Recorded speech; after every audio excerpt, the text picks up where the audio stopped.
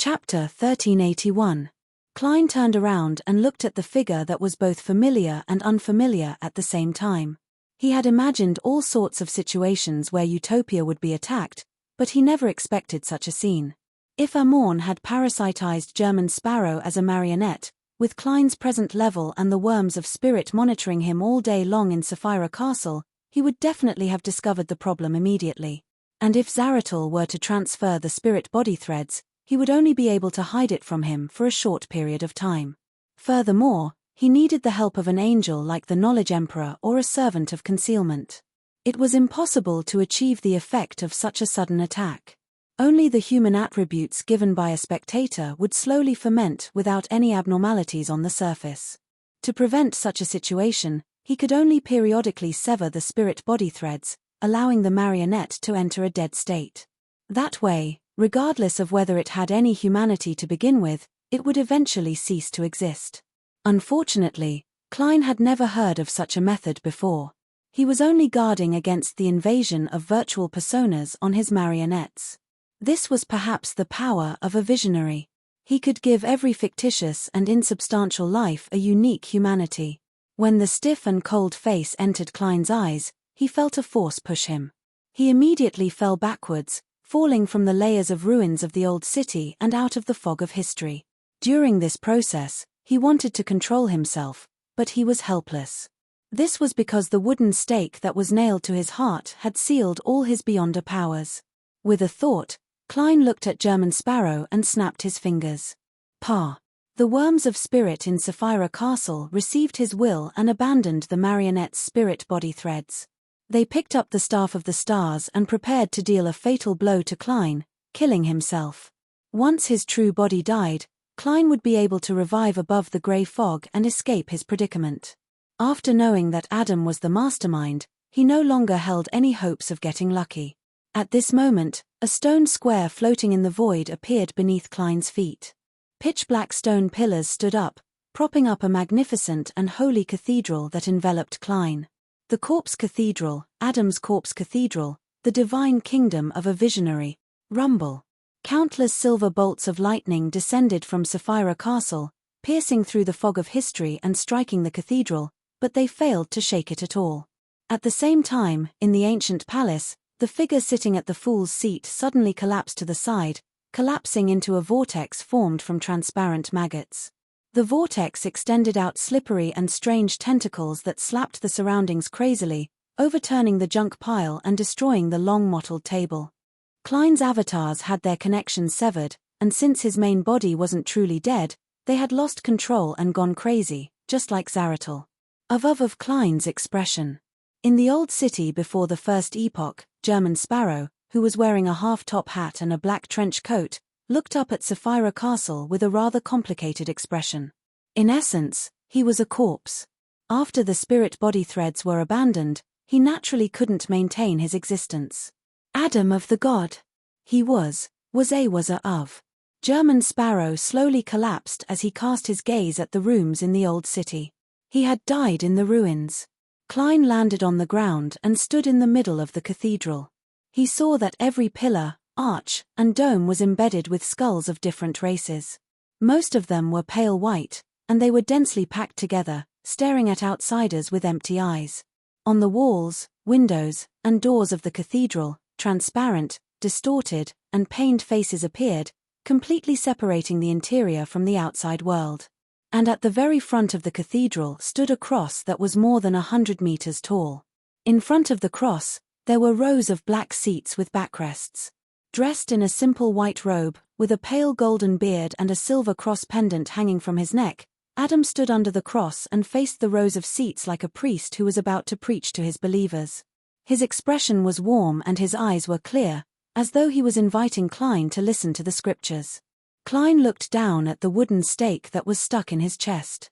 He slowly walked to the first row of seats and sat in the middle without a care in the world. To a true mythical creature formed from many worms of spirit, a chest injury wasn't fatal.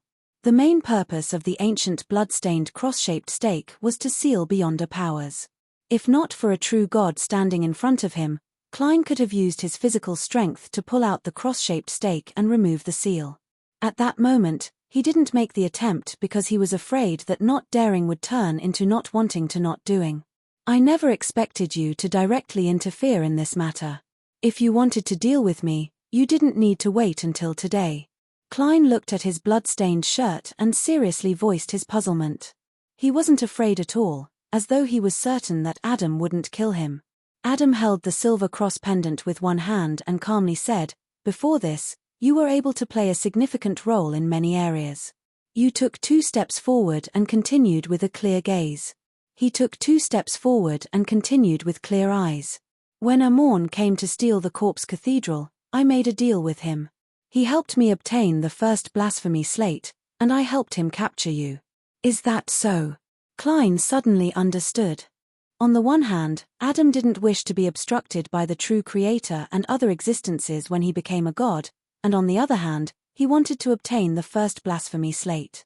Therefore, he used the unshadowed crucifix and other methods to push Klein to head to the giant king's court and open the door to Sasria's slumber, attracting the attention of the true creator and other existences.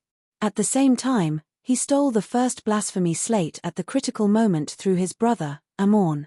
And to capture Klein, who was about to gain initial control of Sapphira Castle, it was definitely best for the visionary to arrange it. Although Amorn and Adam are usually estranged, it's easier for brothers to work together than others. Klein nodded slightly and turned his head to look at the stained glass that protruded a distorted face.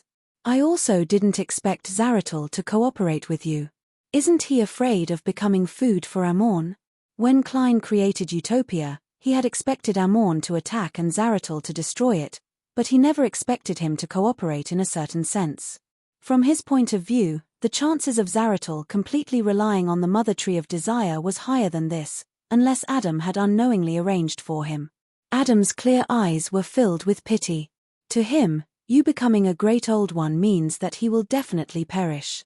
But if Amorn becomes a great old one, he only needs to show his loyalty and his status and level can still be maintained. The Lord of the Mysteries will always need an attendant of the mysteries. Therefore, he chose to cooperate with me. During this process, if he can seize the opportunity to turn you into a marionette before me and use you to enter Sapphira Castle and become the owner of that Sapphira, he will have the right to request a chance to face Antigonus from Evernight and have a final competition with Amorn. Otherwise, he will completely admit defeat and be loyal to Amorn. On this point, he is very decisive. "It's not your style to explain so much."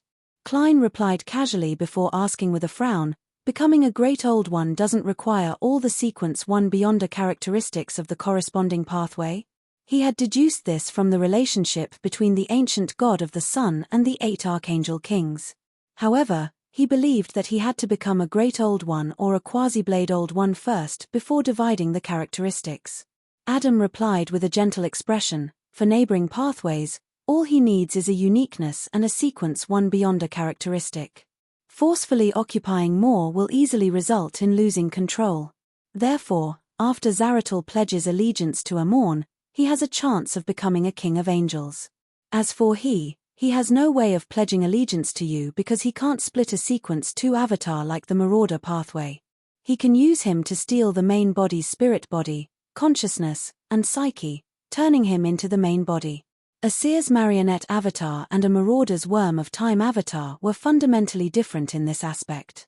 The former involved spirit body threads, while the latter only relied on themselves. Furthermore, the reason why a marauder angel could do this was because their sequence 2 was the Trojan horse of destiny. Just as Klein nodded, he suddenly saw Adam turn his body, revealing something beneath the cross. It was a grey stone slab with mottled marks on its surface, making it look rather ancient. It was very similar to the first blasphemy slate, but it didn't have the abnormally ancient feeling. On it were words that seemed to be the source of all languages.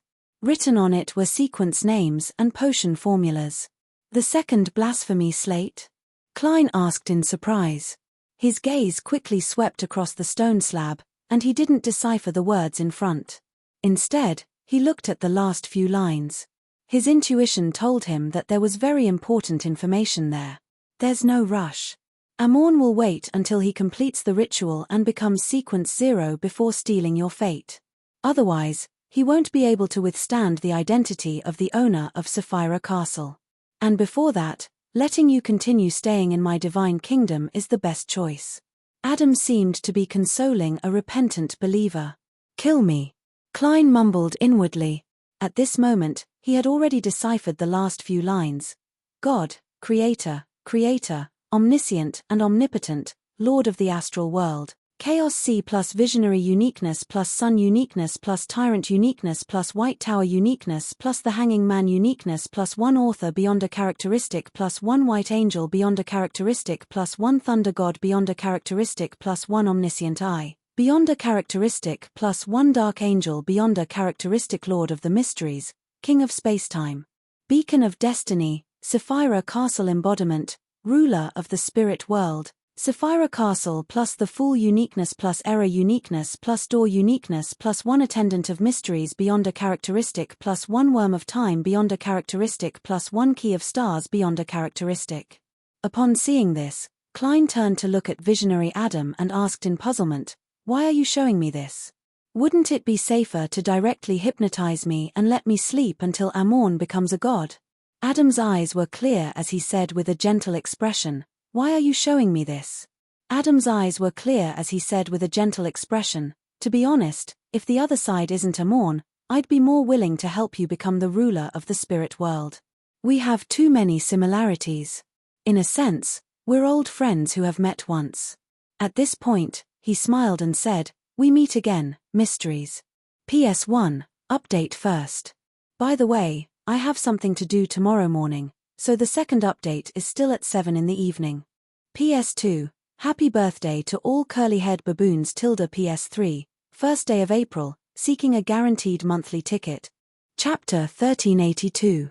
Today's first update has been sent, wishing the curly-haired baboons a happy birthday. I have to say, I was really surprised when you guys dragged the curly-haired baboons out of their birthday celebration. Then, I set the 1st of April, which was also the day Mysteries opened. 2 years had passed unknowingly, and the curly-haired baboons were getting better and better. Of course, I would call you guys that when I teased you. In serious situations, I still preferred to call you guys book buddies and readers. This way, we were all on the same level. Initially, I had planned to write Mysteries for 1.5 to 2 years. But when I started writing, I knew that 1.5 years was definitely not enough. There were too many details and stories that could be told. If I was too hasty, I would lose the charm and feeling that I wanted. This was the book that I had the longest writing cycle. But because I always kept at least one draft, and I had 1 day off every week, it was not as tiring and impatient as writing martial arts and the later stages of my first life. Yes, when I wrote Arcana and Luck Destruction, I was still young and energetic, so I did not feel much. But when I wrote Arcana and Luck Destruction, I felt very tired. After all, I had already finished the book and wanted to rest. I did not want to write at all. Here, I solemnly thank everyone for their support and companionship. Your reading gave me money, your laughter, your comments, your communication, and your various attempts gave me spiritual happiness and satisfaction. So, I really want to congratulate the curly-haired baboons on their 2nd birthday. Back to the writing in March, because I slowed down the pace and wrote some details and some side stories, it felt better. As expected, writing needed to be relaxed. Constantly rushing for progress and keeping the pace tight might not be a good thing. Of course, writing details and side stories was also a very painful thing. After all, it was already more than 4 million words. Many things that should be written had already been written. If I repeated it again, it would lose its interest and readability.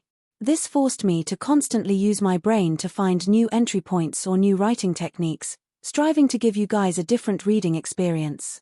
To me, this was also a stage of experimentation and harvest, because I really experienced a new view of the world. Some new structures and new stories could directly lead to new segments and extend new narrative techniques. This was a very good thing. Routines were unavoidable, but we had to work hard to create new routines and use better narrative techniques to better express what we wanted to express. Regarding this, I will elaborate more on it after I finish writing Mysteries, so I will not go into it here. From the feedback of the subscription chasers, The effect was not bad. Just one or two of the chasers increasing the number of subscriptions was not enough to explain the problem, as there might be a gimmick to watch. However, the fact that the subscription chasers maintained a high standard proved that the content in March was still very popular. Most of the time, the subscription chasers fluctuated between 59,000 and 2,000, and many times they even stabilized above 60,000. On average, it was much higher than the sixth novel. Of course, it wasn't like there weren't any problems. Because of racking one's brain to think about the plot and the angle of the narrative, many times the writing was done in a hurry. There wasn't enough elaboration, and some of the excessive writing didn't manage to hold up the tension of the plot. Yes, it was April. A new month, a new beginning for the second anniversary, curly-haired baboon's birthday. Please guarantee the monthly tickets. Oh right, I have something on tomorrow morning. The second update will still be at 7 p.m. Thank you for your support. Chapter 1383. Mysterious. The last time Klein heard this term was from the consciousness of the true creator that descended. The last time he heard it was from the ancient god of the sun, the city of Silver's creator. In a sense, the two of them could be equated. The true creator was equivalent to the ancient evil spirit of the sun god after Sasria's personality was taken back. However, unlike before, when Klein heard this form of address, he did not lose his head in shock. His heart trembled, and the roots of his teeth tingled. At this moment, he felt as if he had seen a stone that had been hanging for a long time finally fall to the ground. Of course, he was not that calm. A certain degree of surprise, bewilderment, and disbelief was inevitable. It was only because the ancient dragon of mind, Arihog, had said that Adam might not be Adam, that he had guessed many possibilities and prepared himself accordingly. We meet again, mysteries. Adam is equal to the ancient god of the sun? Or was it the resurrection of the ancient sun god? He knew this, but he still wanted to resurrect his father, so he was called paranoid by Medici?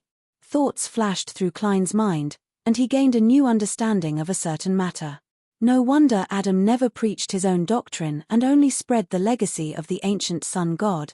Klein originally believed that it was because visionaries were special enough that they could use their uniqueness to create a bunch of seemingly real believers as anchors.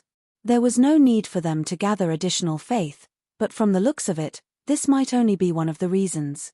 After 2 seconds of silence, he looked into Adam's eyes that didn't seem to have any impurities. You are the ancient god of the sun? Adam maintained the genial clergyman's smile, and said in an enlightening tone, don't you think that among the 8 kings of angels, I'm the most special one? After reading the contents of the second blasphemy slate regarding the great old ones, you should be able to clearly understand this point. Indeed. Klein nodded, indicating that he could see it. Among the 5 kings of angels related to omniscience and omnipotence, you are the only one with the uniqueness. According to Klein's current knowledge of mysticism, when the city of Silver's creator was still alive, the states of the 8 kings of angels were like this. Dark angel Sasria had digested 2 sequence 1 beyond us of the hanging man pathway, and he had grasped the first blasphemy slate. He could partially use the power of Chaos C, so he was heaven's deputy, the left hand of God, the king of angels.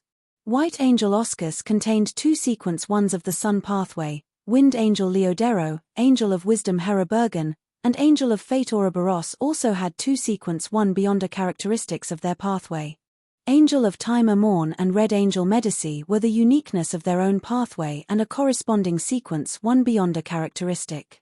Angel of imagination Adam was a spectator pathway uniqueness and 1 or 2 sequence 1 beyonder characteristics. This didn't seem problematic at first, but on careful thought, it was a little strange. Angel of time Amorn and red angel Medici didn't belong to the 5 pathways of omniscience and omnipotence. It wasn't a problem for the ancient sun god to give them the uniqueness through different means, but Adam was different. Visionary belonged to one of the 5 pathways of omniscience and omnipotence. The corresponding uniqueness was one of the cornerstones for the ancient sun god to become a great old one. In other words, this was equivalent to one of the 3 sequence 1 beyonder characteristics that formed a sequence 0. How could it be easily separated? After all, as the deputy of heaven, the left hand of God, Sasria hadn't obtained the uniqueness of the hanging man pathway, much less Wind Angel Leodero, Angel of Wisdom Herebergen, and White Angel Oscus. In the beginning, he believed that the ancient sun god had sensed the awakening of the primordial one, so he had deliberately used the method of giving birth to separate one of the 5 uniquenesses. He had taken the initiative to lower his level to resist the corruption and corruption. This was likely the thoughts of the other deities and kings of angels back then. When he heard Arihog say that Adam isn't necessarily Adam, Klein felt that there might be a deeper secret hidden in this matter. He had some guesses. After seeing the last few lines of the second blasphemy slate, he found it even stranger. This was because the uniqueness was one of the cornerstones that formed the Great Old Ones. If the Sapphira was the foundation, then the corresponding uniquenesses were different load-bearing pillars. Losing any one of them would result in a huge problem. If the ancient sun god wanted to lower his level, the better choice was to separate out the sequence one beyond a characteristic. This was relatively safer. Adam, who was dressed in a simple white robe and had a thick golden beard, walked to Klein's side. He turned around and looked at the blasphemy slate. A normal sequence 0 is made up of a uniqueness and 3 sequence 1 beyond a characteristics. Without any one of them, one can't be called a true god. They can only be considered a king of angels. And after a visionary becomes a sequence 0, he can separate 2 sequence 1 beyond a characteristics and replace them with the corresponding characteristics he envisioned. The things that are envisioned are sufficiently real. Under the framework of a uniqueness and a sequence 1 beyond a characteristic, it can be perfectly used, allowing the visionarist level to not drop, nor does his strength decrease. The 2 real sequence 1 beyond a characteristics that are separated can be combined with one's identity or a living being that is envisioned, allowing them to become an author. They can move freely, and when necessary, through certain methods or mediums, they can transform into their true bodies. And for an omniscient and omnipotent, they can create a uniqueness that lies between reality and illusion to maintain their state, as long as it doesn't exceed the necessary limits. This is the relationship between the dragon of imagination Ankwelt and his child, the dragon of nightmare, Alzuhod. I once thought that the seer and marauder pathways were the strangest, but from the looks of it, they can't compare to the spectator. Sigh, be careful of the spectator. Klein had completely resolved a major question in his mind. He also understood why the dragon of imagination Ankwelt had arranged for the quill, 0-08, to meet Roselle's travels. Once they met, 0-08, the quill that originated from the dragon of nightmare, Alzuhod, would awaken and become the dragon of imagination, Ankwelt, whose level had been lowered. Then, this resurrected ancient god would use the negative personality sealed behind the bronze door to indirectly mobilize the power of Chaos C, instantly reaching the level of the strongest king of angels below the true god. With such a foundation, he would have a chance to compete with Adam for the position of visionary and completely revive. In comparison, the Black Emperor's revival is simpler, neat, and straightforward. Klein nodded slightly. The relationship between the dragon of imagination and the dragon of nightmare? Adam sat down beside Klein. Yes. However, the dragon of imagination itself has been corrupted, and it has the characteristics of other pathways. Its condition isn't too good, so it can only separate an author, otherwise, it will directly lose control. Klein ignored Adam and also looked at the second blasphemy slate in front of him. What's the difference between this and a marauder's avatar? If Amorn can become an error, he can also create at least 2 sequence 1 avatars. Adam leaned forward slightly and simply explained, the avatar and the main body are still one entity. The doppelganger and the main body are still one entity, just located in different places. Does this mean that the sequence 1 that envisioned is completely separated from the main body and can be treated as another person?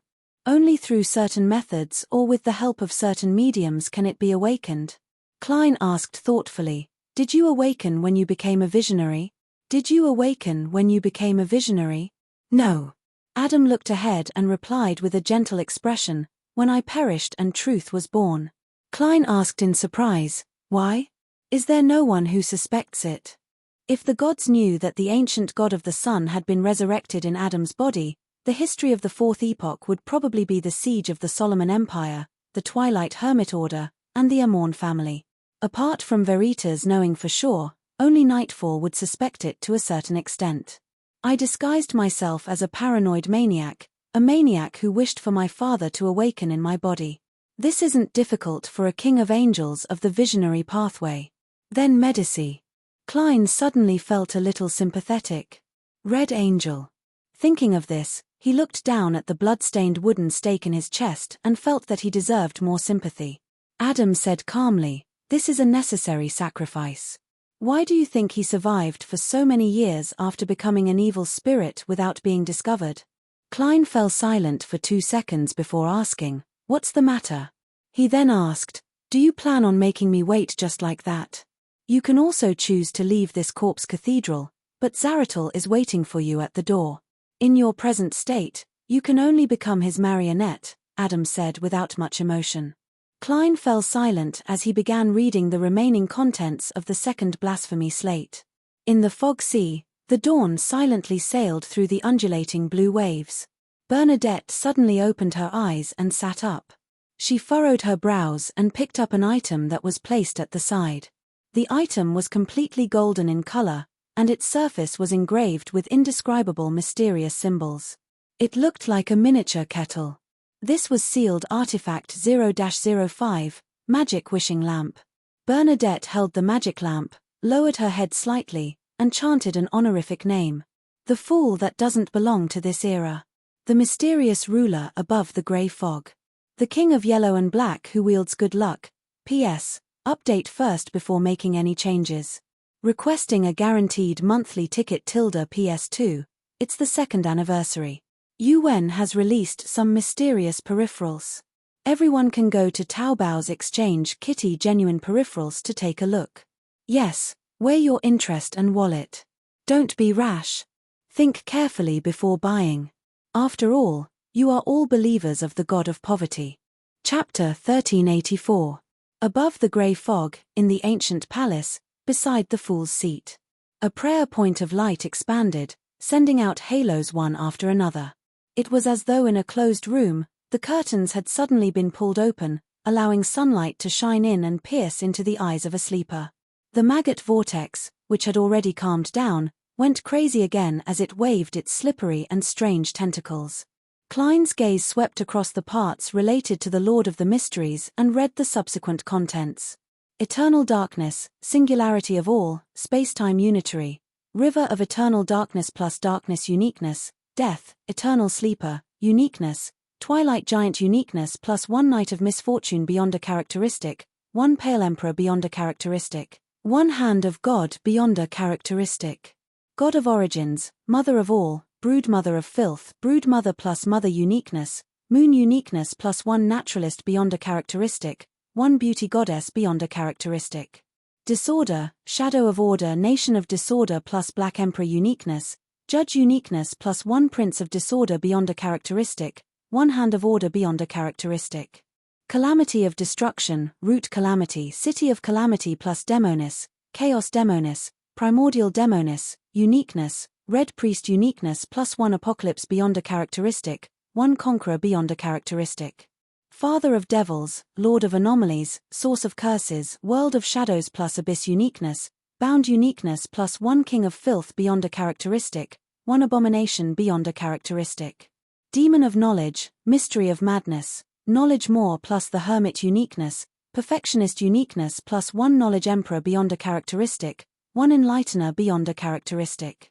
Key of light, endless chaos, incarnation of fate, key of light, wheel of fortune's uniqueness, and one non-characteristic of giant serpent. These are the Great Old One titles corresponding to all 9 Sephiro. After reading it, Klein sighed inwardly. If he and Roselle the Great had understood this aspect of mysticism earlier, neither of them would have fallen into their current predicament. At certain times, even if one doesn't use Beyonder powers, knowledge is completely equivalent to power.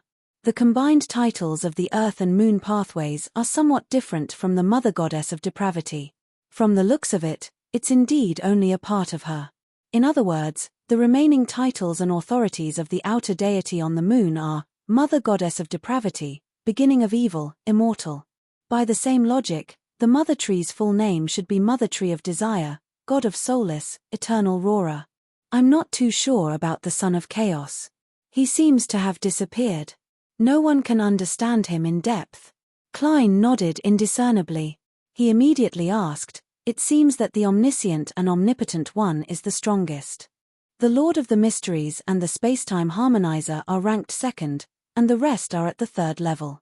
This was based on the number of Beyonder pathways required, and it didn't include the outer deities. Adam looked at the blasphemy slate and said calmly and soothingly, that's not the case. The number of authorities has a certain relationship with one's status and level, but it's not everything. The corresponding characteristics, might, and symbolism are equally important. After the original creator split apart, there were 3 pillars at the top of all the great old ones. One was God, the omniscient and omnipotent one, the Lord of the Mysteries, the King of Spacetime, and the last was the Mother Goddess of Depravity, the beginning of evil. Upon hearing Adam's last sentence, Klein couldn't help but look down at his left sleeve. A Rhodes was hidden inside. It's no wonder a Rhodes said that he saw a pillar and dominance from me. He was immediately enlightened as he believed visionary Adam's words a little more. At this moment, Adam added unhurriedly, at present, the first 2 pillars only exist in the form of Sephiro. At present, the first 2 pillars only exist in the form of Sephiro.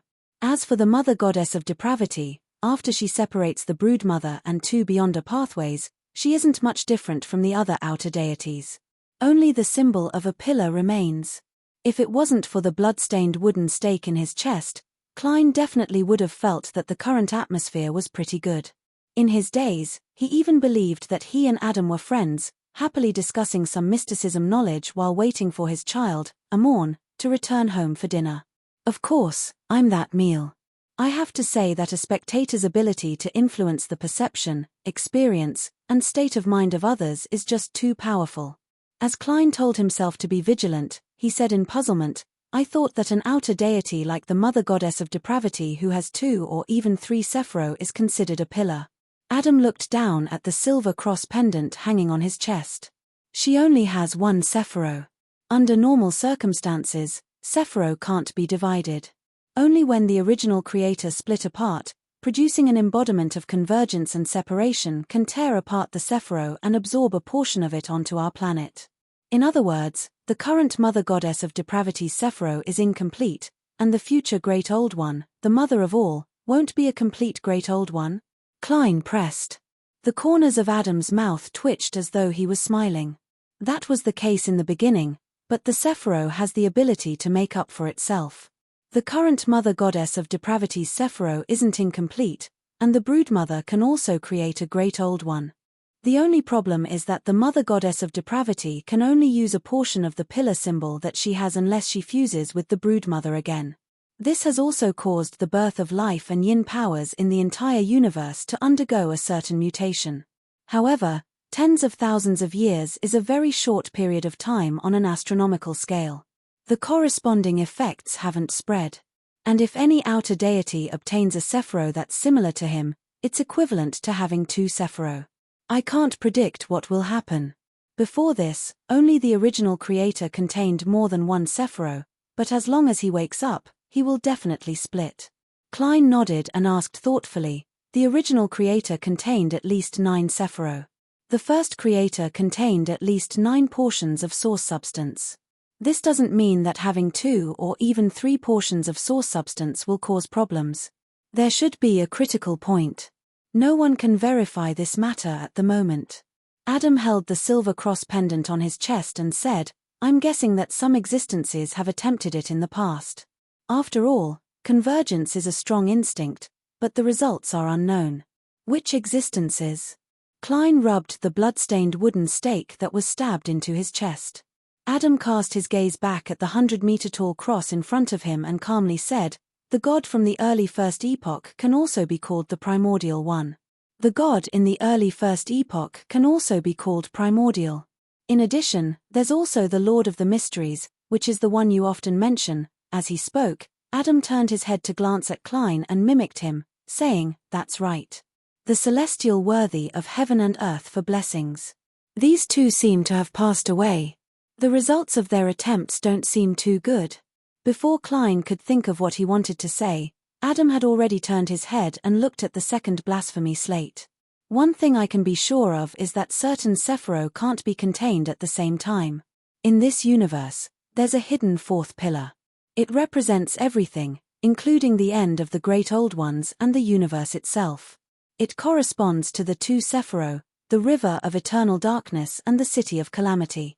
To put it simply, if ever night can become the eternal darkness, the singularity of all things, and the harmonizer of space-time, then he can further occupy the two pathways of Demonis and Red Priest, encompassing the city of calamity, and become the true fourth pillar. But when that happens, he will either enter a deep slumber, be passively split, or cause the entire universe, including him and us, to perish and start anew. There's actually such a thing. At the level above the sequence, symbolism might be more important than authority. Adam, no, the ancient sun god's mysticism knowledge is terrifyingly rich. As expected of a quasi-great old one. Klein sighed when he heard that. He thought for a moment. In other words, a demigod of the sleepless pathway can switch to the Demonis pathway? That's right.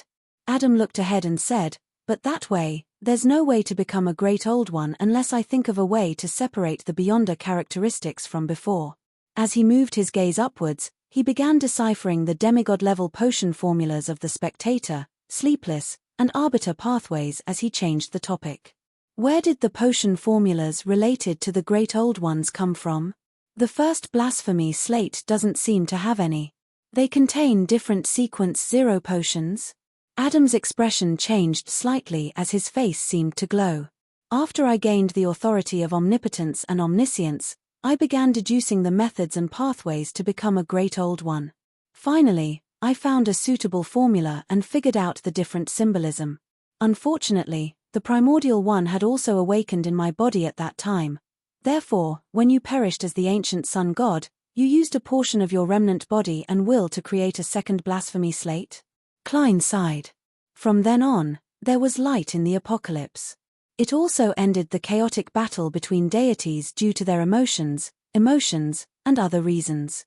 It ushered in an era of games for the great old ones. Adam maintained his expression and didn't say a word. Klein fell silent. After a few seconds, he suddenly asked, what kind of human nature did you fabricate for my marionette? Adam turned his head again and said with clear eyes, he was too tired. He wanted to rest and be free, even if it was only for a few seconds. Klein opened his mouth, unsure of how to respond. Why didn't you call him German Sparrow, and instead use that marionette instead? Adam asked warmly, as though he was enlightening a believer. Klein turned his head to look at him and suddenly smiled. I'm German Sparrow, and German Sparrow is a part of me. If I separate the two, even if I can escape your divine kingdom, I will lose control irreversibly. Having said that, Klein paused for a moment and looked ahead. He asked in a deep voice, you're only left with Guardhood. Rorsted Archipelago, City of Generosity, Biome. After returning here, Verdu Abraham had done some research and learned that the god of war was a rather active existence in the Fourth Epoch. It was possible for him to respond to believers. Then, he invited a pauper who was willing to sacrifice his life to pray to the god of war to confirm that there was no danger. And the price of all of this was 300 gold pounds. Now, he had received a reward. Not only did the pauper not die, but he had also fulfilled some of his wishes. P.S. Update first before making any changes. Please guarantee a monthly ticket. Chapter 1385. Blue Mountain Island, in a Primeval forest.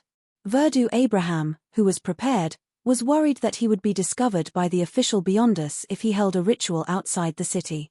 Hence, he used a sealed artifact to teleport out of Biome and arrived at this uninhabited place.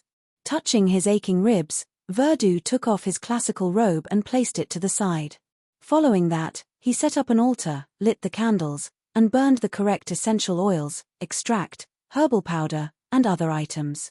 After completing the preparations, Verdu took 2 steps back and lowered his voice. He chanted in ancient Hermes, the great god of war, the symbol of iron and blood, the ruler of chaos and strife. The howling of the wind echoed endlessly in the dark forest. Amidst the rustling of the leaves, two of the candles on the altar suddenly emitted crackling sounds. Their corresponding candlelight increased in intensity, turning from a sapling to a giant tree. At the same time, the color of the candlelight turned from orange to blazing white. The wind that passed through the forest became more intense. The two blazing white pillars of fire intertwined, twisting into a blurry and gigantic figure. At that instant, Verdu Abraham felt an indescribable gaze land on him from above. He hurriedly lowered his head and said, "Great God of War, a lowly believer wishes to pray for your help." As he spoke, Verdu kept adjusting his state of mind and tried his best to remain calm. He knew from a certain ancient book in his family that the most important thing to do when praying to the God of War was to tell himself not to be angry. The gigantic figure formed by blazing white flames constantly spewed out flames to the side. It spoke in a language that Verdu could understand but didn't know what it was. "Lowly mortal, deities aren't used to fulfill your wishes. Speak, tell me your prayer. In the end, it's up to me to decide whether to help you." Verdu had already thought of a script. After some thought, he said, "Great God of War, how can I let my ancestor, Mr. Dor, return to the real world? A ritual to sacrifice a bizarro sorcerer, a secret sorcerer, and a parasite. You should already be aware of it," the flame giant said in a deep and authoritative voice. "It's the same answer given by Dorian's student." Verdu sighed. "Great God of War, if I want you to help me complete this ritual, what do I have to pay?" The flame giant looked down at the astrologer. "The corresponding price isn't something you can pay. Your pale and insignificant soul isn't even qualified to be embers." Just as Verdu was feeling disappointed and depressed, the flame giant continued. "But Mr. Dor can. Besides, I'm in a good mood today. Sacrifice a portion of your blood to me as a mark of the contract. I will demand the corresponding price from Mr. Dor. You can do that." Verdu subconsciously felt a little suspicious, but after some thought, he felt that there wasn't a problem. Indeed, only his ancestor, Bethel Abraham, had the right to make a deal with the hidden existence of the God of War. As for whether Mr. Dor was willing to make this deal, Verdu had never considered it. From his point of view, anyone who was in an exiled and sealed state would undoubtedly want to escape, even if they had to pay a sizable price. "Yes, great God of War." After some thought, Verdu agreed on a moment of impulse. He then changed the ritual and added the sacrifice and bestowment portion. He then used an iron dagger to pierce his arm and let out some dark red blood. When his blood turned into red pearls and passed through the door of sacrifice and bestowment, it became extremely dark, as though there were countless monsters lurking inside. In the next second, a blob of something was spat out from behind the illusory door. It was a translucent meat blob with slippery tentacles. On the meat blob, twisted maggots crawled in and out. Just seeing this item made Verdu's head spin, as though someone had injected a large amount of paste into him. At this moment, a speck of fire descended and enveloped his body, dyeing his vision with a layer of bright red. With the help of this layer of red, Verdu no longer had any abnormalities from looking directly at the blob of meat. Right on the heels of that, another blob of something was spat out by the door of sacrifice and bestowment. This was a bird with a deformed head. Every feather shimmered with a faint starlight, and there were insect-like beams of light that drilled in and emanated from its body. Worm of Star. This is a monster with the secret sorcerer beyonder characteristic. The one from before corresponded to Bizarro Sorcerer. Indeed, Secret Sorcerer and Bizarro Sorcerer are only potion names. They don't just refer to humans. It's the same for demigods, unless the term demigod is specially added. Verdu had a deeper understanding of his pathway, so he understood the current situation. And this meant that the ritual to help Mr. Dor escape could use the corresponding monster demigods of Seer, Apprentice, and Marauder as sacrifices. Furthermore, there was no need for Verdu to do it himself. The great God of War had already prepared everything. This made it difficult for Verdu to suppress the joy in his heart. He looked at the door of sacrifice and bestowment with great anticipation, waiting for the third sacrifice to be spat out. In just a second, a blob of something flew out from the darkness behind the door and landed on the altar. It was an unconscious crow. Of course, it only looked like a crow. There was a black circle around its right eye, and every feather on its body was nearly transparent. There were rings on it. A monster corresponding to a parasite. Verdu was delighted as he sincerely praised the great god of war. Inside the corpse cathedral. You only have godhood left. Klein looked at the huge cross in front of him and asked in a deep voice. He felt that there was definitely a problem with relying on a certain identity or personality to revive. Even if that identity or personality had a real body, a real beyond a characteristic, and a certain level of self-awareness, it wouldn't be close to perfection. And Adam's various actions had deepened his suspicions in this regard. Sitting beside him, Adam, who was dressed in a simple white robe, didn't have a change in expression. He still maintained his preaching state. Yes. Only by fusing with the true will I be complete. Indeed. Klein sighed. Although the true creator is the embodiment of negative personalities and extreme emotions, he has also inherited human nature. That's why he went mad. Adam sounded as though he was talking about a stranger. Klein thought for a moment and read the remaining contents of the second blasphemy slate. If the two of you really fuse into one, which one of you will be in charge? This is what we've been competing over ever since we woke up. Adam released his grip on the silver cross pendant. That's why you obtained the first blasphemy slate through Amorn, hoping to use it to control Chaos Sea and gain the initiative. Klein was enlightened as he frowned and nodded. On this matter, the two of you seem to have a tacit understanding. The true creator has never used your identity to make a fuss and use external forces to deal with you. This is between us, Adam replied calmly. After a few seconds of silence, Klein turned to stare at the blasphemy slate. I have a nagging feeling that the death of the Red Angel and many things in the Fourth Epoch aren't that simple. Klein kept asking and probing. Apart from wanting to understand more secrets and obtain more knowledge, he was also stalling for time and maintaining the current state of interaction.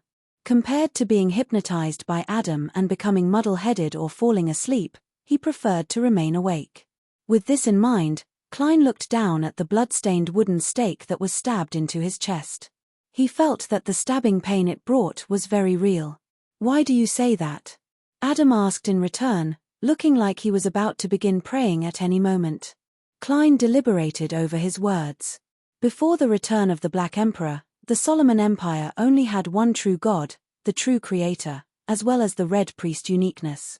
The nobles and factions that supported Alistair Tudor's independence occupied the four uniquenesses: Visionary, Door, Error, and the Fool. Adding both sides together, even if we include the King of Angels like Ouroboros, we still wouldn't be able to fight against Evernight and the other five true gods. Furthermore, they still have the Adjudicator and other uniquenesses. Under such circumstances, even if you don't plan to target the Red Angel, no one will suspect you. Of course, a crazy Blood Emperor might be more useful to you.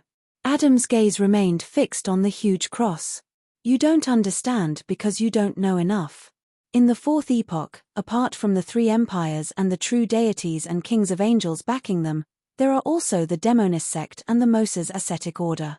There's also the Abyss's infiltration and hidden development of the artisans, as well as the southern continent's Balaam. Besides, that's not all. In addition, there are quite a number of factors that can be considered crucial. Klein nodded thoughtfully. For example, the conflict between the six deities. Adam smiled warmly. That's not all. Without waiting for Klein to ask again, Adam calmly added, you should have been to Banzi. You should have been to Banzi. Klein's heart stirred as he opened his mouth, but he didn't say a word. Adam continued. In addition, after my death, the outer deity's corruption of reality has clearly deepened. Above the grey fog, in the ancient palace, the prayer point of light representing Bernadette kept expanding and contracting due to the lack of response, spreading out a halo. This agitated the vortex formed by transparent maggots. It frantically waved its slippery tentacles and lashed at the spot. After repeated misses, one of its tentacles touched the correct prayer point of light. P.S. Update first before making any changes. Seeking monthly votes. Chapter 1386. After Bernadette's prayer didn't receive a response, she took the magic wishing lamp and walked to the window of the captain's cabin. She looked out at the deep blue sea. She wasn't impatient, nor did she attempt to use her prophecy powers. She patiently waited for the situation to develop. After a few minutes, a grayish-white fog suddenly appeared in front of her eyes. Right on the heels of that, the fog was dyed gold, as though it had been smeared with a layer of sticky syrup. Bernadette immediately lowered her head and looked at the magic wishing lamp in her hand. She saw the wick at the mouth of the lamp automatically ignite. Above the grey fog, in the ancient palace, beside the fool's seat, the prayer light that had expanded to the size of a human head was instantly occupied by a distorted and blurry pale golden figure. The figure's gaze pierced through the prayer light and the greyish-white fog, looking at the maggot vortex that was attempting to destroy everything around it. His voice echoed in Sapphira Castle, dignified and magnificent. "You actually lost control?" Jeannie's tone was filled with obvious mockery, not caring if the crazy worms of spirit could understand him. At this moment, above the fool's seat that had already collapsed, a strange door of light formed from countless spheres of light appeared. It was faintly discernible as it emitted a glow, outlining a complicated symbol in midair. This symbol originally existed behind the fool's seat. It was formed from half a pupil-less eye and half a contorted line. As the symbol took form, the strange light became fainter and fainter before it completely fused into the space. In the next second, Klein's voice sounded from the symbol representing the fool. "Jeannie, I want to make a deal with you." The blurry and distorted pale golden figure immediately laughed. "Haha, I told you that you would eventually agree." After laughing for a few seconds, Jeannie calmed down and said, "I was just thinking, how can someone who can become the new owner of Sapphira Castle so easily lose control? This is my preparation for the worst-case scenario." The voice in the fool's symbol didn't show any signs of impatience. Jeannie chuckled and said, "That's right. Aren't you afraid that I'll raise the price at the last minute?" Klein replied unhurriedly, "This is just one of my preparations. To me, this is just one of my preparations. But to you, this might be your only chance in many years." The genie's pale gold figure swayed as if blown by the wind, and his magnificent voice sounded, "My conditions are the same as last time. As long as you can remove the seal and let me out, I will return to the starry sky with what belongs to me and leave the rest to you. I will also fulfill your 3 wishes. Of course, judging from the current situation, you seem to need me to pay you in advance." Klein's voice sounded from the fool's symbol once again. "My promise is to send this magic wishing lamp to the stars before the end of the year 1368 of this era. As for how you escape after that, that's up to you. My request is even simpler. I only need 2 wishes. This is the deal I'm talking about. It's up to you whether you agree or not." The year 1368 was the year that the primordial barrier disappeared. It was the doomsday that the prophets of this world acknowledged. The blurry and distorted pale golden figure was silent for a few seconds before saying, "If I don't remove the seal, the wishes I can fulfill will be very limited. Once it exceeds a certain level, it will be fulfilled in a very distorted manner." Inside the glowing symbol of the fool, Klein's voice sounded calmly, "The 2 wishes I need can be fulfilled by you now." The genie fell silent again and didn't speak for a long time. Bayam, in the primitive forest. Verdu, whose mind was burning up due to both internal and external reasons, didn't waste any time. According to the god of war's instructions, he modified the altar and engraved the correct symbols, magic labels, and strange patterns. He was originally worried that the 3 demigod-level monsters would suddenly wake up, but when the ritual was ready, the sacrifices were still unconscious and unable to resist. After placing the squirming meat blob, the deformed starbird, and the black-eyed white raven in the correct positions, Verdu looked at the only candle on the altar and lit it. Then, he took a few steps back and solemnly chanted in Jotun, "The great door of all doors, the guide of the endless cosmos, the key to all the mysterious world. I pray for your response. I pray for you to descend upon this world." Before he could finish his sentence, 3 bangs sounded from the altar. The 3 demigod-level monsters that corresponded to the Bizarro Sorcerer, Secret Sorcerer, and Parasite seemed to be pinched by an invisible hand. After a slight struggle, they exploded, turning into blobs of flesh and blood that shimmered with different colors. The flesh and blood seemed to have their own life force. Under the guidance of some indescribable power, they gathered in midair and outlined evil and filthy symbols. Countless runes gathered together, slowly forming a huge door that was more than 5 meters tall that was still wriggling with flesh and blood. The door stood on the altar, and it was dark inside. It was unknown where it led to. The candle that represented Mr. Door suddenly burst into flames, illuminating the entire door of flesh and blood and illuminating the darkness. In the darkness, there were balls of light condensed from faint starlight. Upon closer inspection, they looked like strange insects with bent bodies. The balls of light quickly rose up and formed a huge arm. It was an arm that was rather difficult to pass through the door of flesh and blood. This arm, which clearly didn't belong to a human, pressed against the altar and forcefully squeezed outwards. It caused the entire door of flesh and blood, and even the entire forest and island to tremble like an earthquake. Verdu watched this scene in delight before his vision suddenly blurred. Pa! Something fell from his face into the grass. Verdu subconsciously lowered his head and saw an eyeball with protruding blood vessels rolling there. Pa! Pa! Pa! His nose, ears, and his remaining eye, along with his muscles, fell down piece by piece as starlight seeped out. Plop! His body collapsed, and his flesh and blood completely collapsed. At this moment, the arm finally squeezed through the door of flesh and blood and began attempting to pull out the remaining parts. Rumble! In the illuminated darkness behind the door, thick bolts of lightning formed a storm and descended, but they were suddenly engulfed by the blood-colored tide. Finally, a huge figure formed from pure balls of light passed through the door of flesh and blood. In the next second, the balls of light began to collapse and stack up, as if they were about to undergo a qualitative transformation. Dark rifts that came from the void appeared in the surrounding forest. These rifts directly devoured different parts of the trees, turning them into strange shapes. At the same time, a hurricane of unknown origin blew out from the rift and swept in all directions. The entire Blue Mountain Island where Bayam was located shook as if it was about to sink.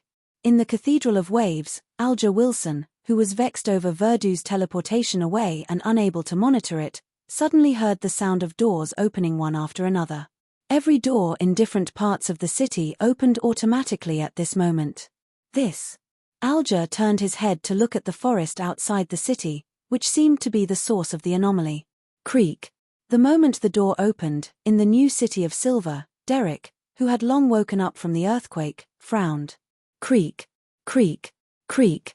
In Beekland, Trier, St. Millum, and other cities, everything that could be called a door had opened. Above the grey fog, in the half-collapsed ancient palace, the crazy maggot vortex instinctively attacked the pale golden figure and the fool symbol, but it failed. Nearly a minute later, the genie suddenly chuckled and said, "You are indeed not him. Otherwise, I would have already distorted your promise and made the seal him set up be automatically removed. Only the original owner's distorted words can achieve such an effect. Did you rely on this method to recognize that I'm not the Lord of the Mysteries?" Klein's voice sounded from the fool symbol. The genie chuckled. "I have at least 10 ways to identify him." Without waiting for Klein's response, the pale golden figure smiled and said, "You don't seem to be able to maintain this state for long. You don't seem to be able to maintain your current state for too long. All right, we have a deal. After I fulfill your 2 wishes, you must send the magic wishing lamp to the stars before 1368 of this era ends." The genie's voice gradually became solemn, as if he was announcing a law. At this moment, he seemed to have established a certain rule based on this deal. He didn't need to worry that Klein would go back on his word in the future.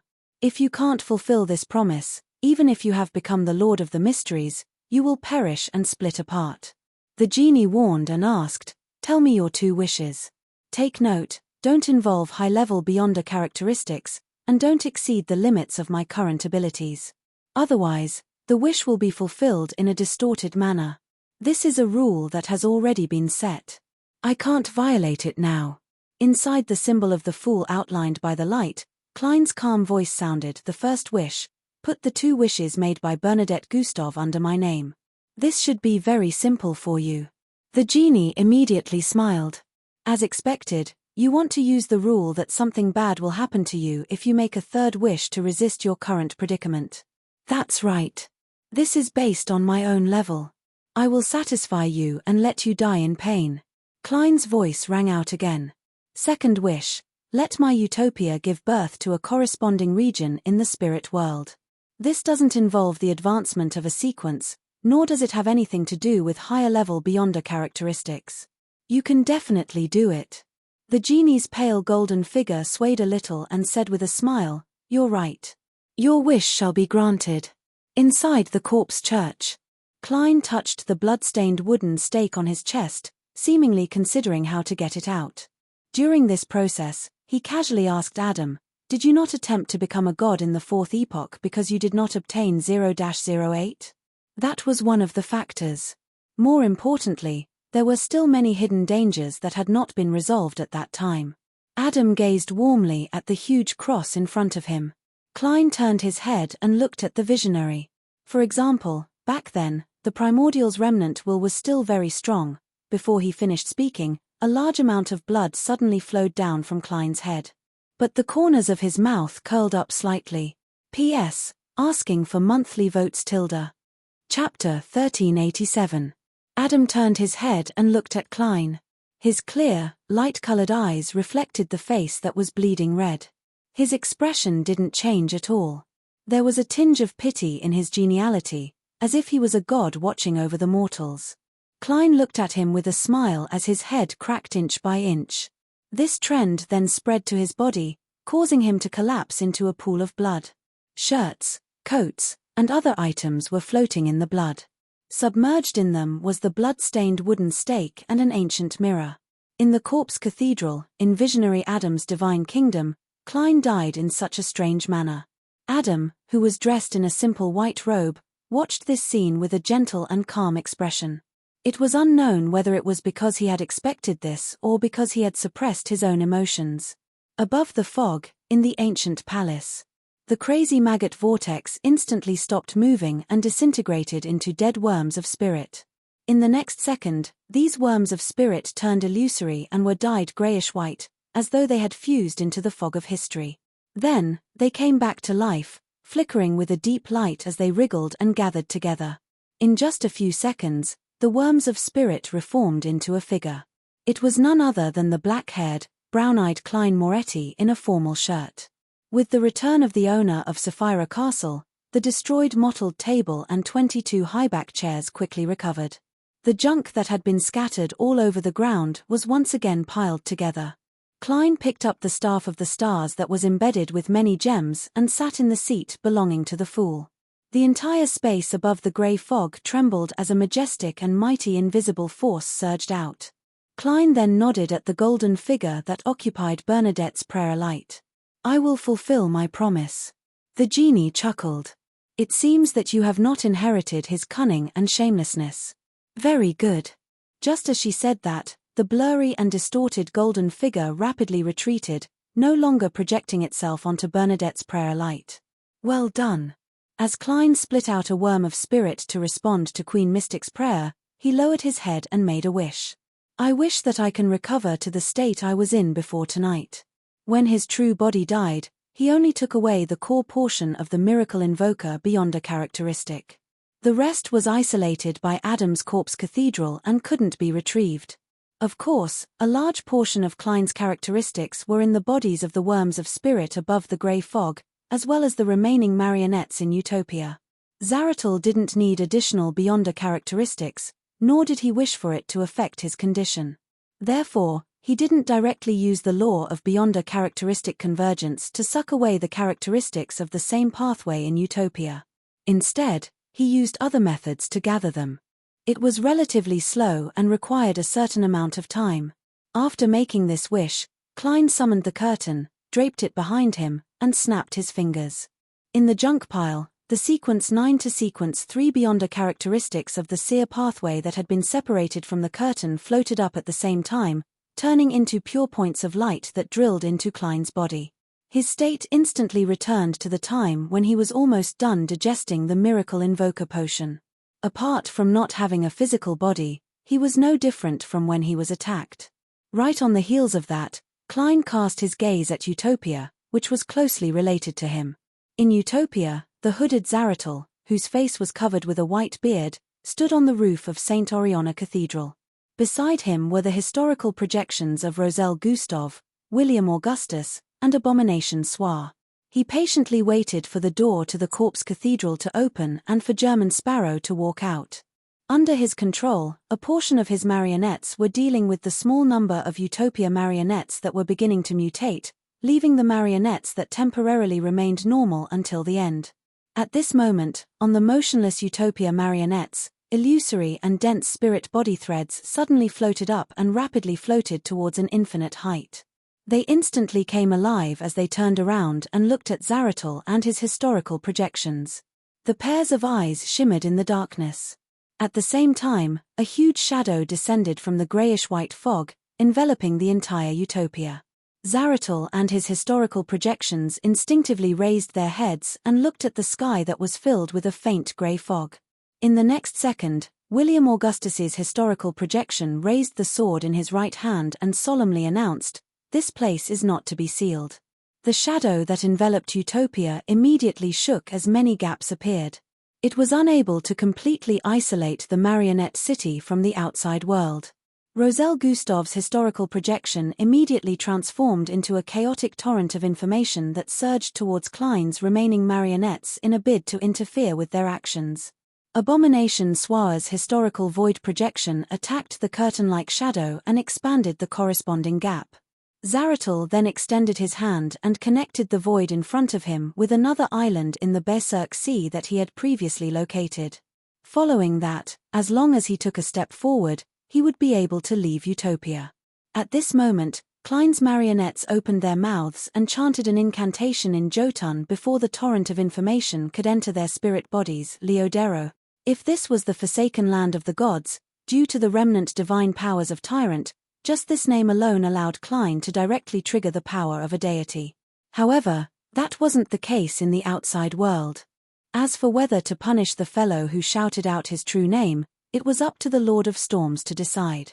Klein made the marionettes recite this honorific name at the same time. The only purpose was to make the Lord of Storms cast his gaze here. And as one of the 5 pathways of omniscience and omnipotence, the Lord of Storms was probably one of the true deities who didn't wish to see Adam's scheme succeed the most. If Amorn became the Lord of the Mysteries or the King of Spacetime, this tyrant would be in an extremely dangerous situation. He was constantly worried that the Son of the Creator would deal with him and help Adam or the true Creator ascend to the position of Lord of the astral world. Therefore, compared to the Evernite Goddess and Earth Mother, the Lord of Storms, the eternal blazing sun, and the God of Knowledge and Wisdom were probably existences who didn't wish to see Adam and Amorn succeed. If there was a chance in the future, Klein planned on getting his marionettes to continue shouting Orcusses and Herabergen.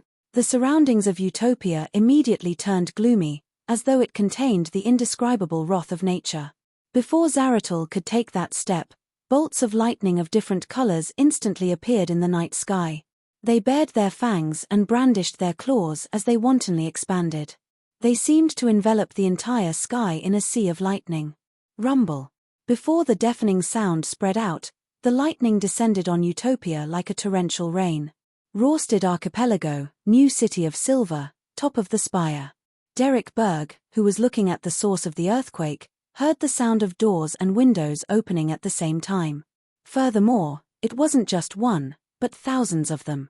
Although this didn't directly bring about any danger, the strange change still made Derek highly vigilant. After a moment of hesitation, he planned on finding the current chief, Waite Chermont, and suggesting that he use the god-level sealed artifact, Proof of Glory, to protect the new city of Silver and New Moon City in the nearby forest. Then, he would decide if he wanted to pray to Mr. Fool based on the progress of the anomaly. Just as he turned to walk towards the door, Waite Chermont, who had a dark green symbol tattooed on his head, walked out of the light in the corridor. He said in a deep voice, "The seal underground has failed. The seal has failed." Derek instinctively believed that it had something to do with the anomaly on Blue Mountain Island. Compared to opening the doors and windows, the consequences of the seal failing were extremely terrifying. "Immediately use the Proof of Glory," Derek said without hesitation. This was a god-level sealed artifact that could be used in a short period of time. It had once helped the City of Silver withstand one disaster after another in the forsaken land of the gods, allowing them to persist until the present era and obtain salvation. Derek's thoughts were very clear. He wanted to use the Proof of Glory to suppress the other God-level sealed artifact, Gift of the Land. He wanted to suppress the Saint-level sealed artifacts that would soon have negative effects on the surroundings. Waite Chermont didn't say anything else and immediately made a decision. He took Derek and hid underground with the help of the light. The Proof of Glory could only be used by at least 2 saints. This was also the reason why Waite Chermont didn't immediately head underground and came to find Derek first. Of course, if he wanted to use it simply, there were ways to do so, but he had to make preparations ahead of time and brand the corresponding mark on his body. Byam, Cathedral of Waves. A bolt of lightning shot into Alger Wilson's room and turned into a hurried voice. Your Eminence, most of the underground seals have failed. Only certain items have achieved a balance that has not disappeared. Alger's eyebrows twitched slightly. Combined with the simultaneous opening of the doors and windows in Byam, he sensed that the problem was unusual.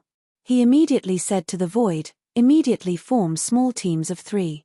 Immediately form small teams of 3. Bring the Grade 2 and Grade 3 sealed artifacts that won't cause too much harm in a short period of time, as well as those with living characteristics, out of the underground to prevent a chain reaction. This way, the underground would become an uninhabited zone. The dangerous sealed artifacts wouldn't be able to cause any casualties for a while. And with the passage of time, when the abnormality of the seal's failure passed, the mandated punishers would be able to free up their hands to deal with these items. However, the premise was that the 3 Grade 1 sealed artifacts didn't lose control. Once something went wrong with them, the negative effects would soon affect the entire biome. However, with the seals already failing, it would be difficult for these 3 items to not have any problems. The first thought that flashed through Alger's mind was to bring along the one with the most widespread negative effects and use his own abilities to temporarily control it. Then, he would fly over the sea and stay away from Byam. This wouldn't be too dangerous for him in the short term. After all, he was a demigod. The biggest problem was that the remaining 2 Grade 1 sealed artifacts would undoubtedly cause considerable damage to Byam. At least I've tried my best. Alger felt that this method was safe and could deal with the Church of the Storm's subsequent investigations. It was pretty good. His gaze subconsciously looked out the window.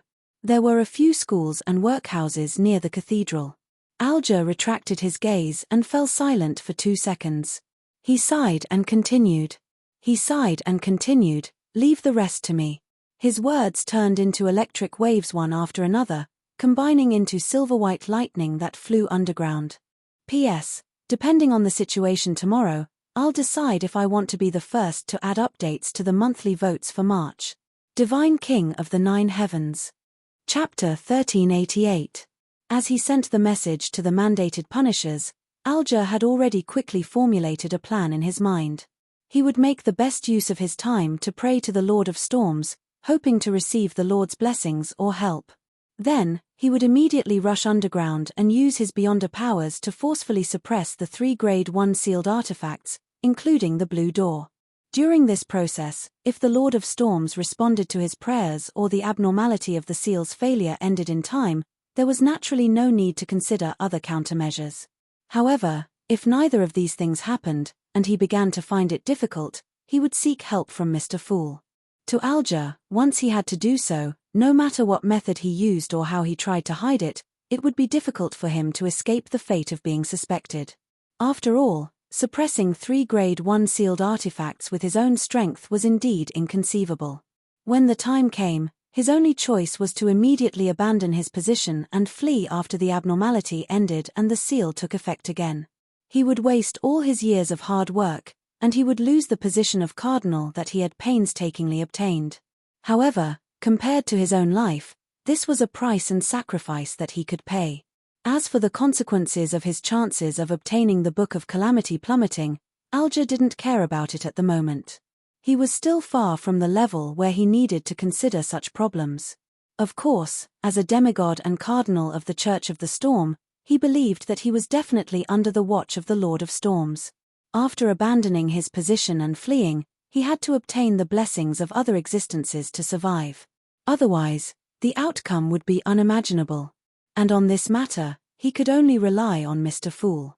Taking a deep breath, Alger quickly chanted, "The king who rules the sky, the emperor who rules the sea, the great god of storms, I pray for your attention and your blessings." After chanting, Alger grabbed his hand and flew underground with a gust of wind. About 10 seconds later, outside the Church of Waves, the tide that was crashing against the embankment rose and surged into the air. The blue seawater poured down, enveloping the church like a thick barrier. Inside the barrier, silver lightning flashed and drilled into the ground. Rumble. Lightning struck down like a storm, illuminating the entire utopia and half of the Berserk Sea. At this moment, a pitch-black cathedral with many skulls embedded in it suddenly appeared in the air. It was located in the sky above Zaratal's area, attracting all the lightning around it, causing countless pale skulls to leap with twisted electric snakes, causing the stained glass to reflect bright light. Rumble. In the places that Adam's corpse cathedral couldn't hide, Zaratal's marionette, Abomination Swaar's historical projection, and Klein's marionette were instantly shattered by the violent lightning. Then, they either vanished or shrunk into traces. Even the historical projection of Roselle Gustave, which had turned into a torrent of information, was not spared at this moment. A strong electromagnetic storm wreaked havoc in the city, destroying all information structures. While the visionary was blocking the tyrant, Zaratal took a step forward and walked into the void in front of him. And this void was connected by him using the beyonder powers of an attendant of mysteries to another island in the Berserk Sea that he had located ahead of time. The distance between the two was reduced to 0. Zaratal's black-robed, hooded figure quickly disappeared into the void illuminated by lightning. But in the next second, he didn't appear on the distant island, but above Utopia's Iris's hotel.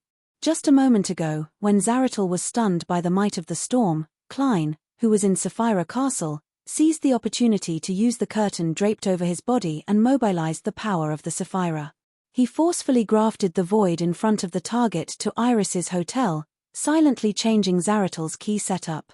This was the suppression of a king of angels of the same pathway against a sequence 1 angel. Rumble.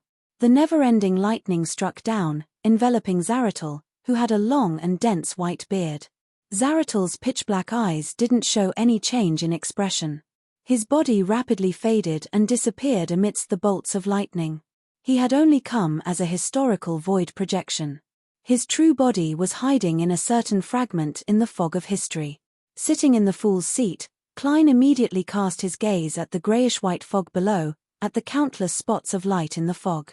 He was temporarily unable to find Zaratal because he definitely had a secret history that only him or a few existences knew. However, being unable to find him didn't mean that Klein could only watch and patiently wait for him to reach his limits, making it difficult for him to remain in the fog of history. As the owner of Sapphira Castle, an existence that had reached the level of a king of angels, even if Klein could only make initial use of this Sapphira, he could still accomplish many things. In the next second, Klein opened the box, summoned the Fool card, and contained it in his body. In an instant, he turned into the Fool, who was dressed in colorful clothes and a gorgeous headdress. Amidst his deep and terrifying aura, he exuded a comical and absurd feeling. The entire Sapphira Castle shook gently. Thud. The Fool Klein used the end of the Staff of the Stars in his right hand to prop it against the edge of the long, mottled table. In the real world, the grayish-white fog appeared. An ancient palace stood above it, faintly discernible. In the ancient and majestic palace, a strange light formed from countless balls of light rapidly outlined itself, emitting an invisible and terrifying suction force. The fog of history immediately boiled. In a spot that Klein didn't light up, Zaratal's figure quickly appeared, uncontrollably cast towards an infinite height. The law of beyonder characteristics convergence. With the help of Sapphira Castle, Klein projected the convergence power of beyonder characteristics into the fog of history. At this moment, Zaratal's black-robed and hooded figure collapsed, thinning into a pale paper figurine. His true body then appeared on another island in the Berserk Sea. He quickly used the beyonder powers of an attendant of mysteries to connect the convergence tendency to the paper figurines. Seizing the opportunity created by the paper figurines, Zaratul quickly made a wish. "I wish for my Beyonder characteristic to temporarily calm down." Just as he said that, he clasped his palms together. He had already made his wish. This allowed him to escape the suction force from Sapphira Castle, the Fool card, and the Attendant of Mysteries Beyonder characteristic. At the same time, he took a step back and accurately stepped on a milky white stone. And this stone had long been connected to a certain spot by him and had been solidified to a certain extent. With Zaratul's stomp, his figure instantly vanished. It was unknown where he had gone, but the stone seemed to be weathered as it disintegrated. The fool Klein cast his gaze down from an infinite height and scanned his surroundings, but he couldn't find Zaratul's figure. This meant that he had left his line of sight. Without any hesitation, Klein immediately focused on another matter. He had already made the various gems on the Staff of the Stars light up, simulating the Marauder Pathway's ability to deceive the rules. He changed the location of his body's resurrection to a marionette that wasn't in Utopia. Previously, a few residents of Utopia had gone to other cities and other places for various reasons, so as to further deepen their interaction with the real world. Klein had now chosen a travel enthusiast, and he was now in a certain mountain range. As the second half of his resurrection progressed, Klein took out the Fool card and summoned the 9 spirit world specialties that he had previously prepared. He then stored them and the curtain into his body. Right on the heels of that, he used the Staff of the Stars to mobilize the power of Sapphira Castle and once again simulated the Marauder Pathway's ability to deceive the rules. He made the 9 spirit world specialties and the curtain become a part of his body. In the next second, countless fragments of light appeared around the marionette that was halfway up the mountain. And inside the marionette's body, a worm of spirit flew out and constantly disintegrated, fusing with the fragments of light. Soon, the fragments of light condensed into a ball of light. The ball of light stretched and solidified into Klein's figure. Just as Klein's figure finished outlining, he transformed into transparent and twisted maggots that spread out in all directions, causing the curtain and the 9 spirit world specialties to fall to the ground. Then, the worms of spirit completed their reorganization. A portion of them transformed into a half-top hat, a shirt, a vest, a formal suit, and trousers. Klein didn't waste any time. He immediately picked up the curtain and the spirit world specialties and seriously concocted the potion. To him, this was the best opportunity to advance to Attendant of Mysteries. On the one hand, the ritual's effects had already been completed with the help of the genie, and it wouldn't be maintained forever. It would gradually disappear. On the other hand, Adam, who was most likely to destroy his ritual, was being suppressed by the Lord of Storms, preventing him from interfering. If he were to consume the potion and advance to sequence 1 normally, Klein was really worried that visionary Adam would use the sea of collective subconscious to secretly give him negative emotions at the critical moment. If that happened, losing control was inevitable. The main goal of him shouting Leodero wasn't to deal with Zaratul, but to hold back a true god like Adam. When holding the Attendant of Mysteries ritual, there was no way to use the power of Sapphira Castle to distort a nascent divine kingdom in advance to isolate it from the outside world, allowing Klein to advance inside. This was because it would cause the ritual to be unable to establish a connection with the corresponding region of the spirit world, causing it to fail. In less than 10 seconds, a potion that was as dark as the night sea appeared in Klein's palm. At the same time, the figure he left behind in Sapphira Castle snapped his fingers, satisfying the prayer light and the small number of wishes accumulated in the Crimson Star, allowing the last bit of the miracle invoker potion to be completely digested. The figure in Sapphira Castle then faded away, allowing Klein's body to become complete, allowing him to consume the potion in his best state. When the lightning illuminated the sea once again, Klein raised his right hand and brought the bottle from his marionette to his mouth. He gulped down the potion that was as light as air. P.S. Deep condolences PS2, update first before modification. Chapter 1389. As the Attendant of Mysteries potion entered his body, Klein immediately felt like he was swelling up. In the blink of an eye, he lost his sense of his body and the worms of spirit. He watched helplessly as they dissipated, fusing into the spirit world that couldn't be described with normal words or understood with normal logic. It was as though they were about to disintegrate into abstract, messy information. At that moment, Klein only barely retained his consciousness and self-awareness. He floated in the spirit world that was filled with countless strange figures. After losing his sense of his body and beyonder characteristics, he endured all kinds of thoughts, information, knowledge, symbols, and labels. He was on the verge of completely losing himself and fusing with the spirit world. If this continued, Klein would definitely be completely lost. But at this moment, a certain region in the spirit world formed a connection with his consciousness. It corresponded to a town, and the people inside lived ordinary lives. They had their own names, their own stories, and their own fates. They intertwined with each other, bringing with them the complete information of the spirit world, which was also a concept in an abstract sense.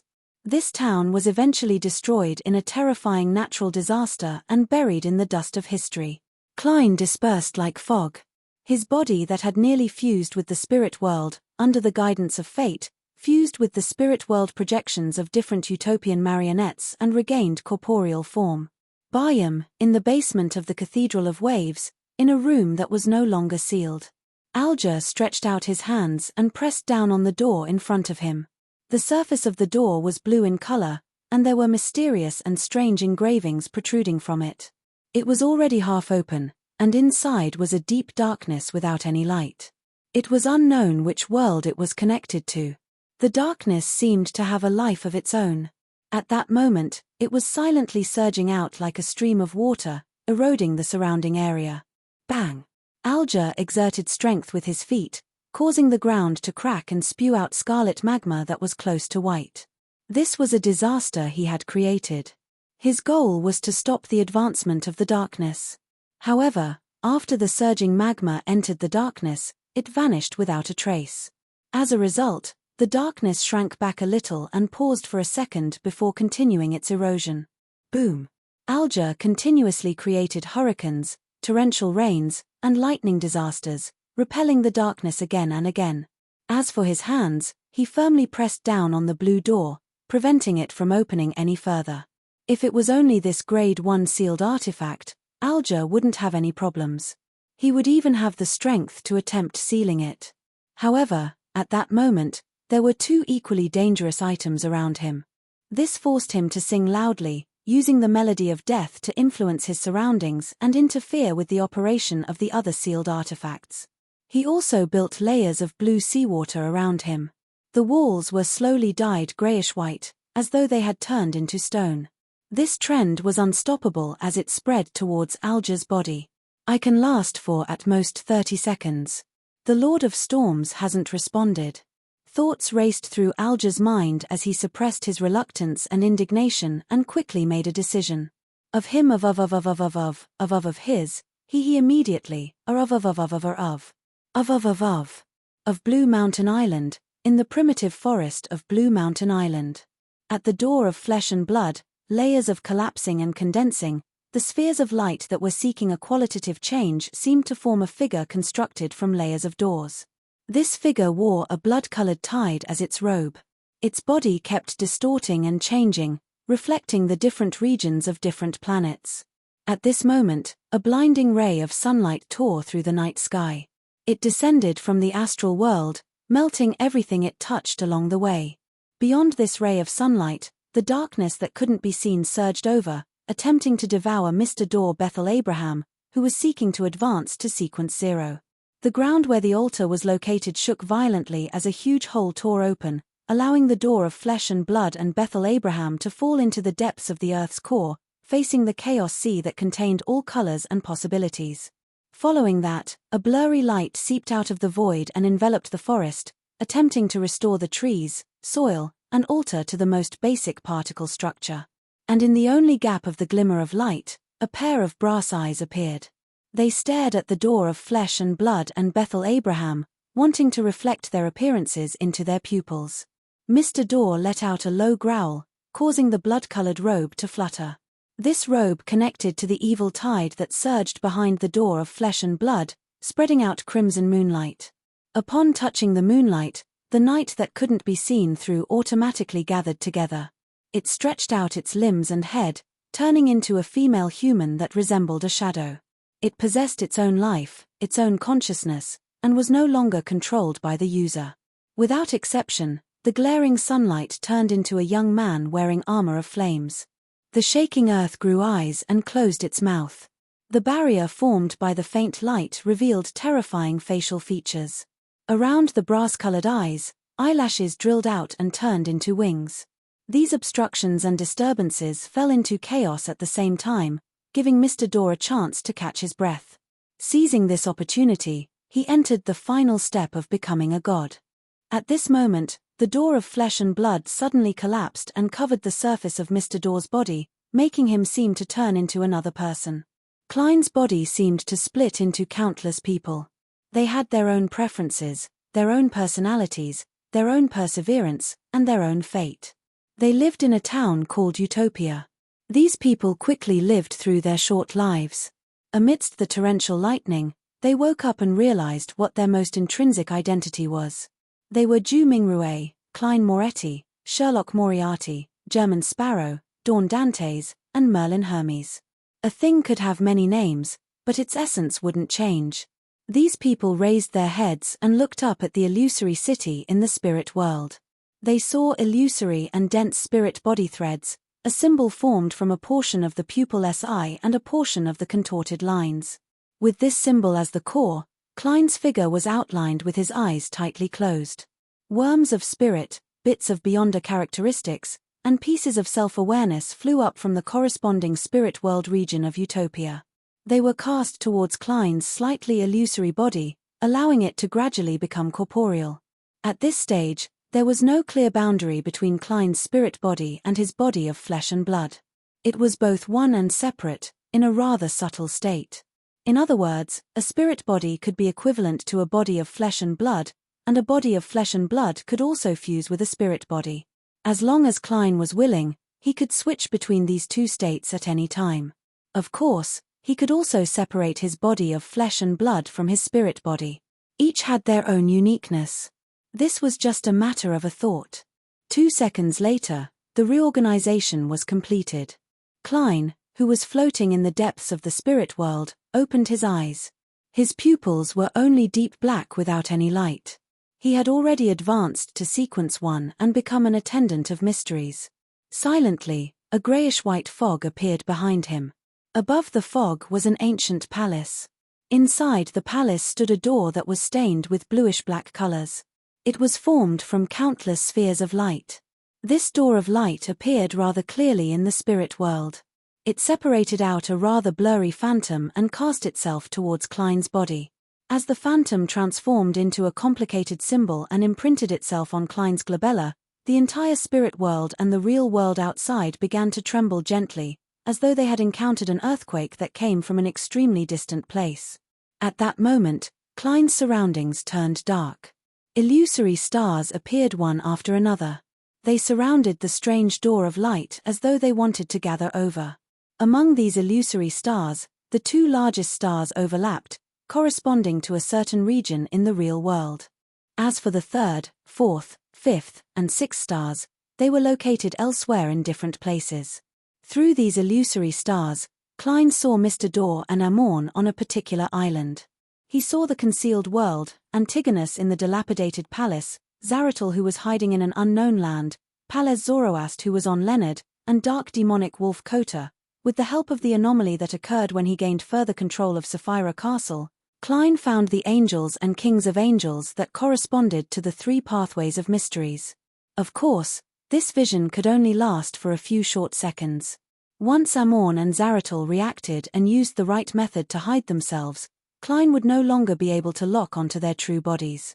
Without any hesitation, Klein raised his right hand and snapped his fingers. The staff of the stars that was originally placed in Sapphira Castle appeared in his palm. He also split out a portion of the worms of spirit and allowed them to enter Sapphira Castle to prevent any anomalies and respond to his believers. After becoming an attendant of mysteries, Klein's control over Sapphira Castle deepened. He could take out the items inside at any time and anywhere. In the next second, the many gems on the staff of the stars lit up. Klein's figure disappeared from the spirit world and instantly wandered into a swamp, appearing in front of Zaratul. The hooded, black-robed, white-bearded Zaratul didn't panic. As he used the beyonder powers of an attendant of mysteries to make all kinds of connections, he extended his left hand and grabbed at the void in front of him. Gradually, Alger's body turned grayish-white as he was about to petrify. Could it be that Mr. Fool no longer cares for me because of the failure of monitoring Verdu? He frowned slightly and wanted to give up, but he stayed underground. At that moment, a grayish-white fog appeared in front of him. All the sealed artifacts fell silent. After Mr. Door Bethel Abraham was covered by the door of flesh and blood, a familiar voice echoed in his ears, "You want to bring the disaster back to reality?" Bethel Abraham's movements suddenly became a little sluggish. "Give up. I have a way to deal with it. I'll let you sleep in peace and give you the peace you want." The familiar voice sounded again. "P.S. The first monthly ticket for March has been updated. Updates will be made later." Chapter 1390. Mr. Door's figure, which was condensed from a ball of light, paused there, as though he had fallen into an intense internal struggle. The layers of doors in his body were just short of completely overlapping. Amidst the illusory crashing sounds, the crimson tide that could barely squeeze through the gap of the door of flesh and blood became even more turbulent. The blood-colored robe landed heavily, about to wrap around Bethel Abraham once again. But as it descended, the surrounding brass eyes that had grown wings, the young man in flaming armor, the blurry barrier of light that accentuated his terrifying facial features, the land that had opened its eyes and closed its mouth, and the shadow-like woman disappeared at the same time. They silently vanished from this world. In an instant, a blinding sun appeared above the forest. The day replaced the night, causing all the shadows to rapidly dissipate. This forced the blood-colored robe to flutter once again, scattering out more crimson moonlight, causing all the disturbances to return to his mother's embrace. Seizing this opportunity, Mr. Door's figure closed his slightly illusory eyes and lowered his head. "All right." With great difficulty and pain, he let out the first sound he made after returning to reality. His figure completely froze. Then, he raised his right hand and brought it close to his face. In the next second, Mr. Door raised his head and wore a crystal monocle on his right eye. On the monocle, a beam of light instantly erupted, illuminating the entire world. At that moment, all the errors that caused the seal to fail were corrected. All the seemingly normal actions had errors, and all the clocks had skipped a few seconds. The ritual of a marauder's sequence 0 error was to replace his position during someone else's apotheosis ritual, and Mr. Door's return seemed to have directly triggered his apotheosis ritual. The light immediately converged, and Mr. Door had already turned into a Morn wearing a pointed hat and a classic black robe. In the blasphemer's hand was a key that was made of pure starlight, looking rather ancient in style. Above him, the blood-colored robe fell, about to embrace him. Behind him, the crimson tide angrily squeezed through the remains of the gate of flesh and blood, about to completely squeeze into the world. In this short moment, the blood-red moonlight shone brightly, blocking the sun, the dark night, the earth, the misty light, and the strange white tower. In the face of the erosion from the outer gods, the corners of Amon's mouth curled up slightly. He stretched out his right hand and took out an abnormally ancient stone slab with a mottled surface. The first blasphemy slate. Then, he used the stone slab produced by the Chaos Sea to block the remaining gap in the door of flesh and blood. He used it as a substitute to receive the falling blood-colored robe. The first blasphemy slate immediately turned illusory as though it was connected to a boundless sea that contained all colors and possibilities. This sea surged violently, swallowing the blood-colored robe, blocking the crimson tide that came from the starry sky. The door of flesh and blood, which had already collapsed, rapidly shrank and quickly disappeared. An angry and terrifying roar sounded, echoing endlessly. In the next second, the crimson moon appeared in the sky again. Its color quickly faded as it became bright. And above the brightness, there seemed to be a huge, distorted crimson figure. Wearing a pointy hat and a classic black robe, Amon adjusted the monocle on his right eye and waved at the crimson figure and the bright moon that were staring at him. Then, with a smile on his face, he bowed slightly and bowed to the surroundings. Inside the corpse cathedral, where a huge cross stood, countless skulls watched with their empty eyes. Dressed in a simple white robe, Adam looked at the lightning outside the stained glass that showed no signs of stopping. He slowly got up and walked to the pool of flesh left behind by Klein. He bent down to pick up the ancient and mysterious mirror. Then, he turned around and walked towards the second blasphemy slate. The first figure summoned by Zaratul from the fog of history was still Roselle Gustave, who wore a dark red coat embroidered with golden threads and had slightly curled chestnut-colored hair. To this attendant of mysteries, he knew quite a number of angels that could be summoned in his long life.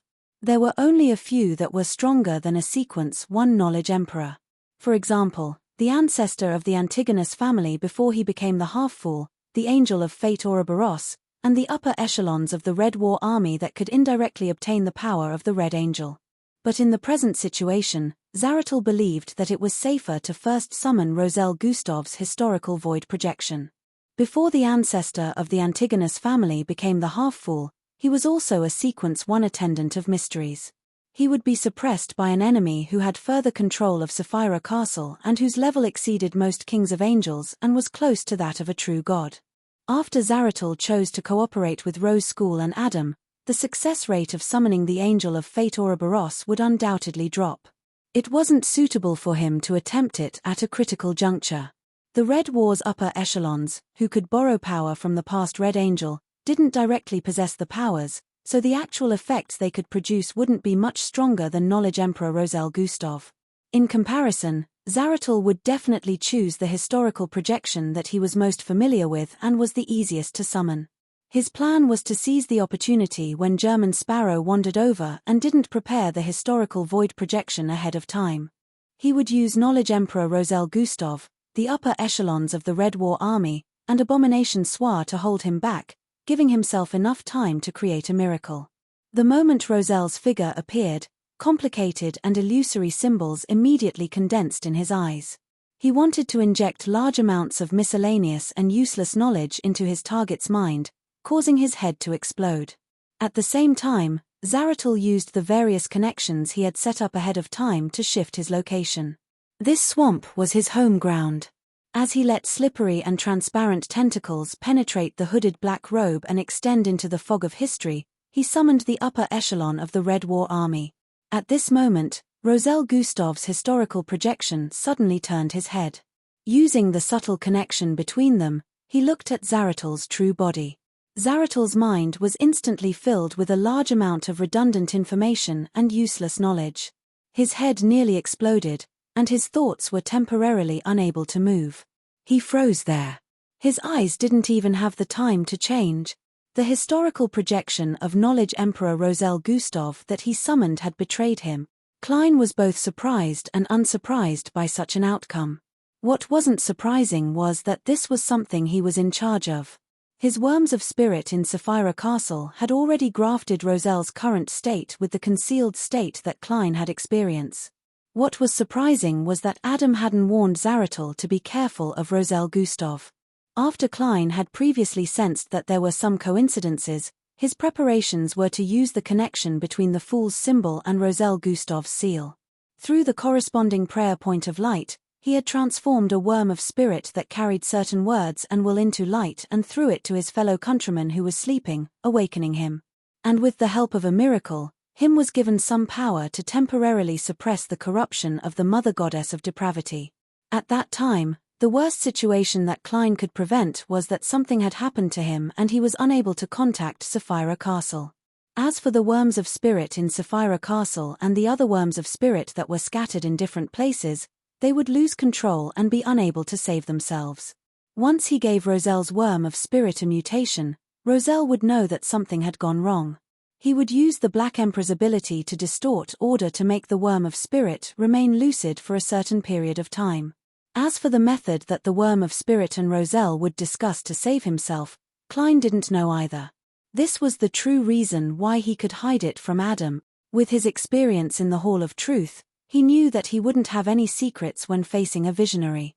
Any method he thought of to save himself, regardless of whether it was something he had accumulated in the past or something that had just occurred to him, would be clearly seen and heard by Adam. At his level, the only way to avoid it was that even he didn't know how he would save himself. Of course, Visionary Adam knew without a doubt that Klein had a worm of spirit in Roselle Gustav's Black Emperor mausoleum. He knew that his backup plan definitely came from there, but he couldn't pry into it because it was a place corrupted by the mother goddess of depravity. It was a deity that had been corrupted by the cosmos. Prying into Roselle Gustav's thoughts was akin to prying into an outer deity. This was the difference in level. It was precisely because of this that Klein could calmly ask about all kinds of secrets and decipher the second blasphemy slate. On the one hand, the knowledge was indeed tempting. On the other hand, he was stalling for time and waiting for the other side to save himself. At the same time, he didn't let his mind be completely idle as he couldn't help but think about how he would save himself. As a result, Klein had a preliminary suspicion that the reason why Adam had shared so many secrets with him, apart from the reason he couldn't guess at the moment, was to induce him to think about how to save himself. From there, he could find clues and stop him ahead of time. Therefore, the questions and answers in the Corpse Cathedral were also a clash of the mind. Klein had to constantly control himself and not let his thoughts run astray. And under this premise, Adam clearly knew that something might happen to Roselle Gustav, but he didn't warn Zaratul. Regardless of the reason, Klein didn't have any thoughts of letting go of the opportunity in front of him. He immediately raised the Staff of the Stars in his hand and skillfully simulated the powers of a worm of time. Clang! The phantom of an ancient mottled stone clock appeared. The dial was separated into 12 asymmetrical parts by grayish-white and bluish-black. Each part had different symbols that represented different times. Clang! One of the 3 needles at the core of the stone clock jumped as Zaratul's body completely froze in place. Klein immediately transformed into a maggot vortex that extended countless slippery tentacles. In the middle of the vortex was the phantom of a strange door of light. The door of light didn't move as the vortex spun rapidly. A terrifying suction force wreaked havoc as it forcefully extracted the Beyonder characteristic from Zaratul's body. This was the method Palez Zoroast had used to deal with Amon's avatar back then. He relied on his level to forcefully gather them. Bit by bit, the Beyonder characteristic flew out faster and faster. By the time Zaratul escaped the frozen time and the explosion of his mind, he was already unable to extricate himself. All he could do was watch in despair and sigh as his body was completely lifted up and fell into the dark maggot vortex. A few seconds later, the vortex outlined his body again as Klein's feet stepped onto the ground. In the fog of history, Zaratul's figure appeared again and again, but he was unable to snatch back the Beyonder characteristic from him. In the end, him could only fade away, unable to completely revive. Klein used the effects of the ritual that hadn't been completely eliminated to directly devour Zaratul's characteristic. He wanted to reduce the influence of the celestial worthy in him. While the Corpse Cathedral was still floating in the sea of lightning, Adam, who was dressed in a simple white robe and had a pale golden beard, suddenly appeared at the edge of the sea in the ruins of the Battle of the Gods. The sea parted, revealing a path that led straight to the place that was stained with the blood of the ancient sun god. It led straight to the projection of the giant king's court, straight to the forsaken land of the gods. Deep in the forsaken land of the gods, at the peak of a particular mountain, a gigantic cross stood erect. A faintly discernible figure hung upside down. End of Part 7. P.S. I wrote over the word count, so it's a little late. I'll update it first. Chapter 1391. In fact, under normal circumstances, this novel should be written for another 30 to 40 chapters. It could be written like this: Little Ku eliminates the interference, resists the destruction, and controls the fates of the marionettes in Utopia until the ritual is ready and he advances smoothly. During this process, he would unfold the stories of the others to make the overall story more complete. That was what I originally considered, but later on, I felt that such a development was an insult to the intelligence of the villains. It was impossible for Zaratul to sit there and wait for death. It was also impossible for Adam and Amon to wait for Klein to advance, or to interfere with him with low-intensity probes. It was as though they were playing a game. The necessary choice for them was to create an opportunity to unleash all their strength or deal with Klein directly, or get Verdu to hold a ritual to release Mr. Door when Klein was powerless to stop it. Once this opportunity appeared, it would definitely be a stormy development. There wouldn't be any relief, and the conflict would completely erupt. Everyone would use all their strength to achieve their goals, pushing the tide to a new height. This was also the reason why the pace of the final parts of the 7th installment had suddenly sped up. This was a development that was inevitable after Adam joined the matter. This was a choice that the other party would make as long as they had any intelligence. It was impossible for them to allow Klein to prepare in an orderly and leisurely manner. This was very reasonable. Back to the name of this novel, The Hanging Man. Its main meaning came from the interpretation of tarot cards. I gave it the two most obvious meanings. First, take the initiative to sacrifice yourself or pay the price. Second, when in a predicament, don't struggle in vain. Instead, look at the problem from a different angle, calmly examine yourself, think about the future, and patiently wait for something to happen. As for the first point, ever since the 7th installment, the ones who made sacrifices were Roselle, Mr. Daw, and the ancient sun god in the story's background. The ones who decided to give up important things and pay the price were Alger, as well as Little Ku, the true creator, and Adam. Little Ku had finally inherited the celestial worthy's legacy in a certain sense. Not only did he use the separation characteristic of the curtain to make up for himself, but he also made a deal with the genie. If the true creator and Adam wanted to fuse, one or even both of them would have to give up some of themselves, especially if Amorn hadn't handed over the first blasphemy slate. Therefore, the crucifix and the hanging man in the last scene were hinting at this. No matter how disdainful, cold, or heartless Adam was in other aspects, he wouldn't run away from this matter. Since he couldn't obtain an absolute advantage, he would rather make some sacrifices. This point also corresponded to the words at the beginning of the scroll. All living things have divinity. Divinity not only overlooks all living things, but also surpasses human nature. There are good and bad in both. As for the second meaning of the hanging man, it was hidden in the various matters in the 7th installment. The most obvious one was Little Ku's reaction when he was ambushed and in a desperate situation. Of course, this wasn't the most important thing. The most important thing was the content of me, from a different perspective, living as me and looking at problems and thinking about the future. Little Ku's godhood would rise, but his human nature would remain the same. Apart from these 2 points, there was also Alger's predicament and decision, as well as the game between Audrey and psychological alchemy, etc. Yes, previously, I had actually considered sacrificing Alger in this volume and adding in Force. It would revolve around Mr. Daw, but later, I realized that I had added a Western continent line to Alger. What's going on? Therefore, I could only settle for the next best thing, getting him to completely give up on the past and his status. As for Force, she's just too salty, so salty that I don't even know how to push her to take the risk. As for the other summaries of the 7th installment, I wrote them a few days ago in the March summary, so I won't go into detail.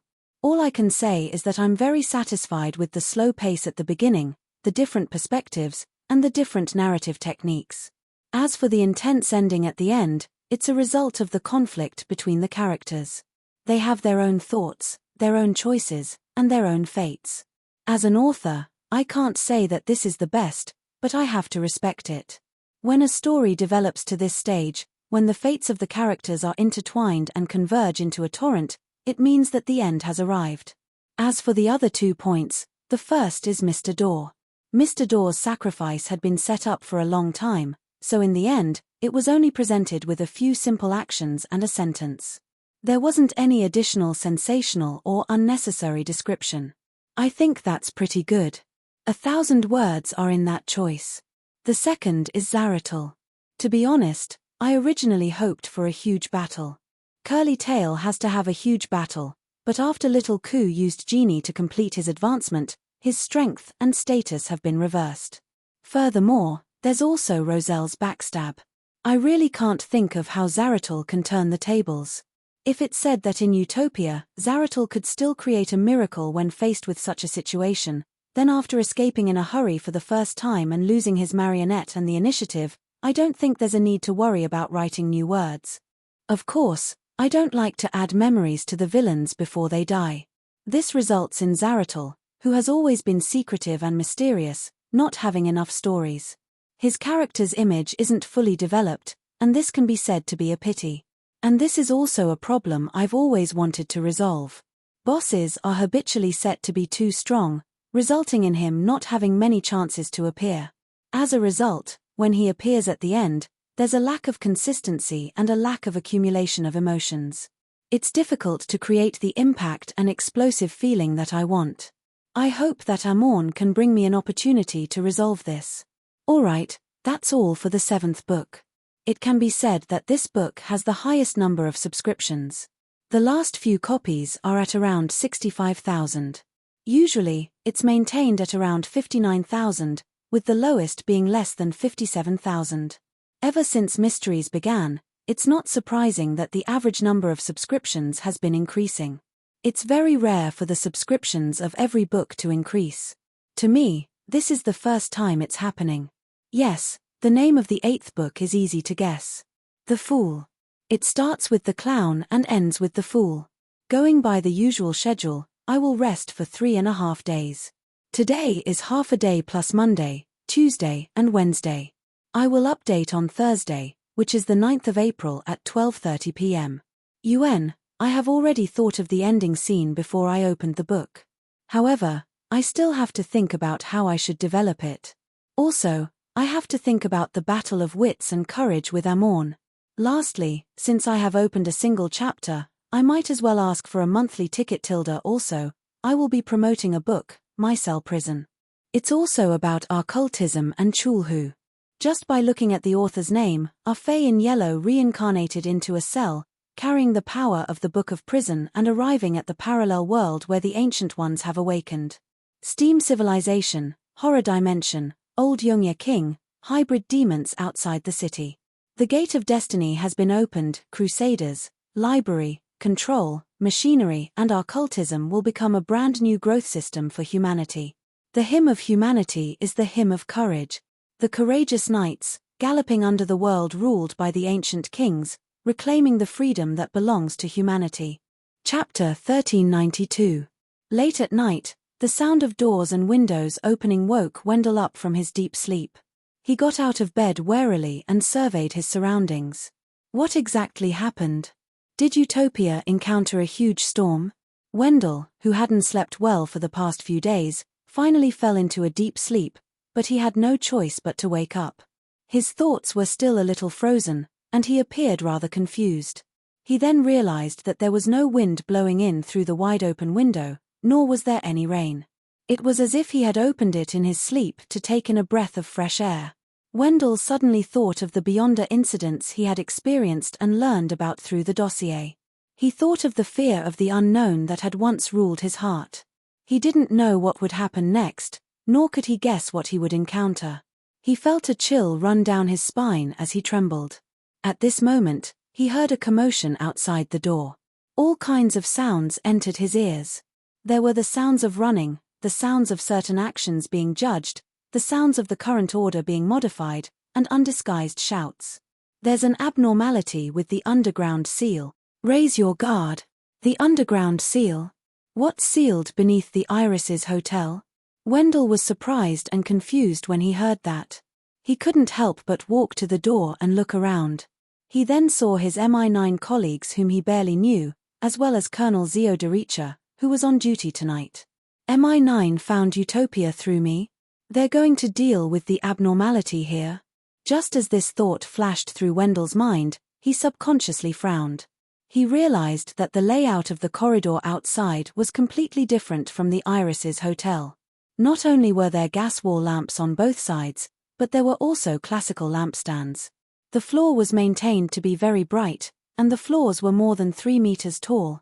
This isn't the Irises Hotel. Wendell suddenly turned around and sized up the room he was in. He quickly recognized that this was his bedroom at MI9 headquarters. His luggage was placed quietly in the corner without any signs of being moved. Wendell remembered very clearly that he had gone to Utopia through the bathroom in his room. He wasn't too confident, so he didn't bring any luggage with him. He only took the document from Utopia's police court. Tap, tap, tap. He quickly ran to the window and looked outside. What he saw was the garden and the lawn that belonged to MI9 headquarters. I'm back in Beekland. Or did I not return to utopia at all? I was just too tired to sleep and had a dream. Wendell walked back to the bed in a daze and sat down. After 10 seconds, he suddenly jumped up and picked up his jacket from the ground. Then, he saw the Utopia court document lying quietly in the inside pocket of his coat, which should have been in the drawer. Wendell fell silent, as if he had turned into a statue. Travel columnist Monica also woke to the sound of the window and the door banging against the wall. She sat up and pulled the blanket up to cover her chest. Her sleepy first thought was that a robber had broken into the hotel, so she prepared to scream and call the police. But in the next 10 to 20 seconds, Monica didn't hear any footsteps entering her room. She only felt more and more people gathering in the corridor. What happened? It doesn't look like a storm. Is someone playing a prank? Damn clown. If I find out who it is, I'll definitely kick his ass. The sounds of discussion rose and fell, mixed with all kinds of curses. Monica didn't think much of it when she first heard it. Instead, she followed the words of the crowd outside and seriously thought about the reason for this strange incident. She wanted to write it down in her travelogue. However, as she listened, she gradually realized that something was amiss. How could the Irises Hotel in Utopia have so many guests? She remembered very clearly that on this floor, there were at most 5 rooms with occupants, and that included her room. At that moment, Monica thought of the ghost stories she had read and heard. She immediately felt that there were vengeful spirits and shadows outside the door. She had originally extended her feet to the side of the bed, preparing to go out and participate in the discussion. She wanted to grasp more details and accumulate material for her future writing. At that moment, she retracted her feet and curled up into a ball, trembling. A few seconds later, she heard a man say, "I asked the hotel owner.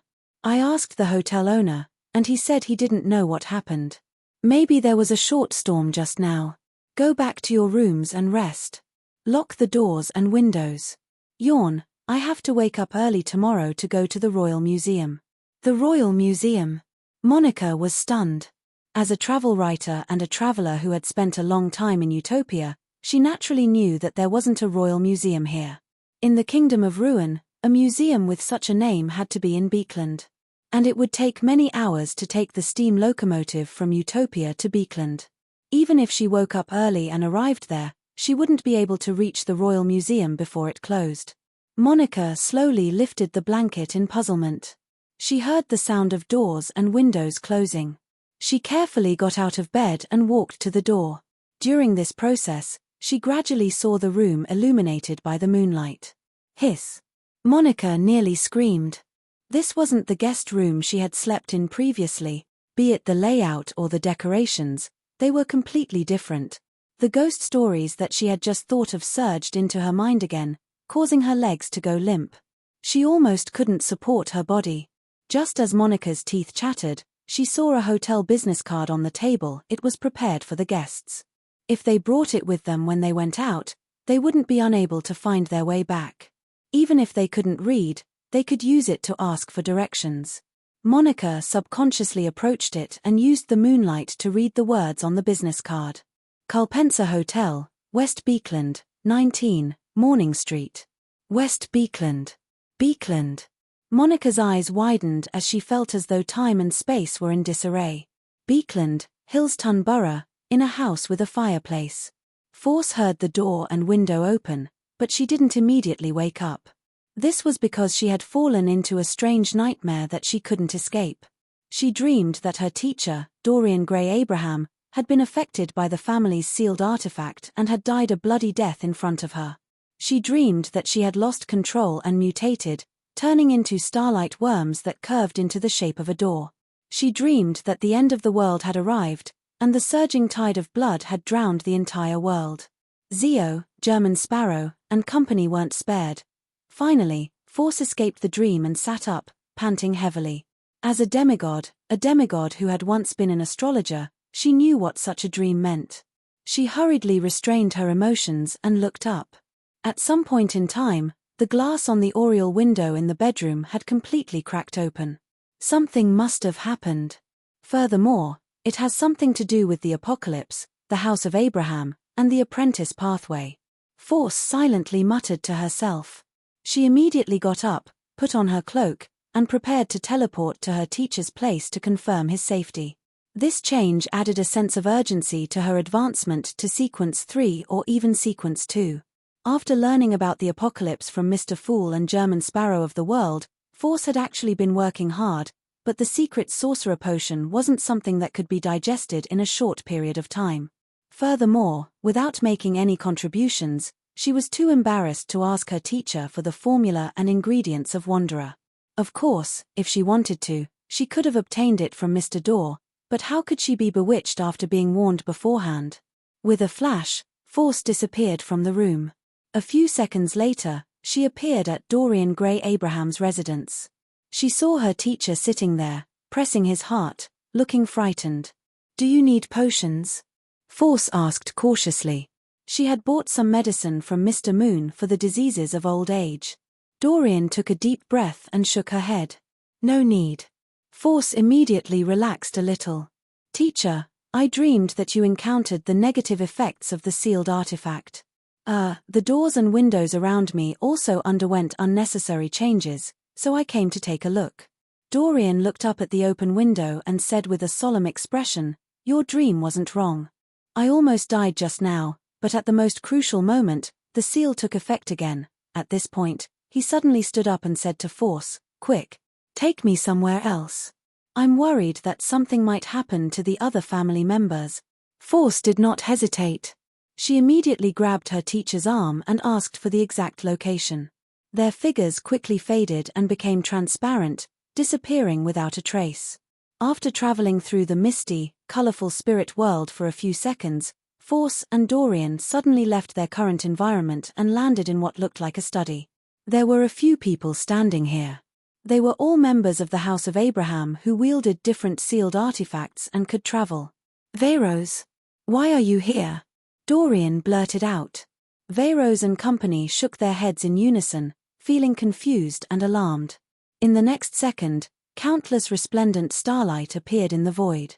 The starlight quickly gathered together, turning into items that landed on the ground. There was a miniature starlight gate, a crystal ball made of insects, a translucent key with a strange design, and a resplendent fire seed that was quietly burning inside. For some reason, terms appeared in the minds of Dorian, Veyros, and company. Sequence 3 Wanderer Beyond a Characteristic. Sequence 4 Secret Sorcerer Beyond a Characteristic. Sequence 1 Key of Stars Beyond a Characteristic. Sequence 2 Planeswalker Beyond a Characteristic. Furthermore, this wasn't a single one. There were even 2 Sequence 1 Key of Stars Beyond a Characteristic. In addition, there were 3 Planeswalker Beyond a Characteristics, and there were even more. The key members of the House of Abraham and Force opened their mouths bit by bit, unable to close them for a long time. After the Beyonder characteristics dropped, nothing abnormal happened around them. It was silent. Chapter 1393. After nearly 10 seconds of almost frozen silence, Veyros and the other members of the House of Abraham turned their eyes to Force. After feeling the mixed emotions of vigilance, wariness, and fear, Force took the initiative to take a few steps to the side and reminded, "Be careful of the negative effects." Even if the Beyonder characteristic had infused with the surrounding objects to form a sealed artifact, it still had certain negative effects. However, most of the time, it had to be directly touched to produce any effects. Of course, the Beyonder characteristics here were all high-sequence Beyonders. No one could be sure if they would take the initiative to expand the range of interference. Seeing that Force didn't show any obvious greed, Dorian nodded. "After you digest the secret sorcerer potion, you can consider advancing to Sequence 3 Wanderer. I'll give you the potion formula and prepare the corresponding ingredients for you." Of course, at this level, the higher one's sequence was, the greater the danger they faced. This was an objective situation that didn't depend on a person's will or arrangements. When the time comes, it's up to you whether or not you want to advance. On the one hand, he said those words to protect his student, and on the other hand, it was to calm her down. He told her that what the House of Abraham had was equivalent to hers. No one would treat her as an outsider and deliberately make things difficult for her during the advancement of her sequence. This could effectively eliminate some of the hot-headedness brought about by greed. And after obtaining so many high-sequence Beyonder characteristics, Veyros and the other members of the House of Abraham weren't too reluctant to part with a Wanderer Beyonder characteristic. They even believed that using it to exchange for peace was definitely worth it. After all, there was only one demigod here, Force. In a situation where the members of the House of Abraham didn't have the time to use their Grade 0 sealed artifacts, and because the seal was on the verge of losing its effectiveness, they didn't dare take out most of their Grade 1 sealed artifacts. Force was completely capable of finishing all of them. In the face of her teacher's promise, Force hummed in acknowledgement. Has the door to the hidden space been opened? She believed that the high-sequence Beyonder characteristics in front of her came from the House of Abraham's treasury, but they had been thrown back into the real world due to the anomaly from before. However, she also felt that there were clearly too many. No. Dorian shook her head slowly, looking confused. The rest of the members of the House of Abraham remained silent, equally at a loss. No one would believe that a treasure would fall from the sky if it didn't happen right in front of their eyes. Do you want to pray to Mr. Fool? Force gave her suggestion. Dorian, who had a vague guess, immediately looked at Veyros and the other family members. She saw that those who had converted to Mr. Fool were nodding in agreement, while those who hadn't were clearly hesitant and wanted to object. After some consideration, Dorian calmed herself down and said, "Collect the AoE negative effects in the right way and prevent them from combining with the surrounding objects. I'll pray to Mr. Fool." Okay. Several members of the House of Abraham hesitated for 2 seconds before agreeing. Then, they seized the time to distinguish the characteristics and tried to collect them. After this group of members had a certain harvest, Dorian retreated to her student Force side and lowered his head to pray to Mr. Fool. Soon, a grayish-white fog and an ancient palace in the depths of the fog appeared in front of his eyes. A lofty and solemn voice echoed in his ears. A lofty and solemn voice echoed in his ears. These are Mr. Dor's relics. The curse on your bloodline has been completely removed. Mr. Dor's relic. Relic. Dorian ruminated over the word, opened his eyes, and cast his gaze at the high-sequence Beyonder characteristics again. He watched in silence as his vision gradually turned blurry. East Chester County, in the Hall family's manor. Alfred and company, who had just figured out the source of the explosion and the cry of enemy attack, saw the door and window open at the same time, slamming into the wall. During this process, several pieces of glass shattered. There's indeed something abnormal. Alfred raised his hand with a solemn expression and said to his adjutant, Squire, and his father's guards and personal bodyguards, retreat to the main house first.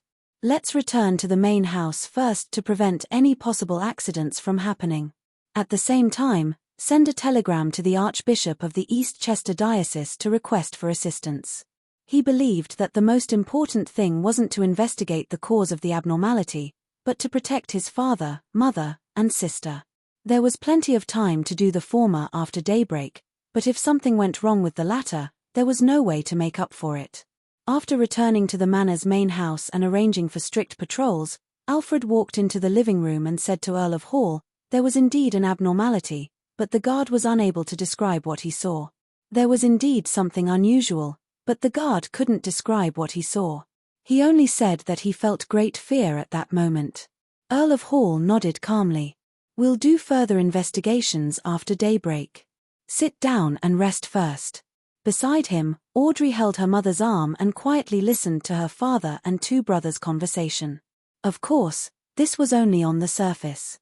She had already split out her virtual persona in an attempt to find the reason for the strange opening of the door and window from the memories of the witness. After a few minutes, she ended the investigation in disappointment. She temporarily attributed this abnormality to the influence left behind by the Mind Dragon, Arihog, and Mr. Roth. At this moment, she realized that the golden retriever, Susie, had a strange look in her eyes. She hurriedly split out a virtual persona and entered her mind island to engage in a hidden conversation. What did you discover? Audrey asked directly. On Susie's mind island, a voice echoed. I smelled a strong scent of blood at the edge of the manor, some time before the door and window opened. Yes, about 10 seconds after the explosion. After hearing that, Audrey pursed her lips and fell silent for a few seconds. Let's go take a look. Susie immediately stopped squatting and tiptoed out of the living room. She left the manor's main house through the side door in the corridor on the first floor. During this process, people would look at her from time to time, but they didn't mind or try to stop her. After all, she was just a dog that had mastered psychological invisibility. After walking down the path to the row of buildings furthest from the manor's main house, Susie twitched her nose, chose an open window, and jumped in. Then she saw on the bed a ghastly body, bloody and stripped of its skin. And what she saw was equivalent to the virtual persona that Audrey resided in her mind island. In the manor's main house, in the living room, Audrey, who was holding her mother's arm, lowered her head. Then, she raised her head and let her gaze slowly and deeply sweep across the faces of her father, Earl Hall, her mother, Lady Caitlin, and her brother, Hibbert, and Alfred. She maintained her silence and became even more silent. Bayham, inside the Cathedral of Waves. Alger, who was wearing a robe embroidered with the symbol of a storm, walked up from underground. The mandated punishers, priests, and bishops on both sides nodded. The seal has returned to normal in time. You can put back the items that you are in charge of. Yes, Your Excellency Wilson. The mandated punishers, priests, and bishops heaved a sigh of relief as they clenched their right fists and punched their left chests. Alger didn't say anything else and only responded with the same courtesy. After returning to his room, he slowly looked around, took a light breath, and found a seat to sit down. The fool that doesn't belong to this era. Alger silently prayed to Mr. Fool, expressing his intention to leave the Church of the Storm. The claim that the seal had returned to normal in time could only be trusted by lower-ranking members of the Church. It couldn't be hidden from any cardinal or high-ranking deacon, much less the Pope and the Lord of Storms. And without Mr. Fool's consent and protection, Alger wouldn't dare to leave the Church of the Storm. That would definitely incur divine retribution. After a few seconds, he saw the familiar boundless grey fog and heard Mr. Fool's response. Yes. To the Church of the Sea God. Phew. Alger relaxed, stood up, and took off his storm robe. After changing into a linen shirt, a brown jacket, and wide-legged pants, Alger looked at the cardinal robe that had been discarded on the table and fell silent for a while. Then, he stretched out his hand and folded the robe neatly. After carefully scrutinizing it for a few seconds, Alger retracted his gaze, rode the strong winds, and flew out of the cathedral through the open window. He first flew to the bell tower, landed at the top, and looked down at the surrounding streets and all of Bayham. During this process, Alger stepped on the edge of the top and slowly circled around. Finally, he closed his eyes. A hurricane suddenly blew, sweeping Alger towards the Church of the Sea God. Above the grey fog, in the ancient palace, Klein quietly sat on the high-back chair belonging to the Fool. His figure would turn incorporeal at times, as though he was wearing a mysterious classical black robe and a hood that concealed his face. At other times, he would return to normal, but he was shrouded in a thin layer of greyish-white fog. Such changes alternated, and the frequency gradually slowed down. And every time Klein transformed into a black-robed hooded figure, slippery tentacles with strange patterns would extend out from under his clothes. These nearly transparent tentacles flailed and flapped, completely occupying the entire palace. After a while, Klein's figure finally stabilized. He habitually raised his right hand, rubbed his temples, and muttered silently to himself, "The awakening of the celestial worthies' will is faster and more intense than I expected. If I hadn't devoured Zaratal's beyond a characteristic and used his remnant mental mark as a balance to stall for enough time, I wouldn't have been able to adjust in time to prevent him from awakening." However, this also made Klein's mental state rather unstable. And the reason why he didn't directly lose control was because the miracle invoker potion had been completely digested. And the first attendant of mysteries beyond a characteristic he had just swallowed had mostly been digested in a short period of time after he consumed the potion. The identity of World was the blessed of the owner of Sapphira Castle, directly equivalent to an attendant of mysteries. Therefore, Klein had been acting as an attendant of mysteries for a long time in advance and had been rather successful. As for the second attendant of mysteries beyond a characteristic, it still needed to be digested. Chapter 1394. After stabilizing the fragile balance between the anchor, the celestial worthy's will, and his consciousness, Klein leaned back in his chair and examined the various powers brought about by the attendant of mysteries beyond a characteristic. Among them, there were three main types. They were all grasped by Klein with the help of Sapphira Castle and the Curtain, but he didn't know the exact names. The first was regeneration. If an item's material once had a spirit body, then an attendant of mysteries could use the regeneration ability to summon the corresponding spirit body threads, making the item become its marionette. It would also make the living beings that had established a deep connection with the item naturally turn into marionettes. To put it simply, an attendant of mysteries couldn't make items that didn't originally have spirit body threads produce spirit body threads, but it could allow certain items to have spirit body threads that had long disappeared to regenerate.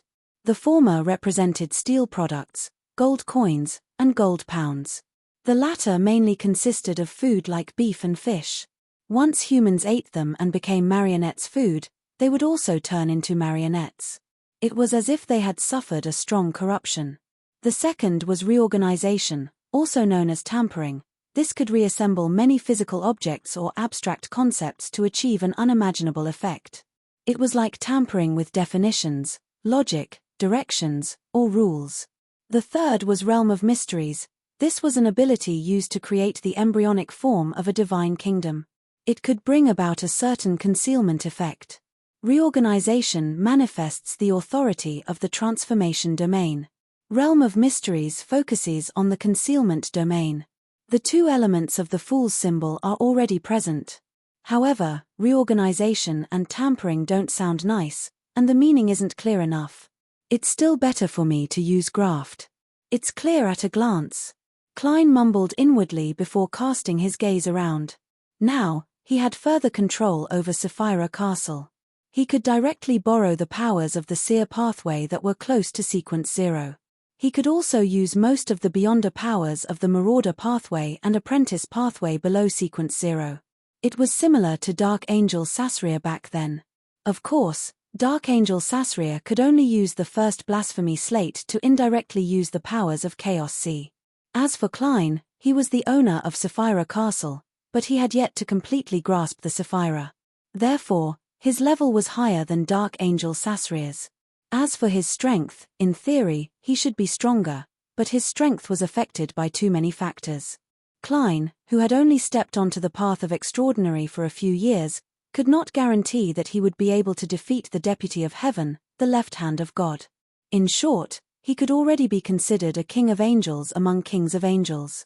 He was very close to the level of a true god. After gaining further control of Sapphira Castle, there's almost no difference between me here and the outside world. There won't be a situation where I'm a king of angels in the outside world, but I'll be a true god when I return to Sapphira Castle.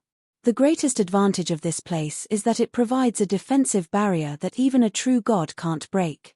Yes, it's still impossible to determine if the outer deities can do it. Klein slowly exhaled and turned his attention to the current situation. There were two things he was most worried about. First, the primordial moon, which was also the mother goddess of depravity. Although she couldn't use Mr. Dawes' return to completely descend into the real world, she still had some power to invade. Furthermore, she had maintained her power for several seconds under the attacks of Evernight, Steam, and the other true gods.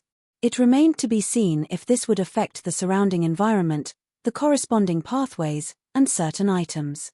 Second, the Angel of Time, Amorn, had already stolen Mr. Dawes' ritual and become the Marauder pathway's Sequence 0 error. He would be Klein's most direct and powerful enemy. I wonder if Amorn has accommodated Mr. Dawes' uniqueness and a Sequence 1 key of stars beyond a characteristic. If he has already completed this step, he will be the most powerful true god in the real world. Yes, I wonder how he compares to the Evernight goddess. No one knows to what extent the goddess has accommodated the uniqueness of the death pathway and the god of combat pathway. Normally speaking, Amorn shouldn't be able to accommodate the uniqueness of the apprentice pathway in time. Although Mr. Dawes' return is equivalent to the ritual itself, the most important thing for Amorn to do at that time was to replace Mr. Daw and let his 3 Sequence 1 beyonder characteristics and the uniqueness of the Marauder pathway to produce a qualitative change. He doesn't have the time or ability to accommodate the uniqueness of the apprentice pathway. In addition, such an operation has a high chance of causing the awakening of the celestial worthy. Amorn wouldn't take such a risk. In other words, Amorn's future focus is to accommodate the uniqueness of the apprentice pathway and become a true god of two pathways. Otherwise, under the watch of the other true gods, it would be very difficult for he to finish off a king of angels like me. Besides, even if he did take the risk and succeeded, he has already accommodated the uniqueness of the apprentice pathway. He will have to slowly adapt and stabilize his condition. He won't be able to deal with me in a short period of time. I have to make the best use of my time to become the fool. Only then can I use Sapphira Castle and my own level to resist Amorn. There's not much time left for me. Klein silently gave a self-deprecating remark before leaning forward and tapping the edge of the long mottled table. He was analyzing the possibility of becoming the fool in a short period of time. The digestion of the Attendant of Mysteries potion was relatively simple. By the time Klein could use his anchor and consciousness to suppress the awakening will of the celestial worthy of heaven and earth for blessings, preventing him from losing control or becoming another person, he could use Sapphira Castle to create an avatar like Amorn. Then, he could use the power of Sapphira Castle to steal the Attendant of Mysteries beyond a characteristic that his main body hadn't digested. At this stage, Klein would immediately turn this avatar into a marionette to prevent any anomalies from happening. This way, Klein would be demoted to an Attendant of Mysteries who had completely digested the potion. Furthermore, he would have an Attendant of Mysteries marionette. This would be one of the main ingredients of the potion. And an Attendant of Mysteries who had digested the potion was qualified to consume the Fool's potion and become a Sequence 0 true god. This operation wasn't too complicated, but it was easy for problems to arise. Furthermore, a normal double Sequence 1 King of Angels of the Seer pathway couldn't complete it unless he had a Sequence 2 Trojan Horse of Destiny friend of the Marauder pathway who was willing to sacrifice himself to provide help. Of course, a Sequence 1 Worm of Time friend could do it too. Therefore, to Klein, the most troublesome thing was two other matters. First, how to deal with the half-fool of the Antigonus family, and second, how to complete the ritual of fooling time, history, or fate. With my current level and strength, it's not impossible to finish off the Antigonus family's ancestor. Of course, the prerequisite is to familiarize myself with the corresponding Beyonder powers and the changes in Sapphira Castle. Sigh, I don't have any ideas about the Fool's ritual. Klein raised his hand to pinch the sides of his forehead and cast his gaze at the grayish-white fog below Sapphira Castle. Between time, history, and fate, he was undoubtedly more familiar with history. Now, he could use Sapphira Castle to directly affect the fog of history, making the corresponding powers of the seer pathway stronger or weaker. This was the embodiment of authority. Fooling history.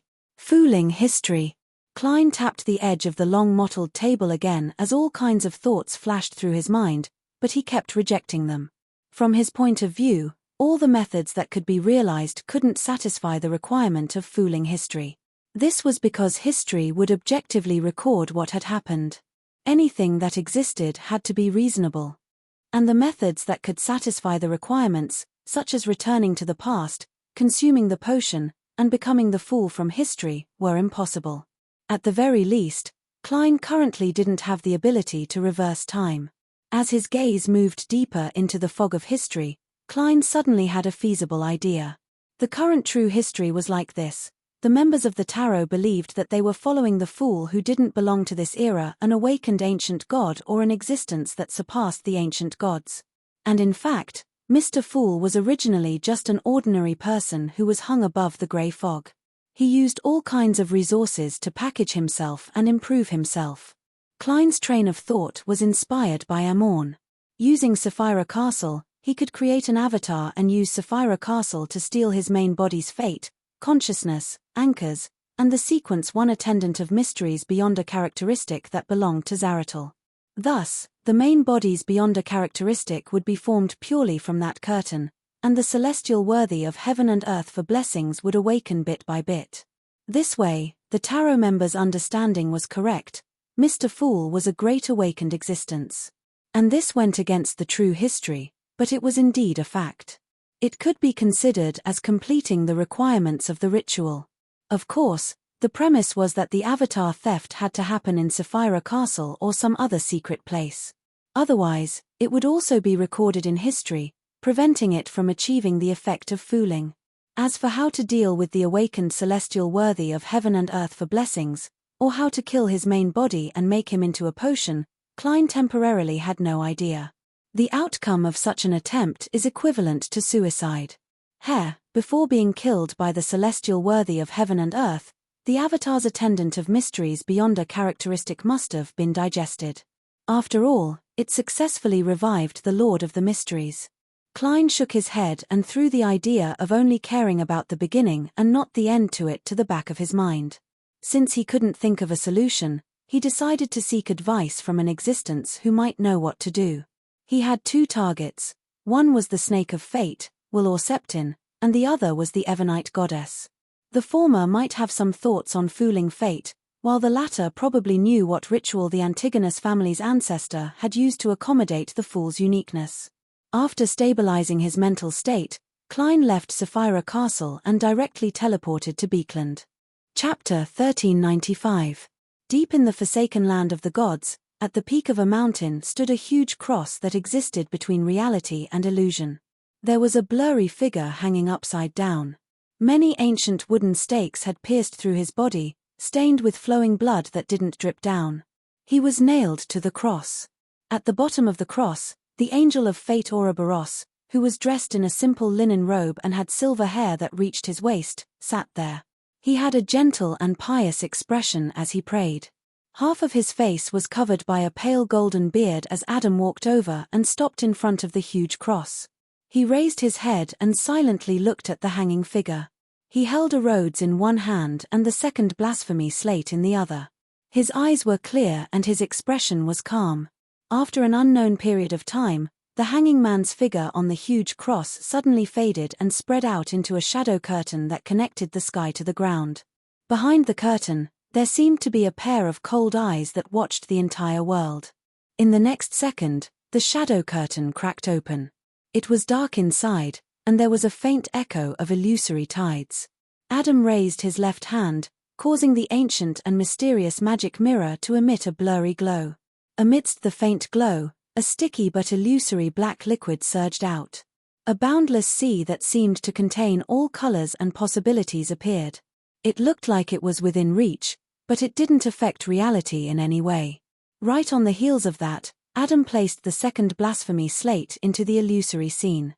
The illusory sea seen in the infinite distance gently swayed as it surrounded the second blasphemy slate, forming a certain connection with it. The second blasphemy slate was formed from a portion of the ancient sun god's corpse that was very close to the level of a great old one. It was equivalent to the owner of the Chaos Sea. Upon seeing this scene, Adam moved his left hand slightly, making a rhodes fly up and land at the angel of fate Ouroboros at the bottom of the huge cross. He held the second blasphemy slate that had undergone a subtle change. Through the crack in the shadow curtain, he walked in step by step. The shadowy curtain quickly closed and faded away, leaving only an empty giant cross in its original position. During the entire process, no one spoke. Everything happened in silence. Angel of fate Ouroboros didn't even attempt to open his eyes. At the same time, Amorn became a god and used the first blasphemy slate to block off the mother goddess of depravity's invasion. The Lord of Storms then shattered the corpse cathedral and one of Adam's identities. After a while, Tail Devourer Ouroboros opened his eyes and cast his gaze at Rhodes, who had landed on his thigh. On the surface of the magic mirror, silver words appeared in the rippling illusory water. You should know how it feels to sincerely believe in and follow a great existence, right? Ouroboros nodded with an indifferent expression. So, can you send me back to my master? On the surface of the magic mirror, the silver words squirmed and reorganized, forming a new sentence. After you answer them, you can ask me 2 questions. Ouroboros silently looked at this ancient mirror, not saying anything for a long time. Finally, Rhodes couldn't help but ask a new question. Why didn't you answer? As Ouroboros looked at himself in the mirror, he calmly replied, That's right. I haven't decided yet. 3 questions. Silver light slowly outlined 2 words on the surface of the magic mirror. On the lawn of a detached house in Beekland, Will Orseptin, who was already more than 2 years old, strode forward with his short legs, happily chasing after a big golden cat with shiny fur. Beside him were a nanny and a maid. Ever since this snake of fate was born, Alan Sirius's career had been improving day by day.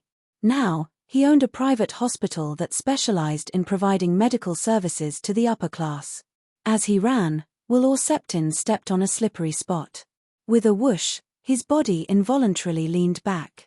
He took a few steps back and stepped on another stone. This provided him with the tendency to fall forward, allowing Will Orseptin to miraculously maintain his balance. This child with obvious baby fat was rather wary of his encounter. This was because with his luck, it was impossible for him to step on a spot that would cause someone to slip. His eyes quickly reflected a familiar figure. It was Sherlock Moriarty, who was wearing a half-top hat and a black double-breasted coat. Will Orseptin suddenly turned his head to look at his nanny and maid, only to realize that they had no idea that there was a stranger on the lawn. "I have a nagging feeling that you'll say, 'Call for help all you want. No one can hear you,'" the well-dressed 2-year-old turned his head back and mumbled. Without waiting for Klein to respond, he threw up his hands again. "In short, I have to congratulate you on becoming a king of angels. Bullying children doesn't match your current status." Klein laughed. "Do you know how to fool fate?" Will Orseptin looked up and warily glanced at Klein. "Giving me fake ice cream isn't the same as fooling fate." At this point, he complained. "Why don't you squat down? At my age, if I keep raising my head like this, it will not be good for the development of my cervical spine." Klein didn't put on the airs of a newly advanced king of angels. He smiled and squatted down so that Will Orseptin could look at him at eye level. Will Orseptin held the nanny's hand.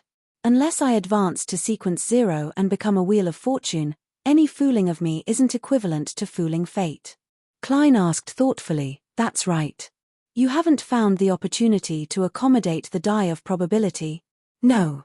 Will Orseptin shook his head and added, "I have a feeling that it's coming." Klein carefully looked at the 2-year-old with the chubby face for a few seconds and suddenly laughed. "If I give you and the die of probability to Ouroboros, will he quickly advance to sequence 0? Will Orseptin glanced at Klein. "He also needs to wait for an opportunity to accommodate it.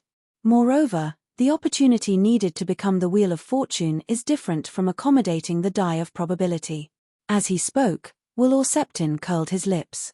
"If you only request to accommodate the fool's uniqueness, then the corresponding ritual can be simplified and won't be that difficult. Under such circumstances, by ingeniously using the Trojan horse of destiny's powers and making a certain level of sacrifice, there's a chance of fooling fate. However, when you attempt to advance to sequence 0, even if you have accommodated the uniqueness and have absorbed 3 sequence 1 beyonder characteristics, you will have to hold a ritual without holding back. This will allow the corresponding items to completely fuse and undergo a qualitative change." "Is that so?" In other words, choosing to accommodate the uniqueness first is just a shortcut. In the end, you still have to truly fool time, history, or fate. Klein nodded slightly. "I roughly understand." He then smiled and added, "Enjoy your childhood. Enjoy your childhood. I don't know how long this will last." With that said, Klein's figure turned transparent and disappeared from the lawn. Will Orseptin didn't hold the nanny's other hand. He instinctively grabbed forward twice before weakly retracting it. He left just like that. How rude. He didn't even prepare a gift for a visit. The child couldn't help but mutter. Beekland, Northborough, St. Samuel Cathedral. Klein, who had transformed into Dawn Dantes, walked into the prayer hall and found a corner to sit down. He looked at the Evernite sacred emblem on the altar, lowered his head, clasped his hands, and began praying. The Evernite goddess who is loftier than the cosmos and more eternal than eternity.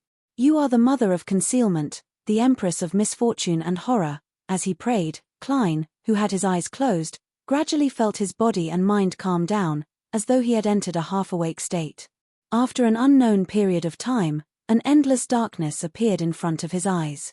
Beside his feet were clumps of night vanilla and slumber flowers. It was so quiet that even breathing seemed to disturb the surrounding sleepers. Before Klein could size up his surroundings, a figure suddenly descended from the depths of the darkness. There was clearly no sky or ground here, but the figure seemed to come from the crimson moon or stars hanging high in the sky. She wore a layered black dress that wasn't complicated. There were countless resplendent lights on it, as though the starry night sky had been draped over her body. Her head was blurry and difficult to see clearly. He could only confirm that it was a woman. "Long time no see," the figure said gently before Klein could speak. Her voice was like a lullaby at night. Klein bowed in a gentlemanly manner. "Is this directed at the former Lord of the Mysteries, or is it directed at me, who is hanging above Sapphira Castle?" Klein was very certain that this was a dream, but a dream didn't mean that it was fake. The Evernite goddess's projection said with a smile, "I'm not sure where you were hanging above that door of light. After I left there, I never went back." As expected. Klein sighed inwardly. From the details, he confirmed the origins of the Evernite goddess, Amanises. The 3 cocoons of light that were torn open were placed next to each other, he replied simply. The Evernite goddess's projection in the dream stood in the rippling darkness, giving off an unreal feeling. His voice was soft and slow.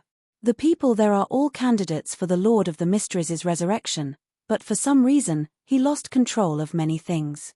If it weren't for that, I would have died a long time ago as the Lord of Mysteries, and you and Roselle wouldn't have had the chance to return to reality. This means that the celestial worthy has completely perished. He can only rely on the remnant will in the Beyonder characteristic and the mechanical arrangements of Sapphira Castle to revive." Klein sighed and smiled. "I can already hear him whispering in my ears." Chapter 1396. The Evernite goddess's projection said calmly, "We cannot defeat or stop him or them. We can only resist and suppress them. Perhaps at certain times, just a tiny bit of negligence or a very light degree of relaxation can make us become him. On the Beyonder path, danger is always with us. We don't know when we will fall into the abyss." Klein silently added a few words for the Evernite goddess. He thought for a moment and asked, "When I was born, did you interfere with it?" The Evernite goddess's projection, which seemed to be fusing with the surrounding environment, nodded slightly.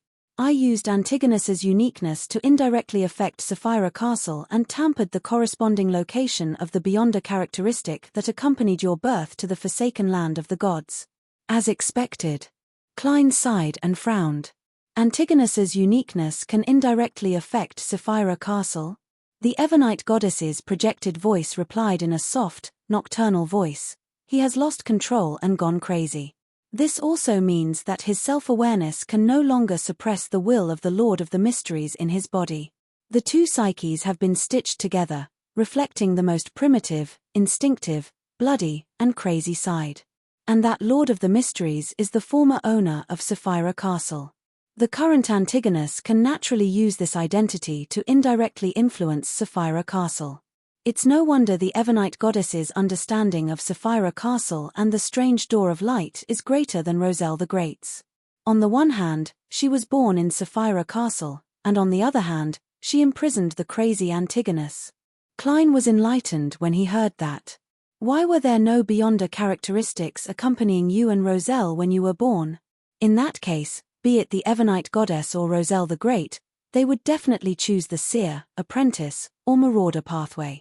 The Evernite goddess's projection calmly said, "This is also why I said that something had happened to the Lord of the Mysteries. He has lost control of many of the arrangements. After 2 consecutive failures, Sapphira Castle experienced a certain change. This is also a good thing for you. As the apocalypse approached, the remnant will of the Lord of the Mysteries would dissipate. In the end, only his spirit would remain and attempt to awaken. If you were born in the 4th epoch, you would have become him the moment you became an attendant of mysteries." This was because Klein had purely used the curtain left behind by the celestial worthy to advance. As for the Beyonder characteristics in the bodies of Antigonus, Zaratul, and the other angels, they had already been worn down and hybridized by generations of Beyondus and Beyonder creatures. Klein had a nagging feeling that the Evernite goddess had guessed that something had happened to the celestial worthy of heaven and earth for blessings. However, since she deliberately didn't mention it, it wasn't his place to pursue the matter. How did Antigonus accommodate the fool's uniqueness back then? The Evernite goddess's dream projection didn't hide anything as she replied gently. He asked Adam and Amorn for help. They supported Alista Tudor at the time. Using the powers of the Trojan horse of destiny, Klein acutely pointed to the core of the matter based on Will Orseptin's explanation and his own thoughts. The Evernite goddess's projection was like the starry sky at night as she quietly comforted her surroundings. They captured a demigod from the Solomon Empire and used Adam to perform a deep level of hypnosis and the corresponding memory transplant, making him believe that he was Antigonus. Then, under the premise of Antigonus's cooperation, Amorn stole his identity and fate. Antigonus then used the tampering authority to combine the identity, fate, and experimental subject in Amorn's hands. That Solomon Empire demigod began to live in the state of Antigonus, and after a period of time, he took the initiative to accommodate the fool's uniqueness. Without a doubt, he lost control. And at that moment, the real Antigonus removed the tampering, allowing his identity and fate to return to Amorn's hands. Amorn ended the theft and returned them to their original owners. Klein listened attentively and thoughtfully added, "That's right. This way, its equivalent to Antigonus failed to accommodate the uniqueness and became a monster, and Antigonus lived very well without any problems. These two completely different fates exist in the real world at the same time. Therefore, fate has been fooled to a certain extent." Before he could finish his sentence, Klein sensed some hidden dangers and hurriedly asked, "Won't there be any problems?" "There's a huge risk," the Evernite goddess's dream projection replied calmly. "Fate isn't easy to bear. If you can't retract your destiny in the extremely short period of time before the target loses control, the matter will undoubtedly fail. If you retract it a second earlier, the ritual won't have any effect. If you retract it a second later, Antigonus will bear the fate of losing control and going crazy. It will inevitably lead to the same outcome." "That's right. Having accepted fate, I naturally have to accept the trouble brought about by fate. If not for that, Amorn would have long stolen my fate and swaggered into Sapphira Castle."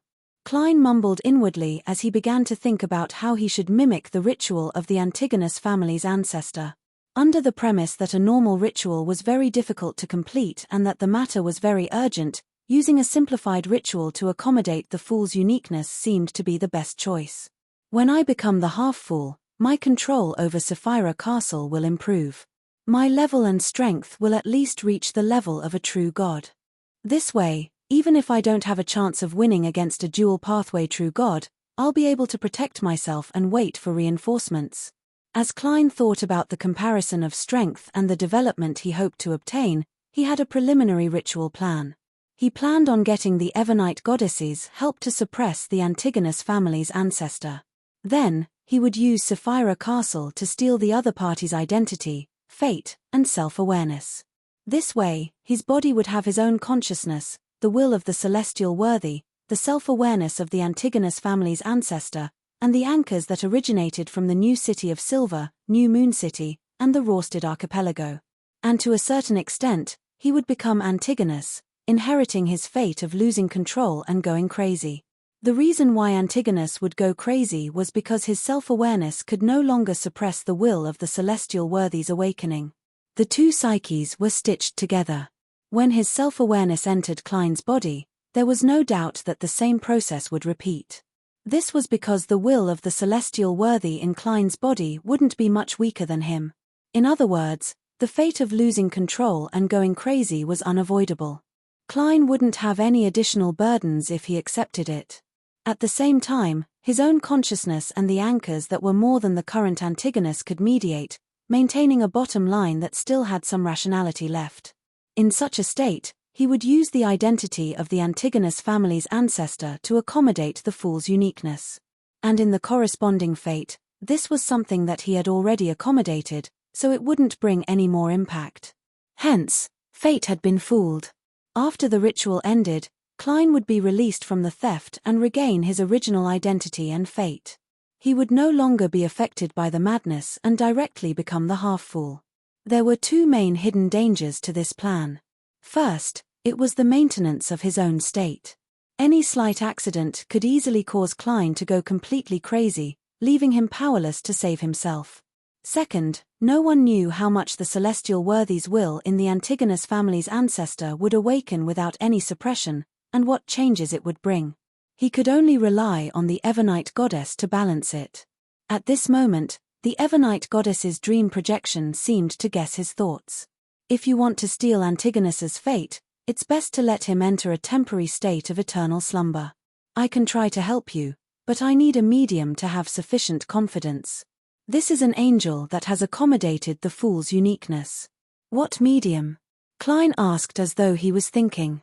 The Evernite goddess's dream projection said with a hint of a smile, the river water of the river of eternal darkness. Indeed. To Klein, this answer wasn't surprising at all. In fact, it was just as he had guessed. It made him feel like his second shoe had finally landed on the ground.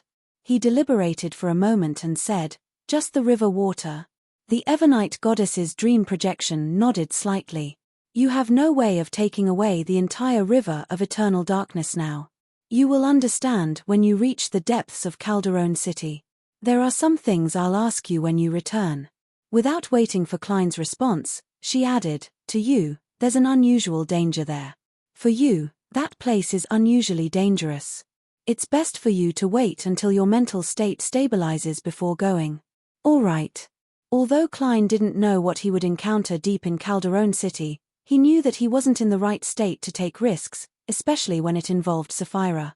The Evernite goddess's dream projection continued, when you wake up, hold a bestowment ritual. When you wake up, hold a bestowment ritual. I'll give you an item that can be used to obtain the river water of the river of eternal darkness. Klein nodded and didn't waste his breath. Adam is a part of the ancient sun god. It's one of his identities. The Evernite goddess's dream projection didn't show any obvious emotional fluctuations. She gently said, he has already gone to the forsaken land of the gods and met the true creator. That fast. After feeling slightly surprised, Klein felt that it made sense. The reason why Adam exposed the secret was because the secret was no longer of value. The Evernite goddess's dream projection continued.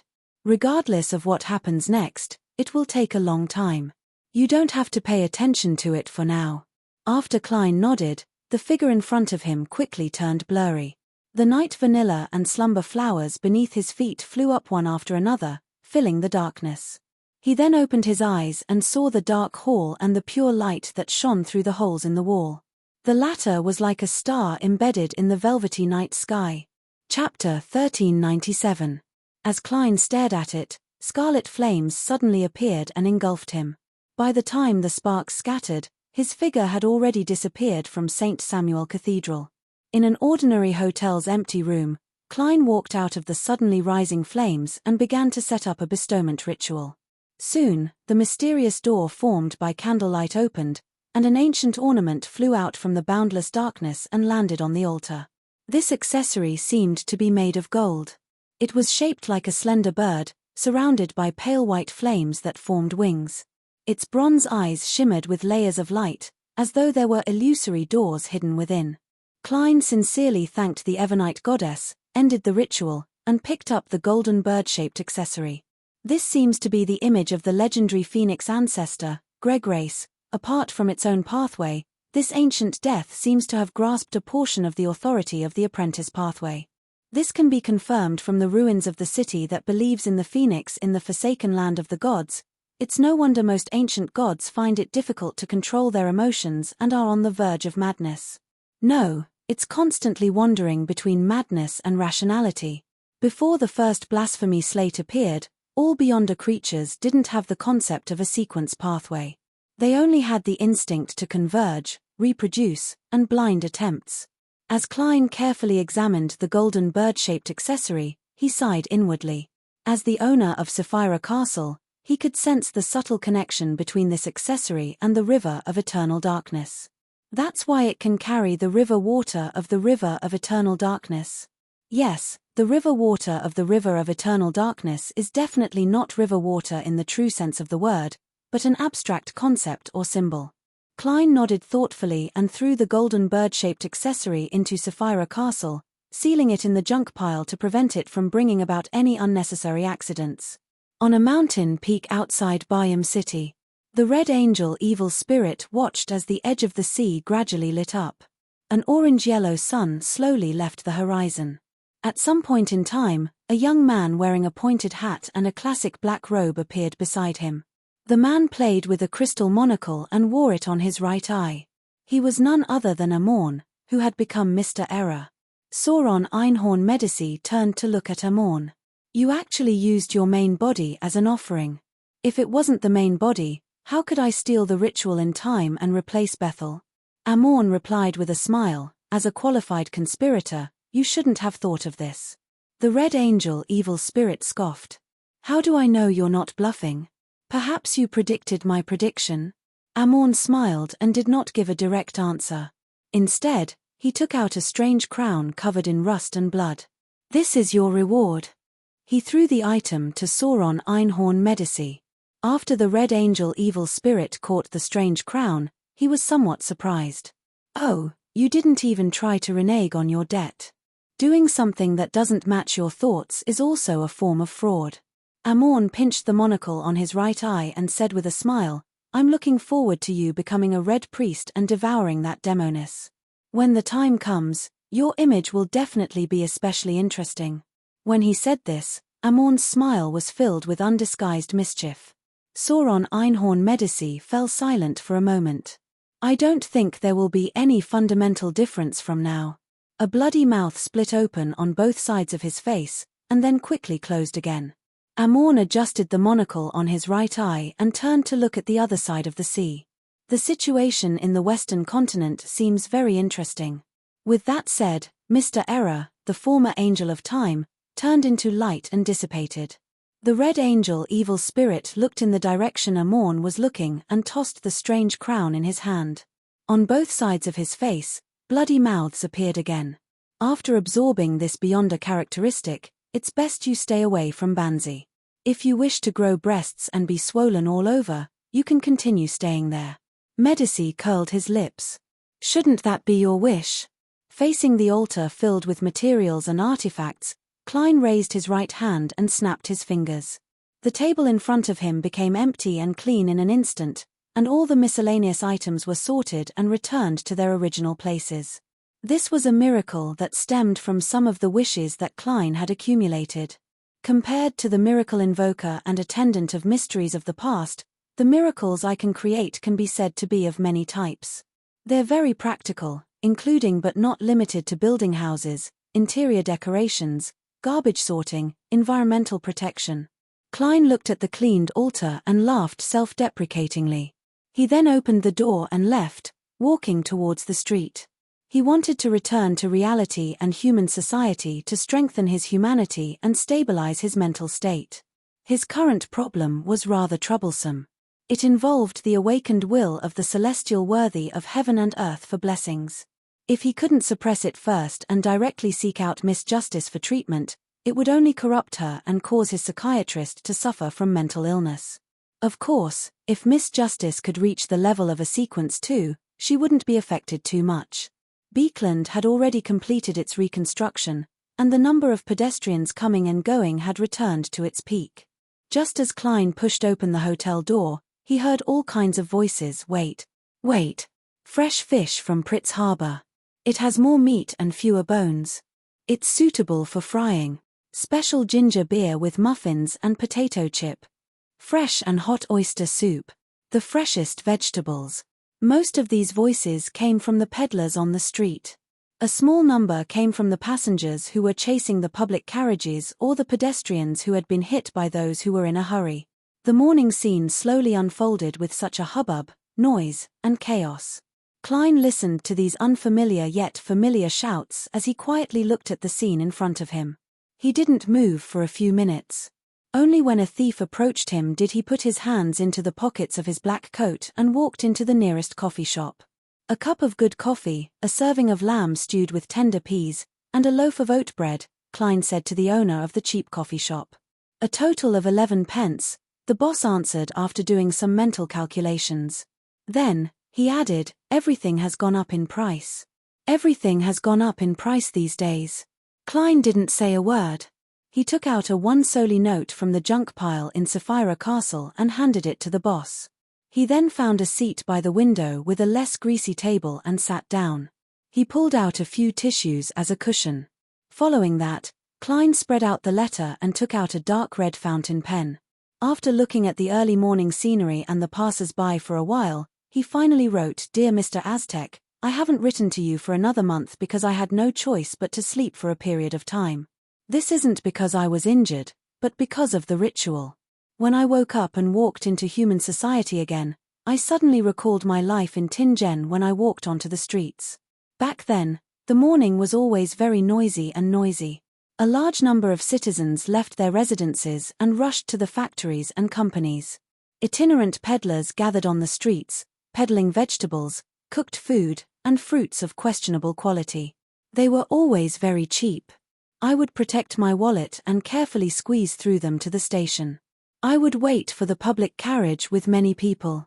I work at the Blackthorn Security Company at 36, Zoutland Street. I have a group of very good colleagues. Dunn Smith is the captain, the supervisor here. He's an experienced, kind, and responsible beyonder. He has a gentle personality and does things in a capable manner. He loves all his team members equally, and his only flaw is that he doesn't have a good memory. He might forget things that aren't too important in the blink of an eye. He often says, "Wait, there's something else." Of course, there's a reason for this. He has lost too many companions, and he hopes that they will stay in his dreams. Therefore, he often can't tell what belongs to reality and what belongs to dreams. Old Neil was my first mysticism teacher. The most useful skill he taught me was reimbursement. He always designed all sorts of strange ritualistic magic in a bid to obtain the goddess's help. Some of them succeeded, while others had ridiculous accidents.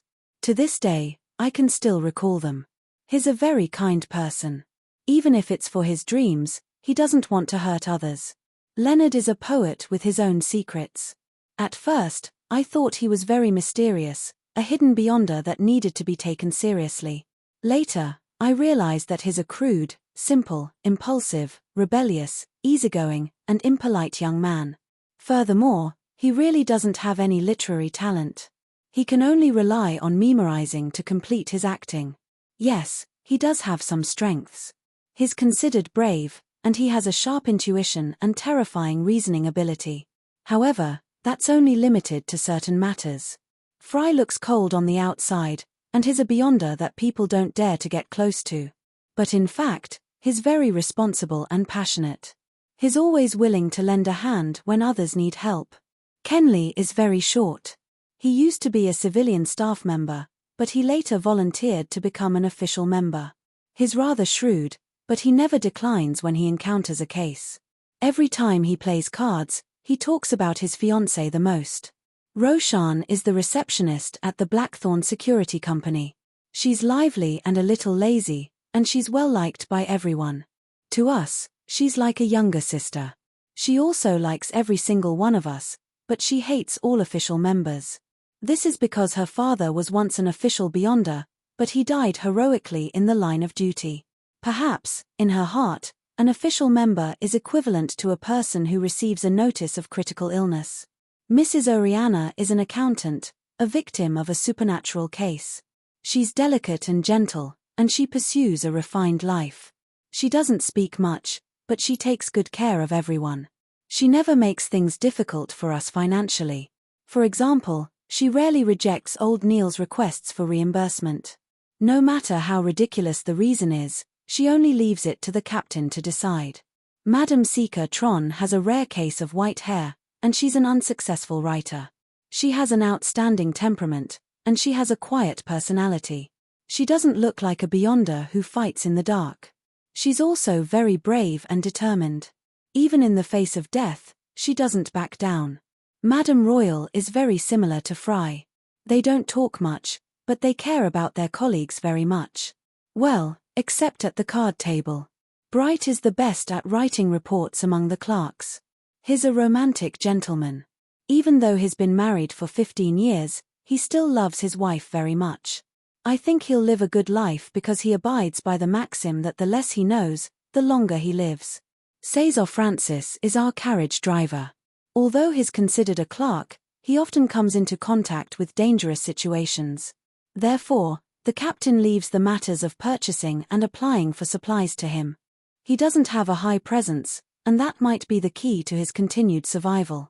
Occasionally, I'll think that if it weren't for the things that happened later on, I'd definitely still be living in Tingen.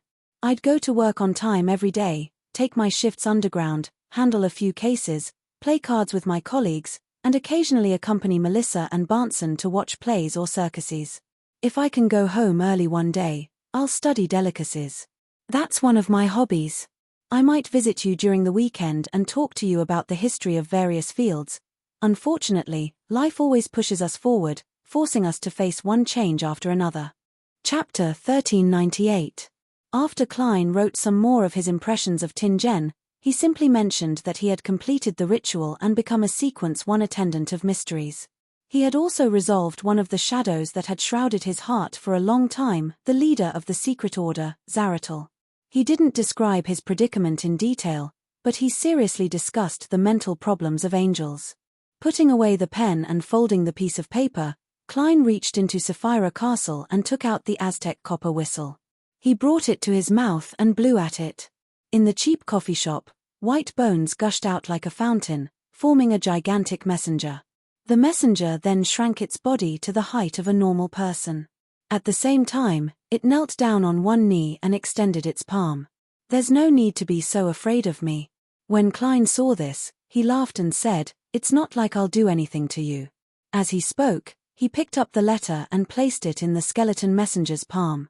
The messenger nodded heavily a few times, unsure of what it was agreeing to. Then, its body disintegrated, turning into white bones that drilled into the ground. At this moment, the boss brought over coffee, oatmeal bread, and lamb stew with tender peas. As Klein enjoyed the breakfast that wasn't too delicious but had a rich commoner's style, he looked out the window and enjoyed the morning scenery without any destination in mind. He admired the pedestrians, carriages, trees, fog, food, and machinery that formed this scene. If there's no apocalypse, it's best to maintain the lifestyle I had back in Tingen and lead a rather comfortable life. I can handle most cases, and it's best if I have a Sequence 7. Magicians have many tricks up their sleeves. If they're prepared, they won't appear too weak against a Sequence 6 or 5. As for a faceless and a marionettist, one can easily get lost when acting, while the other can easily lose control when advancing. They are relatively dangerous. Of course, if there's a sealed creeping hunger, that would be perfect. Klein casually let his thoughts wander as he thought of the creeping hunger that had fallen into Amorn's hands. He didn't know how Amorn would treat this sealed artifact, but he felt that an item at this level wouldn't be of much value to an Angel of Time. After playing with it for a period of time, it would be thrown into a dark and hidden warehouse. I wonder if there's a chance to get it back. Just as this thought flashed through Klein's mind, he suddenly felt a little guilty. Even if he could snatch creeping hunger back from Amorn's hands, he would toss it into the junk pile, waiting to bestow it to a blessed or believer who needed it. It was no different from being in Amorn's hands. Klein quickly diverted his attention. This time, I lost the magic mirror again. Adam probably wouldn't be interested in a saint-level mirror like this. Perhaps I can take it back. No, a road seems to have spewed out from the Chaos Sea. In certain matters, it might be able to be a medium. Sigh, I just hope that Adam doesn't damage it. Wait until I think of a way to retrieve it. After becoming an attendant of mysteries and gaining further control of Sapphira Castle, Klein already had a certain level of authority over concealment. Whenever he was thinking about something important, there would always be a faint shadow around him that no one else could see. This was the land of mysteries, which was equivalent to the prototype of a divine kingdom. Therefore, he now dared to directly think of Adam's name. After sighing, Klein suddenly recalled something. He hurriedly got the worms of spirit that were guarding Sapphira Castle to graft a certain spirit world region that he had located during his advancement. Following that, he ate the rest of the lamb stew with tender peas and the last piece of oatmeal bread that was stained with the soup. He finished the coffee beside him. After putting on his top hat and standing up, Klein took a step forward and directly entered the spirit world region that corresponded to Utopia. Then, he removed the graft and returned to the ruins of Utopia through the spirit world region. This was an indirect teleportation effect achieved by using the graft and his ability to freely enter and exit the spirit world. Of course, the premise was that he could locate the corresponding spirit world region. On this point, as the owner of Sapphira Castle, Klein had a unique advantage. As for the attendants of mysteries like Zaratul, they could only rely on preparations. Klein, who had stepped into the ruins of Utopia, looked around and discovered that the collapsed houses and charred corpses shimmered with different colors. They were the beyonder characteristics of the monster marionettes, the wealth that Klein had accumulated in the forsaken land of the gods. This might be useless to him, but he still had many believers and the number of blessed that would gradually increase. As a deity, he had to reserve some beyonder characteristics to bestow. Thankfully, the Lord of Storms didn't sweep them away. As Klein muttered to himself, he couldn't help but feel grateful to Leodero. East Chester County, in the Hall family's manor. After the sun finally rose, the tormented people returned to their rooms to catch up on their sleep. Only Alfred, Earl Hall's personal bodyguards, the deacons sent by the Church of Evernight, and the Nighthawks were left behind to investigate the cause of last night's incident. Audrey used the golden retriever, Susie, to monitor the development of the situation as she opened the bedroom door and walked in. In the weak sunlight that shone through the curtains into the room, a figure sat quietly on a high stool like a large doll. It was a giant rabbit with snow-white fur. Audrey raised her eyebrows and said in a low voice, "Mr. Roth." This was Mr. Roth of psychological alchemy, who had previously pursued the mind dragon Arihog. He was suspected to be in existence with the identity of Hermes. At the same time, Audrey reached back and closed the door on her own accord. Using this action as a cover, a crimson tattoo that resembled a star flashed on the back of her hand. "I'm sorry for using you." When the door closed, the giant white rabbit took the initiative to speak. "However, I might have been used by someone." Audrey thought of the door and window opening in the middle of the night. She took 2 steps forward and replied thoughtfully, "There's no need to apologize. Just don't disturb me in the future." She was tactfully expressing her wish to leave psychological alchemy, hoping that no one would come looking for her in the future. The giant white rabbit looked at her with its bright red eyes for a few seconds. "Your former wish was to protect your parents and family, but don't you think that you've been embroiled in too much trouble? The danger you bring to them outweighs the help you can provide." Audrey fell silent and didn't say a word for a long time. Typically speaking, a saint can indeed give one's family and family more safety, but the premise is that they aren't involved in a battle between angels or deities. Or, they have a sufficiently powerful organization to rely on, a true reliance. Upon seeing this, the giant white rabbit slowly said, "I have 2 gifts to express my apology. You can freely choose one." "2?" Audrey asked in a low voice. The giant white rabbit nodded, causing its ears to tremble. "One of them is Miss Pride, who has truly become psychological alchemy. We can ignore your other secrets and acquiesce in your other actions, as long as you don't leak our secrets and bring danger to psychological alchemy. Of course, there are certain disadvantages. You will have to bear some responsibilities and may be involved in a lot of trouble. The only difference is that you can get a lot of help and be rescued in time." "And the second one?" Audrey had no intention of getting compensation from psychological alchemy. The secret organization not bothering her was the best apology. Furthermore, she was very suspicious of Mr. Roth's true intentions in apologizing. She felt that it might be another form of exploitation. The giant white rabbit replied very calmly, "I can help you split an identity and let her stay with your family to provide some protection and emotional comfort, while you stay away from them and live in this world with another identity. This way, the trouble you get involved in won't affect the people you want to protect. In the Beyonder world, at certain times and under certain circumstances, staying away is the best protection." Audrey fell silent again. Her green eyes were like the still surface of a lake. "You don't need to answer me immediately. You can also combine the 2 methods." The giant white rabbit left the high stool and stood up. "You know how to enter the Garden of Eden."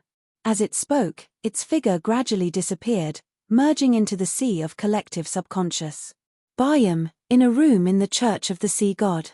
The oracle Danes, who was dressed in a gorgeous robe, sat on a chair and silently looked at Alger Wilson opposite him. The sleepiness he had accumulated from waking up in the middle of the night was completely gone. A cardinal of the Church of the Storm actually wanted to defect to the Church of the Sea God. This was a huge matter in the field of religion, in the mysticism world, and in international politics. Even though he only had a superficial understanding of the Church of the Storm, Danny's believed that with their style of doing things, they definitely wouldn't let this matter go.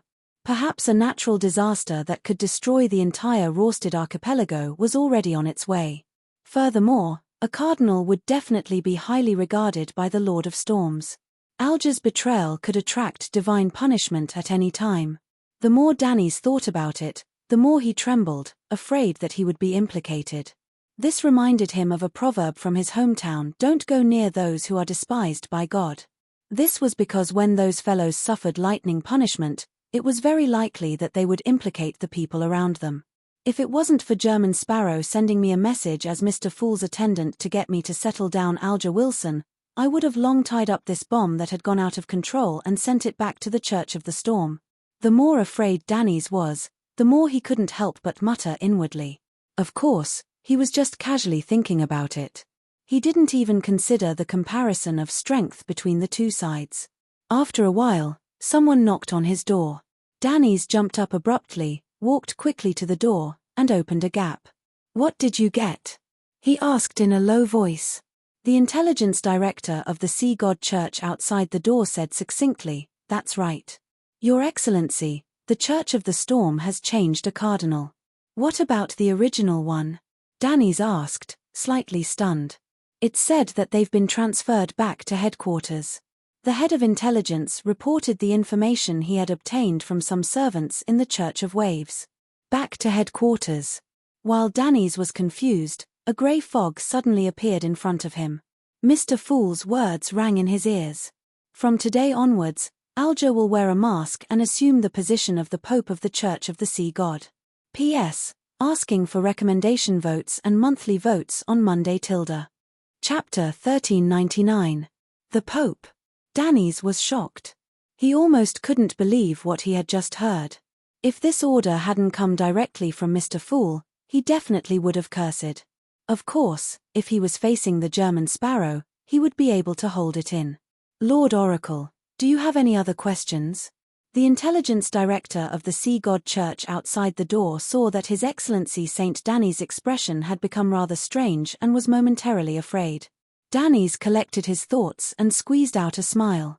"Pay close attention to the Church of Waves." "Yes, Sir Oracle."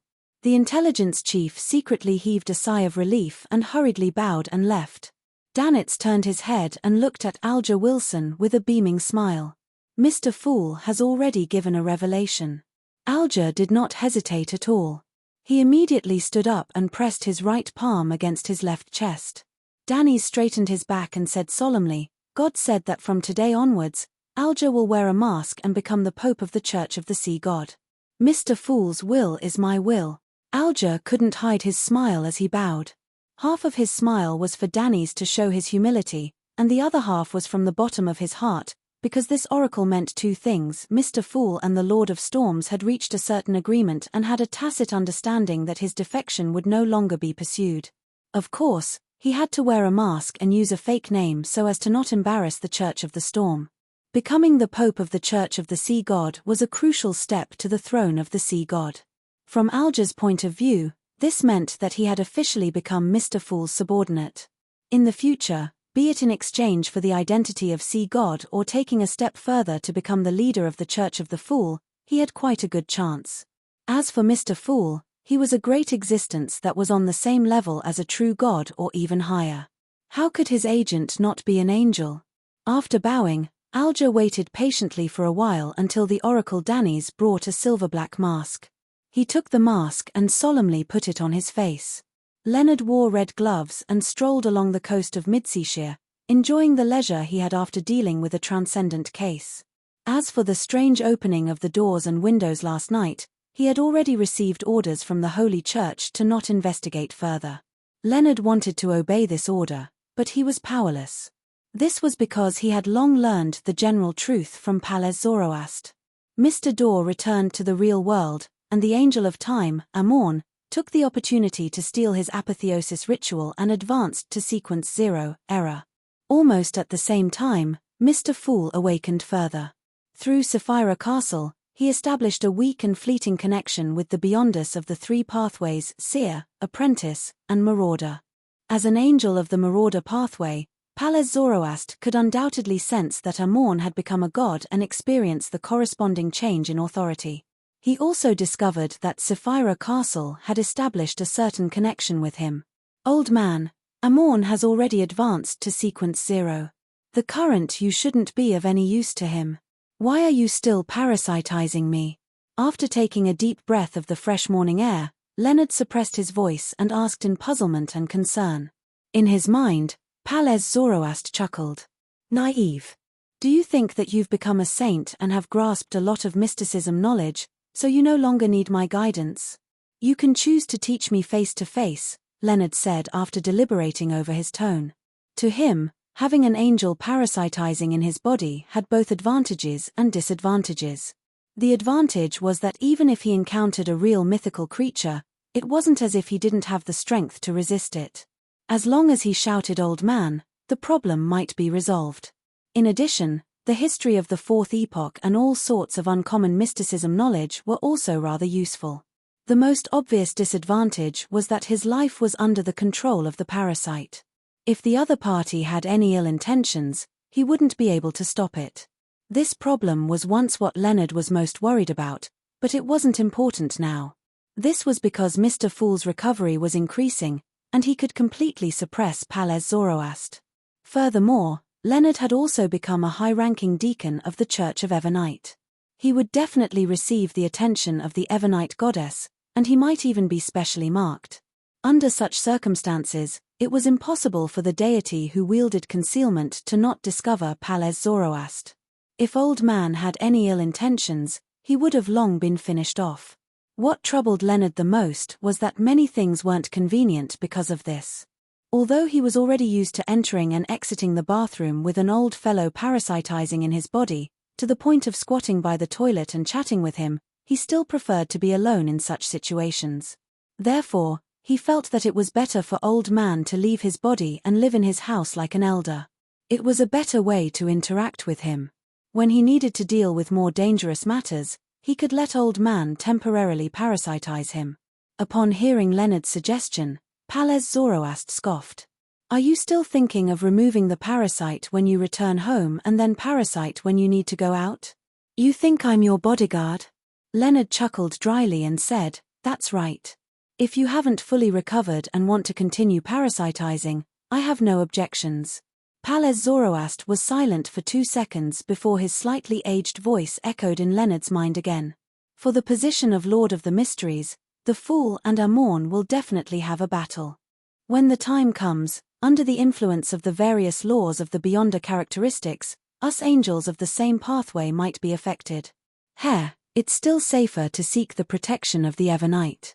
When the Lord of the Mysteries is born, even if you beg me to parasitize you, I won't even think highly of you. Leonard was slightly stunned when he heard that as he subconsciously repeated a name. Master of the Mysteries. This isn't something you can understand in depth. Of course, with me around, there's no need to worry too much, Palez Zoroast said with a sigh and pride. Leonard was just about to take the opportunity to ask when he suddenly saw a red gloves running over with a telegram in hand. Your Excellency, a telegram from the Holy Cathedral, the team member said respectfully with a bow. Leonard nodded slightly and took the telegram. He quickly scanned through it. Head to the southern continent and participate in the operation to annihilate Rose School. Southern continent. Rose School. Leonard extracted the two most crucial words. He quickly returned to the largest cathedral in the city and used a large-scale ritualistic magic to establish a connection with the Holy Cathedral. In his dream, he met the Pope, Mara Moriana, and other high-ranking figures. After a simple exchange, Leonard roughly understood the essence of the mission. The various Orthodox churches would each send 3 to 4 demigods to the southern continent to annihilate Rose School, which had been very active since the all-out war. This was a long-term mission because the demigods of Rose School knew how to hide their whereabouts. They were rather secretive and weren't easy to find, lock onto, or deal with.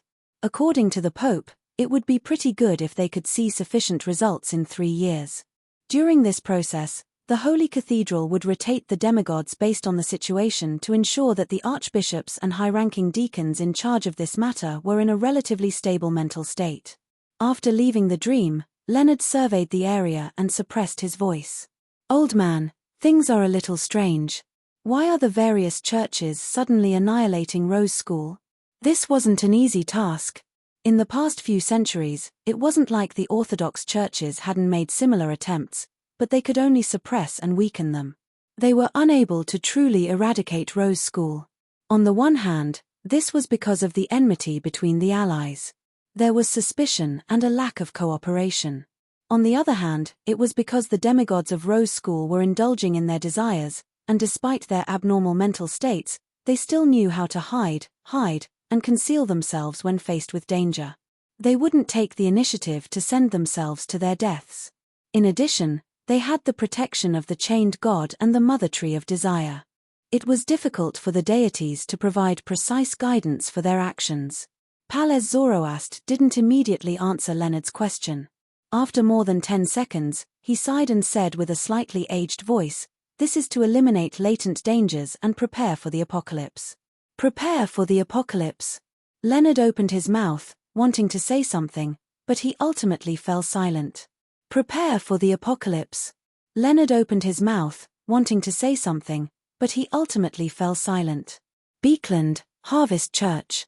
Just as Emlyn White entered the hall, before he could head to his room and change his clothes, he saw Father Yutravsky stand up in the front row like a mountain rising from the ground. "The Mother Goddess wants us to head to the southern continent and bury those Evilders," the Blessed said in a deep voice. His voice echoed in the hall like a slow rumble of thunder, shocking the praying sanguine believers to open their eyes. So last night's dream was real.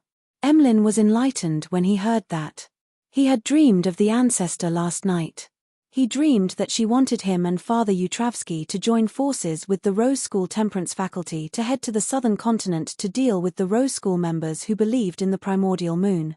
Of course, if there was a chance, he couldn't spare the enemies who believed in the mother tree of desire. As there were often fake revelations, Emlyn didn't take the dream to heart.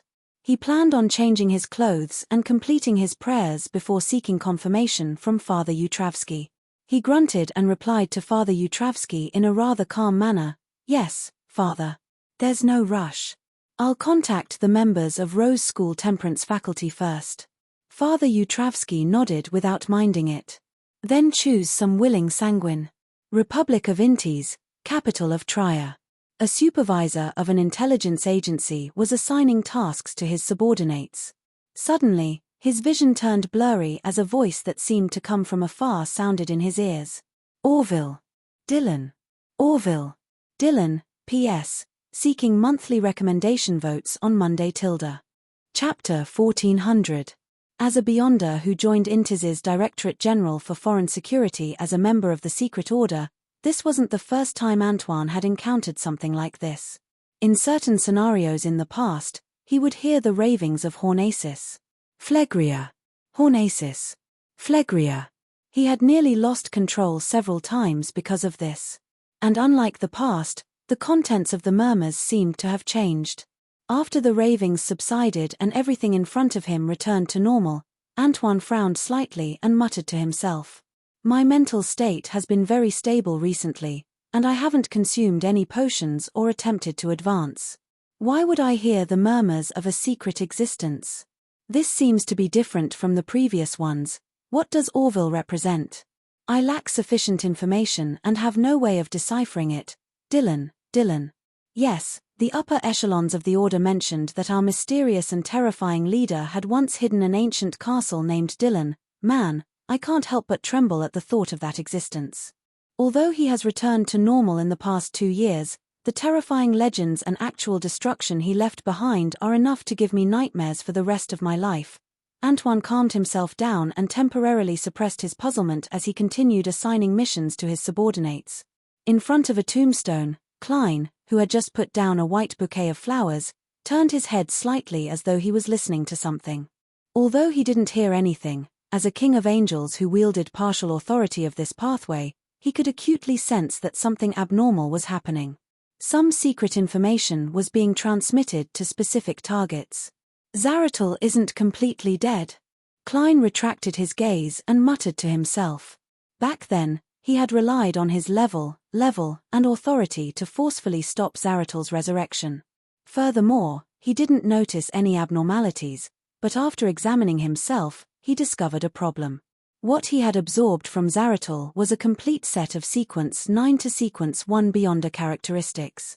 In other words, it only contained a Miracle Invoker Beyonder characteristic. And Snake of Fate Will or Septin had said that Zaratul was the same as the ancestor of the Antigonus family. He had an additional set of Miracle Invoker Beyonder characteristics. Therefore, there was no doubt that Zaratul's Miracle Invoker Beyonder characteristic had vanished. As for whether he was missing Scholar of Yore, Bizarro Sorcerer, and other Beyonder characteristics, Klein had no way of guessing due to his lack of understanding of Zaratul. Based on this situation, Klein had long suspected that Zaratul wasn't completely dead. Of course, it wasn't that simple for him to resurrect him. This was because he didn't have many enemies that could restrain him. When Zaratul was able to separate out a Sequence 2 Beyonder characteristic, he was undoubtedly a Sequence 1 attendant of mysteries. There weren't many enemies he needed to face that could restrain him. Every one of them had to be dealt with the utmost caution. Therefore, Klein used he who he Beyonder, and he used Bay. He who him who he God was he bade Innes.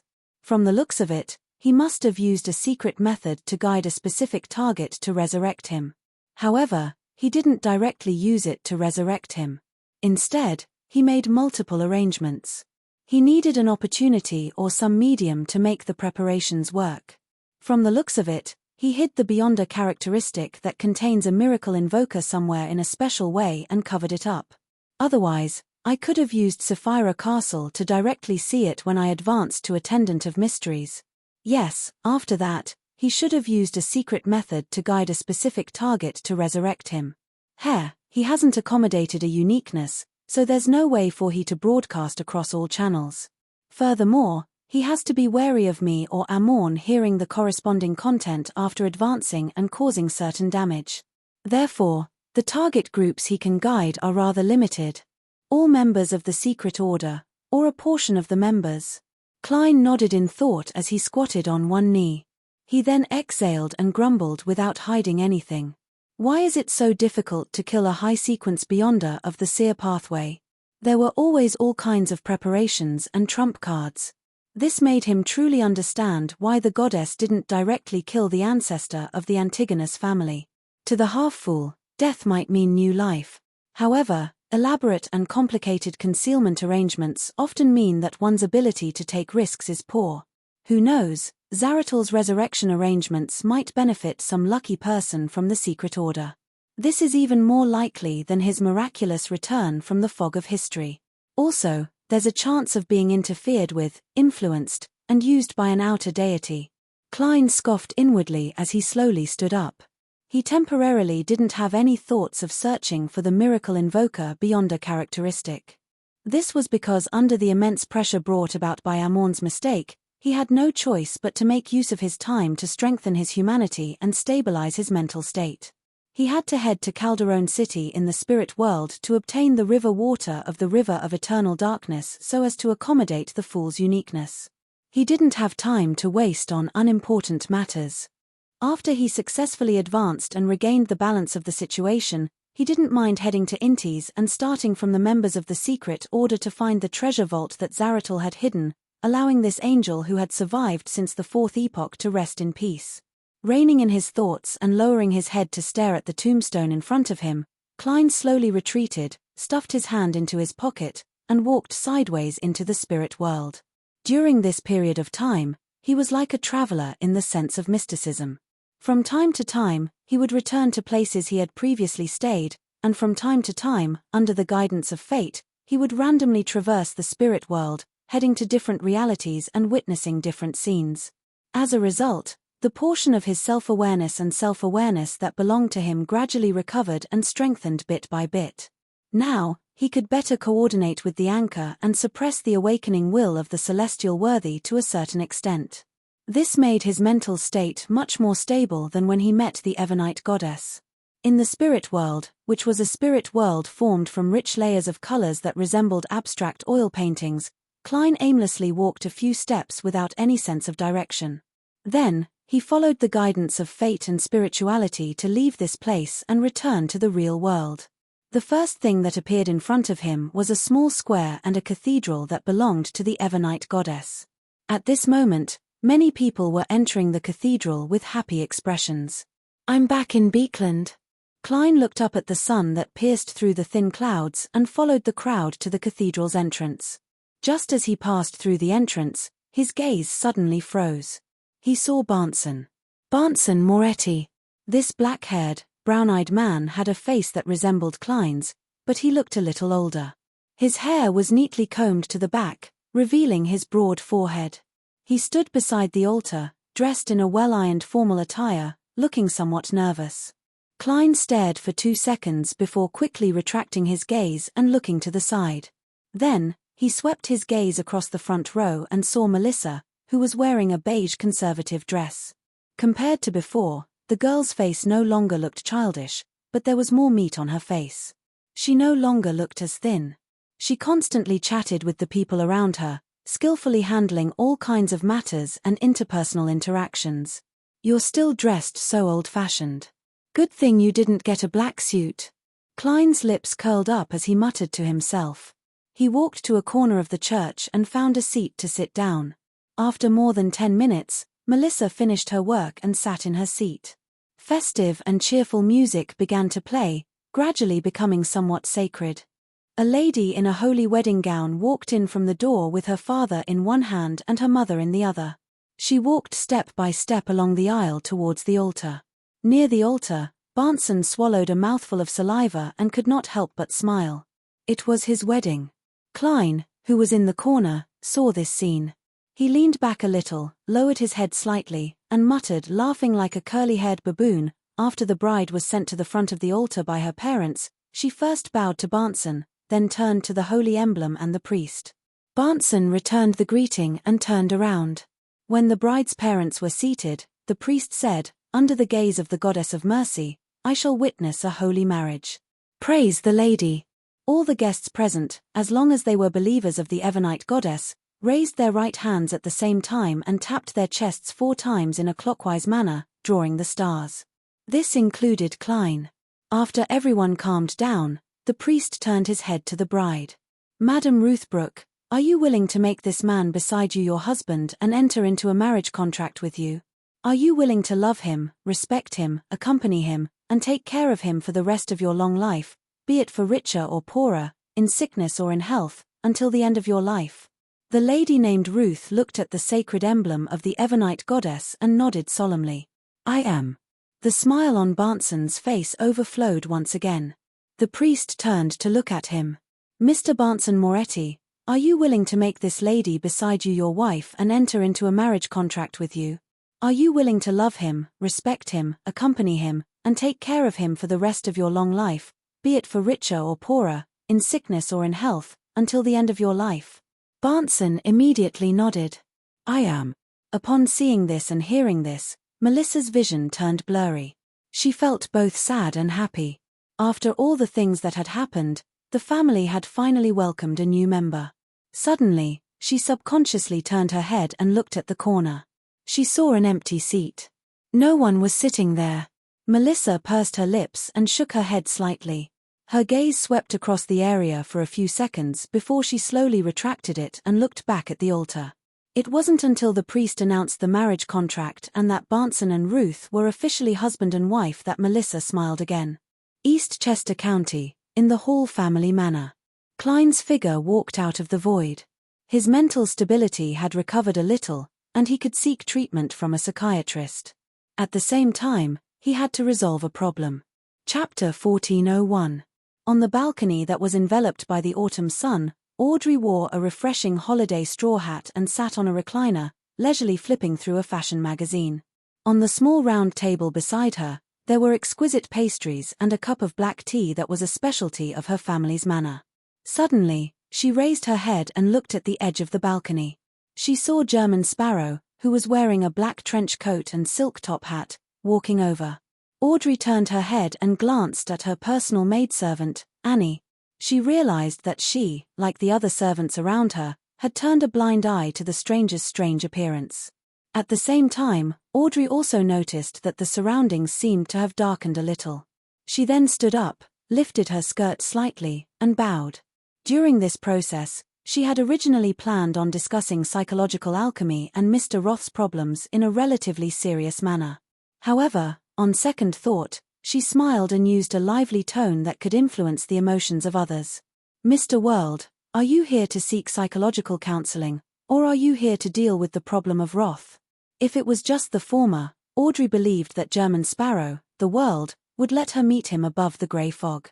It would be more convenient and faster. Therefore, this angel was definitely shouldering Mr. Fool's instructions, a mission that needed to be completed in the real world. At the same time, she acutely sensed that Mr. World's emotions were rather complicated. He was satisfied, happy, depressed, and sad. To German Sparrow's attending physician, such a situation wasn't rare. It often meant that the other party needed to be enlightened or comforted. Both. Klein pulled a chair over and sat beside the small round table. "Do you want black tea or coffee?" Although Audrey hadn't taken the initiative to investigate Mr. World, she had met Dawn Dantes many times. They had participated in meetings, banquets, and balls together, and under the keen observation of a spectator, many details weren't secrets. For example, Audrey knew that when Dawn Dantes was German Sparrow, his tastes were sweet, oily, and a little sour.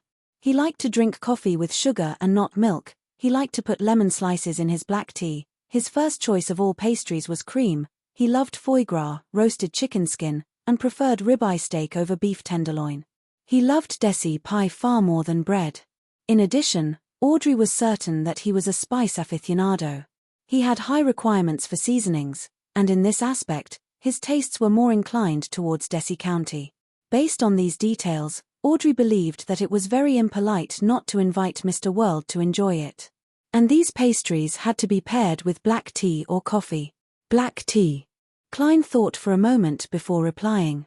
Miss Justice's relaxed, natural, and amiable attitude made him feel a lot more relaxed.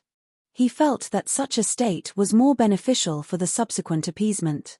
In that case, enjoying the pastries while undergoing psychotherapy was definitely better than the other choices. Another cup of black tea with extra lemon slices. Audrey turned her head to the maid, Annie. Annie wasn't surprised by such an order at all. She felt that everything was reasonable. She turned around and walked to the balcony's entrance, instructing the servants standing there. Audrey wasn't in a hurry to undergo psychotherapy, nor did she ask Mr. World the reason for his mixed emotions. With a smile, she seriously introduced the manor's specialties, using it to compare it with Dawn Dantes's mega manor. She naturally explained the current situation of the butler and servants. Some stayed in the manor and continued their previous work. With Mega Manor's output, it wasn't a problem to provide for them. There was even quite a bit of surplus that could be used to repair the house and donate to charity organizations. Audrey would only periodically send an accountant, a deputy butler, and a staff member of the foundation to check on them. Some felt that they didn't have a true employer and were unable to play their role. They felt ashamed of the salary they received, so they chose to resign and find other jobs. Some became interested in charity activities and found a new meaning in life. They joined a foundation under Audrey's name. Klein listened quietly, occasionally raising a question as though he was chatting with a friend. When the black tea was served, he picked up the cup, took a sip, and nodded in satisfaction. After watching him eat a piece of cream cake, Audrey's green eyes darted around slightly. She smiled and said, "To an angel, food doesn't seem to be a necessity." "Yes, it's just a hobby," Klein answered simply before adding, "It can be used to maintain one's humanity." Maintain one's humanity. Audrey repeated in thought. This is to resist godhood. Your current mental problems are also of this type. She very gently brought the topic into the field of psychotherapy. Klein nodded slightly. Yes. You should have had a certain level of experience. Every Beyonder who has obtained godhood will definitely have such experiences. The only difference is how much. Audrey thought about it seriously and said, occasionally, I would dream of a ball of light, a light that illuminated the entire world.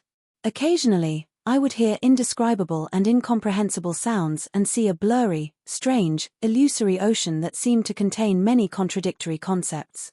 It was definitely an illusion, but it was so real.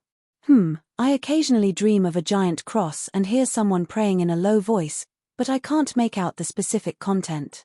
The second is likely an indirect corruption from the Sephira of the Chaos Sea and the spiritual will within. The third seems to be visionary Adams beginning to influence the Beyonders of the same pathway. The first is the primordial one who awakened in the ancient sun god's body, the ancient god. Klein thought for a moment and said in a low voice, the original creator created all things and also split them into various Beyonder characteristics. This is the source of the Beyonder. Therefore, every one of us has godhood in us. We all have the will of the original creator. When more Beyonder characteristics are gathered, he will awaken bit by bit and replace us. He explained the root of the problem in the most common, vague, and non-polluting manner. This had been discussed at the Tarot Club, so it wasn't difficult for Audrey to understand. She thoughtfully said, that's why we have to use humanity to fight godhood. At the same time, we have to use an anchor. Yes, the light you dream of, the indescribable sounds you hear, and the illusory sea you see are such a type of corruption. As for the giant cross and the prayers, it should be the influence visionary Adam exerts on the Beyonders of the same pathway. Klein specifically pointed out the difference between the two situations. Audrey subconsciously sat up straight and looked around. She looked a little afraid. German Sparrow actually said the name that couldn't be mentioned. Don't worry. He can't hear it with me by your side, Klein explained. Audrey retracted her gaze and didn't hide her surprise. You've already advanced to Sequence 1? That's way too fast. He has only been a Sequence 2 angel for half a year. Klein frankly replied, yes. He can be considered a king of angels. Audrey was silent for a few seconds. She pursed her lips and said with an annoyed smile, I almost had a psychological problem just now. Klein smiled as well. Personally, becoming the king of angels might not be a good thing. Yes, high-sequence Beyonders of the spectator pathway have to pay special attention to their mental state. To other pathways, the increase in godhood and the deepening of corruption is rather obvious, but it's not the case for a spectator. You have to constantly examine yourself and check yourself. You have to trace any tiny changes in your personality and understanding to the source. Make sure that there's no problem and that it's a normal change. Otherwise, you might unknowingly become another person, coldly killing the people you wanted to protect the most. It's not easy for Beyonders of the spectator pathway to go crazy, but it's also the easiest for them to go crazy. Audrey replied cautiously, I understand. Following this topic, she began to ask, your mental state is unstable and you have psychological problems. Is it because you became a king of angels in a short period of time that exceeded expectations? Yes. Klein drank a mouthful of black tea and said, the will in my body that doesn't belong to me has already recovered to a large extent. At present, I can barely suppress it and maintain initial mental stability. As Audrey listened to German Sparrow's description, she used her Beyonder powers to observe and analyze. After he finished speaking, she revealed a smile that could soothe one's soul. I have a general grasp of your current situation. The initial treatment plan is divided into 2 steps. I'll first enter your mind world and awaken more of your memories related to humanity. Oh, it doesn't include the ones that will make you want to give up in pain. Following that, when the godhood reacts, I'll use placate, hypnosis, and other Beyonder powers to weaken the corruption and negative effects it brings, helping you better suppress it. Klein fell silent for a moment before saying all right. He decided to use his unique ability to remain lucid when others entered his dream and mind world. He first gathered the memories related to the Fool and grafted them onto the worms of spirit above the grey fog. At this moment, Audrey got her maidservant, Annie, to bring her a pale white scarf. Following that, she used the thin scarf to cover her eyes and ears. Klein looked at this scene in surprise as he waited for Miss Justice to give him an explanation. After Audrey tied the scarf, she smiled and said, "This is a hypnosis. It's a hypnosis that seals the spirit body's perception. This way, even if I enter your mind world, I won't be able to see or hear the awakened memories. Of course, I'll retain my spirituality's intuition. Otherwise, I wouldn't have been able to find your island of consciousness, nor would I have been able to sense the changes in your godhood. I could have just hypnotized you directly, but you're already a king of angels. I was worried that I would be affected by your consciousness, so I used a ritual with symbolic meaning to complete the hypnosis and strengthen the effects." She explained in an unhurried manner, calming Klein down without realizing it. He nodded gently. "All right, let's begin. P.S. Update first before making any changes." Chapter 1402. After opening the door to the body of heart and mind, Klein carefully extracted the memories related to the fool, gathered them together, and grafted them above the grey fog. Following that, he saw Audrey, with her soft blonde hair draped over her shoulders and a white scarf wrapped around her eyes, walk up the ancient stone staircase from the sea of collective subconscious and step by step onto her mind island. After a moment of hesitation, Klein no longer allowed that portion of his consciousness to reside high in the spirituality sky. He gave up the corresponding control and allowed them to return and fuse together. If he didn't do so, he would remain absolutely rational during the subsequent psychotherapy. He wouldn't be moved by the various memories, and he would lose the possibility of enhancing his humanity. This meant that Audrey's treatment was destined to fail from the very beginning. After relying on her spiritual intuition to reach the mind island that resembled the world of dreams, Audrey stopped and opened her arms slightly. She then recalled her parents' love for her, the excitement she felt when she first became a Beyonder, and the joy she felt when she truly helped others. She used this to change her emotions and emit the corresponding fluctuations. This was a way for her to awaken the memories related to German Sparrow's humanity. It was a Beyonder manifestation of the effects of empathy. Scenes that were either treasured or filled with deep emotions flashed past Audrey's consciousness. Beneath her feet, on the surface of the island that represented Klein's mind, dots of firefly-like light penetrated the soil and floated up. Every dot of light presented a different scene. A child took a step forward with his short legs and received an ice cream. A student used a textbook as a cover to secretly read and read comics. A youth sat in front of a computer desk at home, engrossed in playing games. Suddenly, he heard the sound of a key being inserted into the keyhole and gently turning it. He suddenly jumped up, forcefully switched off the computer, and rushed back to his room. After that, he was so happy that his footsteps felt a little unsteady when he realized that his actions hadn't been discovered. He went to the living room to ask his mother for pocket money, and in another moment, he wandered to his father's side and casually asked some questions about his studies. A young man and his companion pushed a bashful friend into the corridor, right in front of the girl he had a crush on. Then, they turned around and laughed loudly. A slightly childish young man peeked downstairs and watched a figure leave, but he couldn't open his mouth no matter what. An employee with a slightly protruding belly returned home on vacation. He waved his hand impatiently and told his parents not to take food for him or introduce him to a blind date. But when he calmed down, he stared at his parents' white hair in a daze. A rather scholarly man, his brother, and sister moved house together. They looked at the dirt and dust on each other's faces and laughed out loud. Klein sat at the small round table on the balcony, one hand holding his hat, the other hanging in the air, as if he wanted to put it on his face. Two transparent water droplets slowly slid past the bridge of his nose and fell into the void. Klein closed his eyes. His expression was gentle and sad. In his mind island, Audrey seemed to have turned into a whirlpool of emotions, gathering the memories of her kind. Just as the sky above the entire island was filled with light spots that resembled fireflies, a faint grayish-white fog spread out. In the fog, a door of light that was dyed bluish-black was faintly discernible. It was formed from illusory and resplendent spheres of light. The main body of each sphere of light was a transparent, ringed, or star-like insect. They hugged each other and intertwined with each other, like creatures from myths and legends.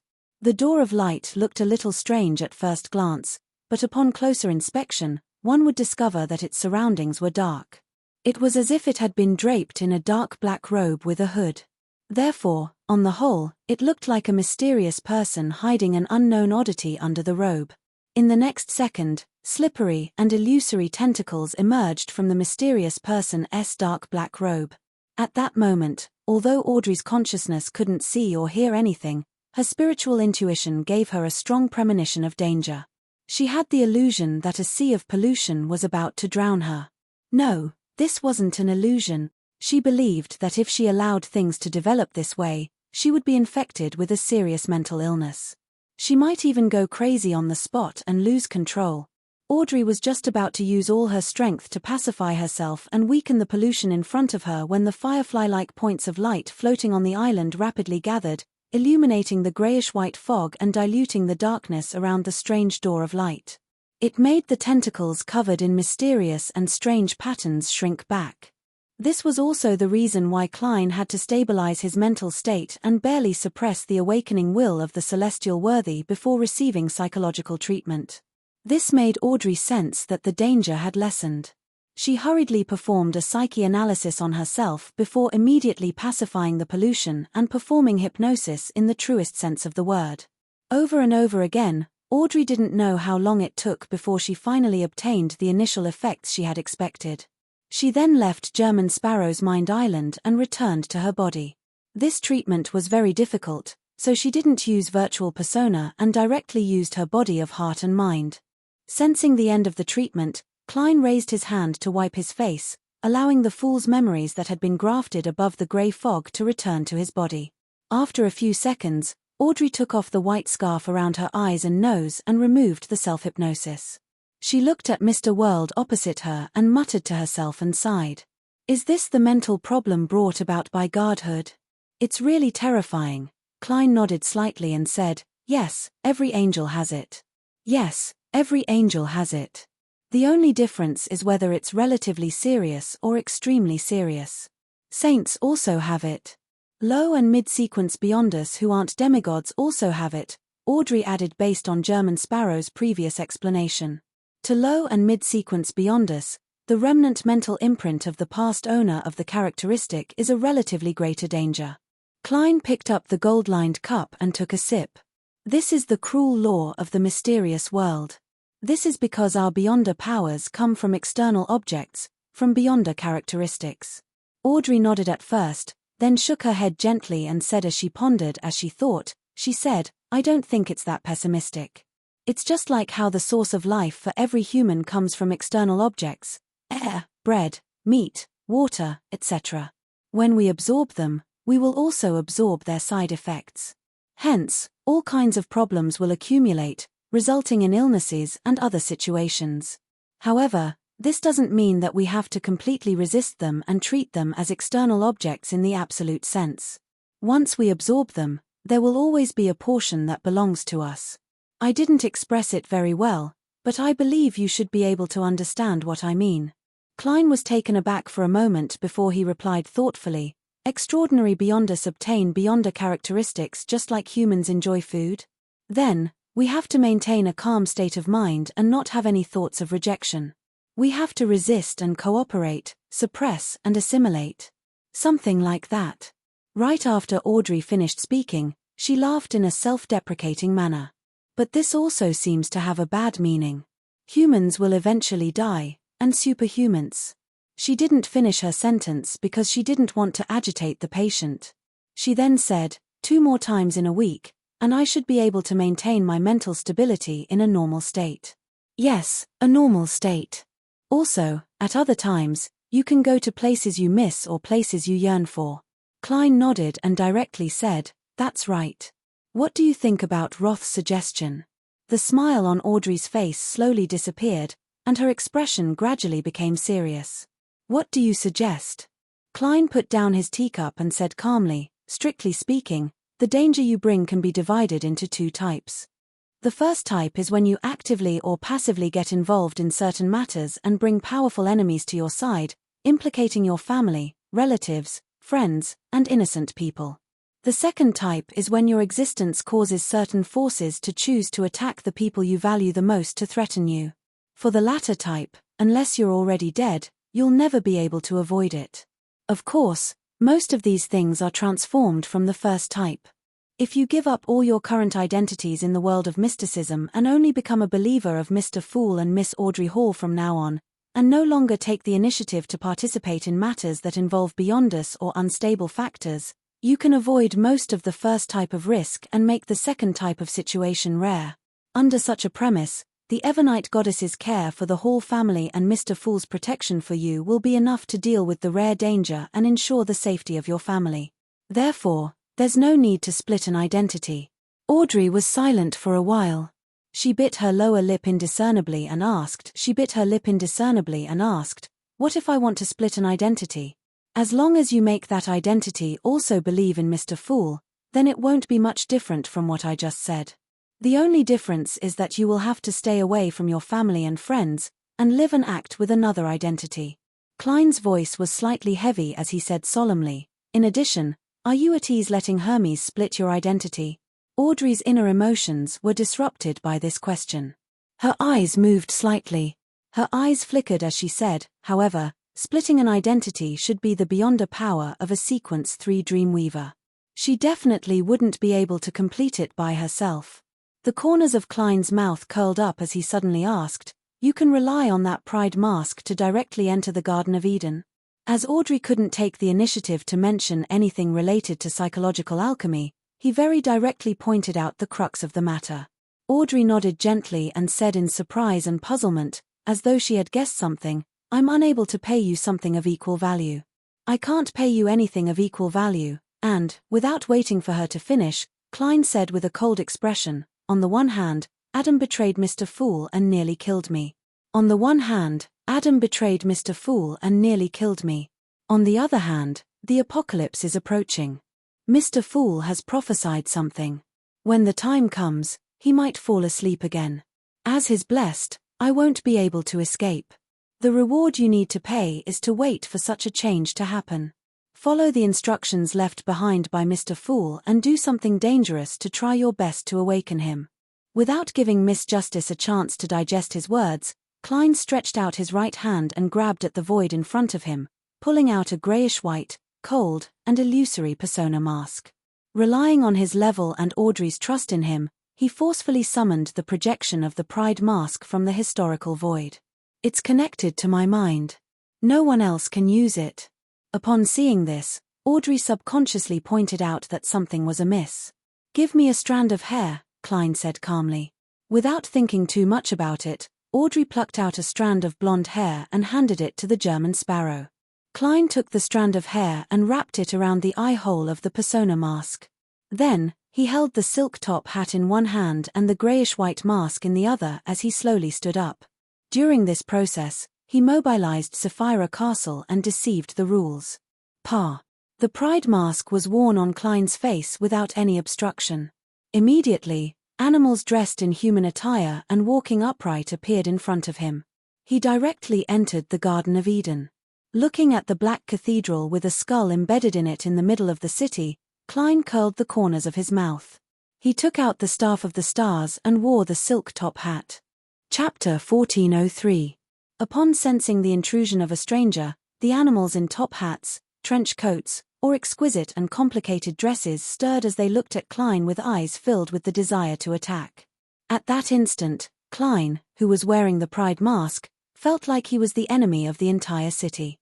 He was no stranger to the situation in the Garden of Eden, having watched the council meetings through Miss Justice. He knew that the animals that walked upright on the streets and dressed up as humans were different manifestations of bestial desires. They were more inclined towards consciousness, concepts, and abstractions, and not corporeal entities. In other words, they didn't have spirit-body threads, so they wouldn't suffer any physical harm. If not, Klein could have hung these animals up neatly and hung them in midair, letting them sway in the wind. In the next second, with the bear that was about to burst its formal attire, the animals in the Garden of Eden either bared their fangs or growled softly as they surged towards Klein from all directions. Once one was hugged or bitten by them, they would be corrupted by the corresponding bestial desires. They could only rely on their own will or the various beyonder powers of a few pathways like a spectator to resist it. Faced with such a situation, Klein, who was wearing a half-top hat, tapped the staff of the stars and didn't panic at all. He raised his left hand, spread open his fingers, and suddenly closed them. The Garden of Eden, which was made up of Gothic architecture, was immediately shrouded in a shadow, as though a huge curtain had been drawn over it. Realm of mysteries, the embryonic form of a divine kingdom. Klein used this to seal the Garden of Eden, preventing the powerhouses here from escaping. Right on the heels of that, he propped his cane on the ground and walked forward step by step, like a gentleman taking a stroll after cooking. The animals that were wearing human clothes and imitating humans rushed to his side. They naturally changed directions and hugged each other in pairs. A python with its forked tongue swallowed the canine creature that was filled with the desire to mate. A strange man with a colorful spider face used a silk net to entangle a giant rat with scarlet eyes. A tyrannical and crazy werewolf tore at a languid cat. A brown bear wearing a formal attire that walked upright hugged a fox with glossy fur. These animals that represented different aspects of bestial desires fused with each other, forming pairs to offset each other. Klein, who wielded the authority of grafting, slowly walked past them, as if he was examining humanity and bestial desires. Just like that, he walked step by step until he reached the huge church that was more than 80 meters tall and stopped.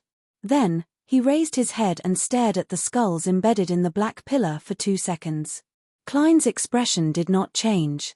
He raised his left hand to press down on his top hat and walked down the stairs into the church.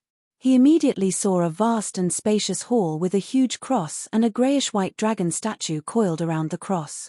In front of the cross, and man there was a long table with 5 chairs on each side. At this moment, there was a man sitting in a black wheelchair at the end of the long table. His face was abnormally pale, and his light yellow eyebrows were very long. His hair was neatly combed back, and there were some wrinkles on his forehead. This was the leader of psychological alchemy, Pauli Durlau. At the same time, he was also the famous hermit Eric Derrick and the king of the Black Throne, Barrows Hopkins. Of course, no one knew if this was his main body or one of his identities. Seeing the German sparrow, who was wearing a silk top hat and a black trench coat, slowly and oppressively walk over, Pauli Durlau gripped the armrests of his wheelchair tightly. When the other party entered the Garden of Eden, he didn't hesitate to leave the Mind City, but he failed to do so. The pride mask on the other party's face seemed to be mocking him. Phew! Pauli Durlau quickly calmed his emotions, and his eyes lit up with a clear and illusory light. Such a light condensed into pairs of holy and dreamy wings in front of him.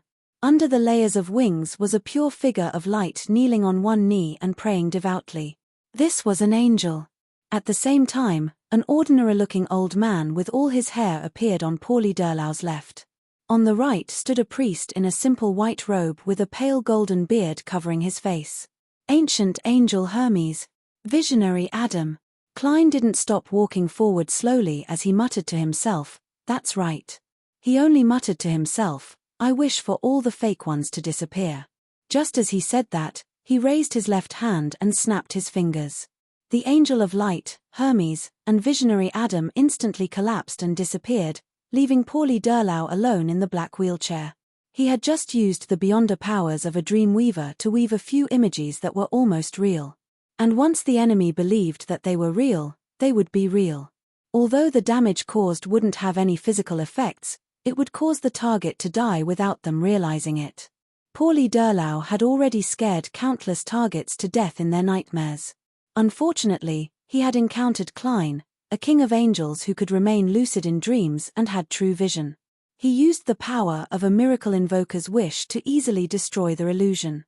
Upon seeing this, Pauli Durlau's eyelids twitched. Without any hesitation, he propped himself up with his hands and stood up from the black wheelchair.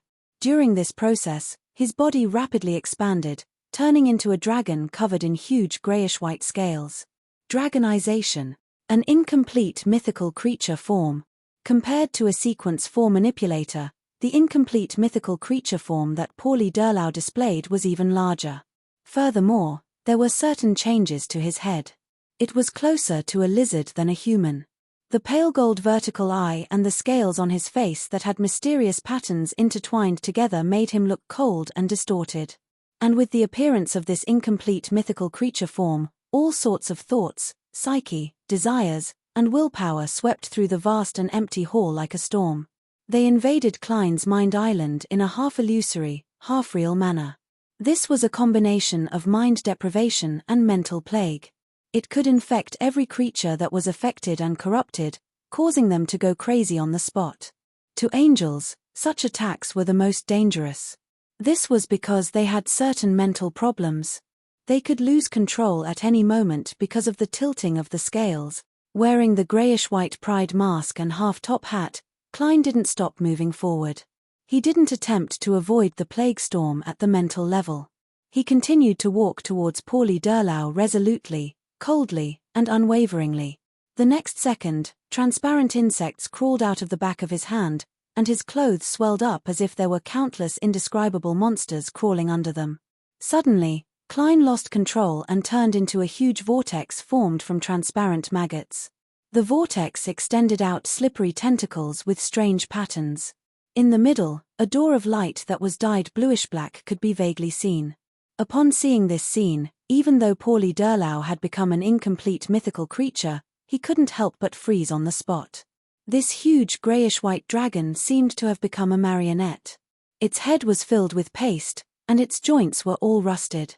He had looked straight at a mighty existence that he shouldn't have looked straight at. Above the grey fog, Klein, who was sitting in the fool's seat, immediately dispersed the historical projection that had lost control. The moment he entered the Garden of Eden and drew the Staff of the Stars, he switched locations with the historical void projection summoned by the Worms of Spirit in Sapphira Castle. He directly returned to his ancient palace. Although he knew very well that visionary Adam had gone to the forsaken land of the gods and was attempting to fuse with the true Creator, making it impossible for him to descend with his true body for the time being. At most, him could send another identity, completely unable to do anything to him, a king of angels among kings of angels. However, he still felt that he had to be cautious to prevent himself from falling into Adam's or Amon's trap. Following that, he summoned his former self from the fog of history.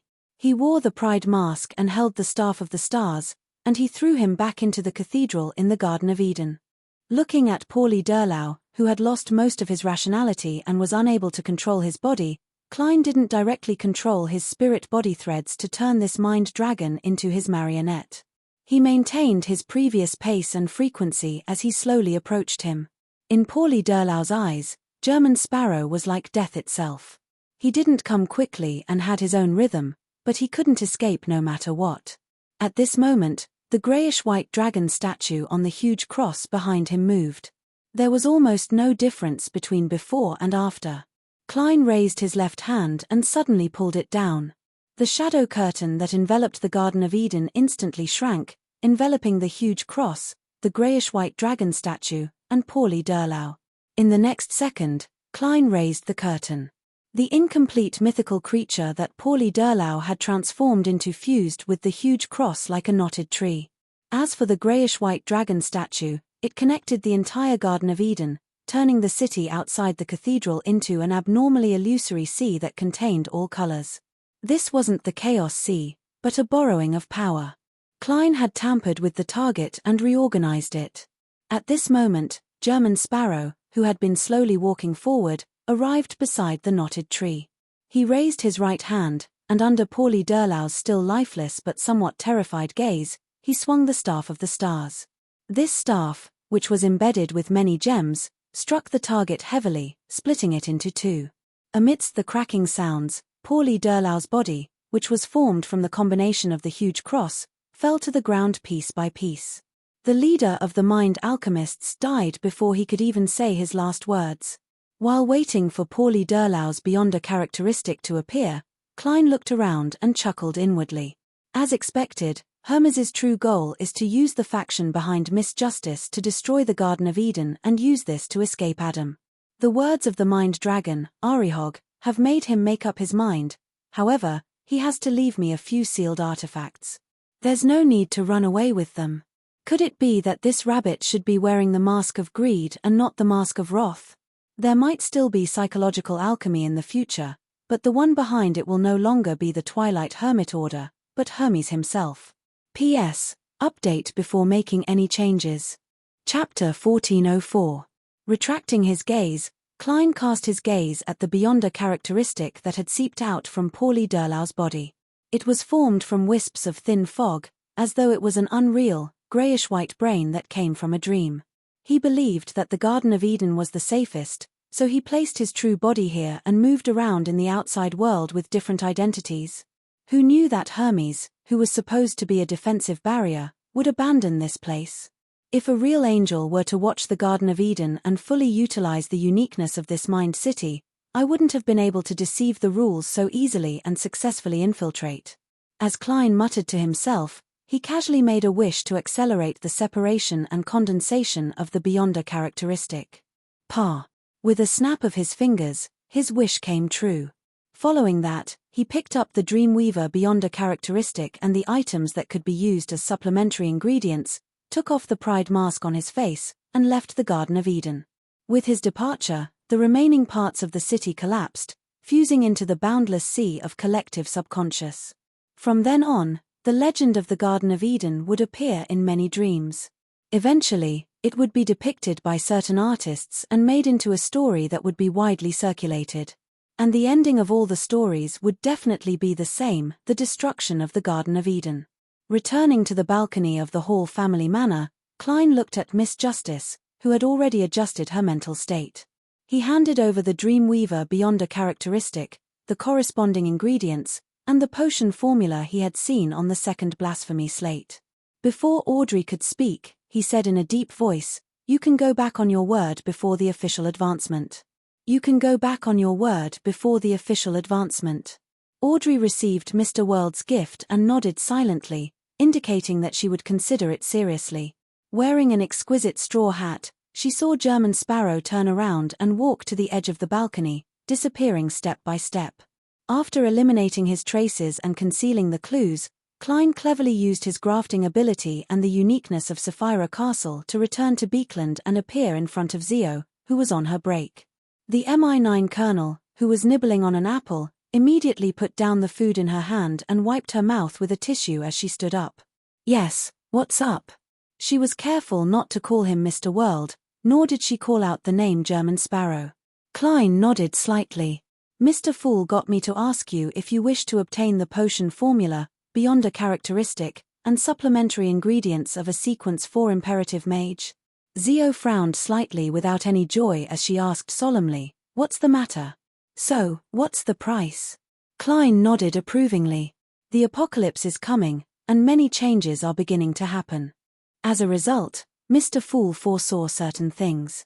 At that time, it is very likely that he will fall into a deep slumber again, and as his blessed, his left hand, I will not be able to escape. The price you need to pay is to follow the oracle left behind by Mr. Fool when such a situation really happens. Do something that might be dangerous or easy, complicated or simple, long or short to awaken Mr. Fool." As a seer at the King of Angels level and the owner of Sapphira Castle, Klein had long been able to make a certain level of prophecy. Recently, he had seen some blurry scenes and had some inspiration. Therefore, although his thoughts weren't too clear, he definitely made all sorts of arrangements. "Now, I'm the real charlatan." He lampooned himself inwardly. Before Zio could speak, he added, "You can choose to reject it. You can choose to refuse, but you are not the only choice." Zio believed that Mr. World wouldn't be sarcastic about such matters. She didn't immediately answer as she seriously considered the matter. If it wasn't for the apocalypse, she felt that she would have rejected it. Although a demigod was powerful and terrifying, able to dominate a battlefield and control the fates of others, making them creatures with true godhood, becoming a Sequence 4 wasn't that urgent for her. As a Sequence 5 disciplinary paladin and a colonel of MI9, her strength ensured that she could complete most missions.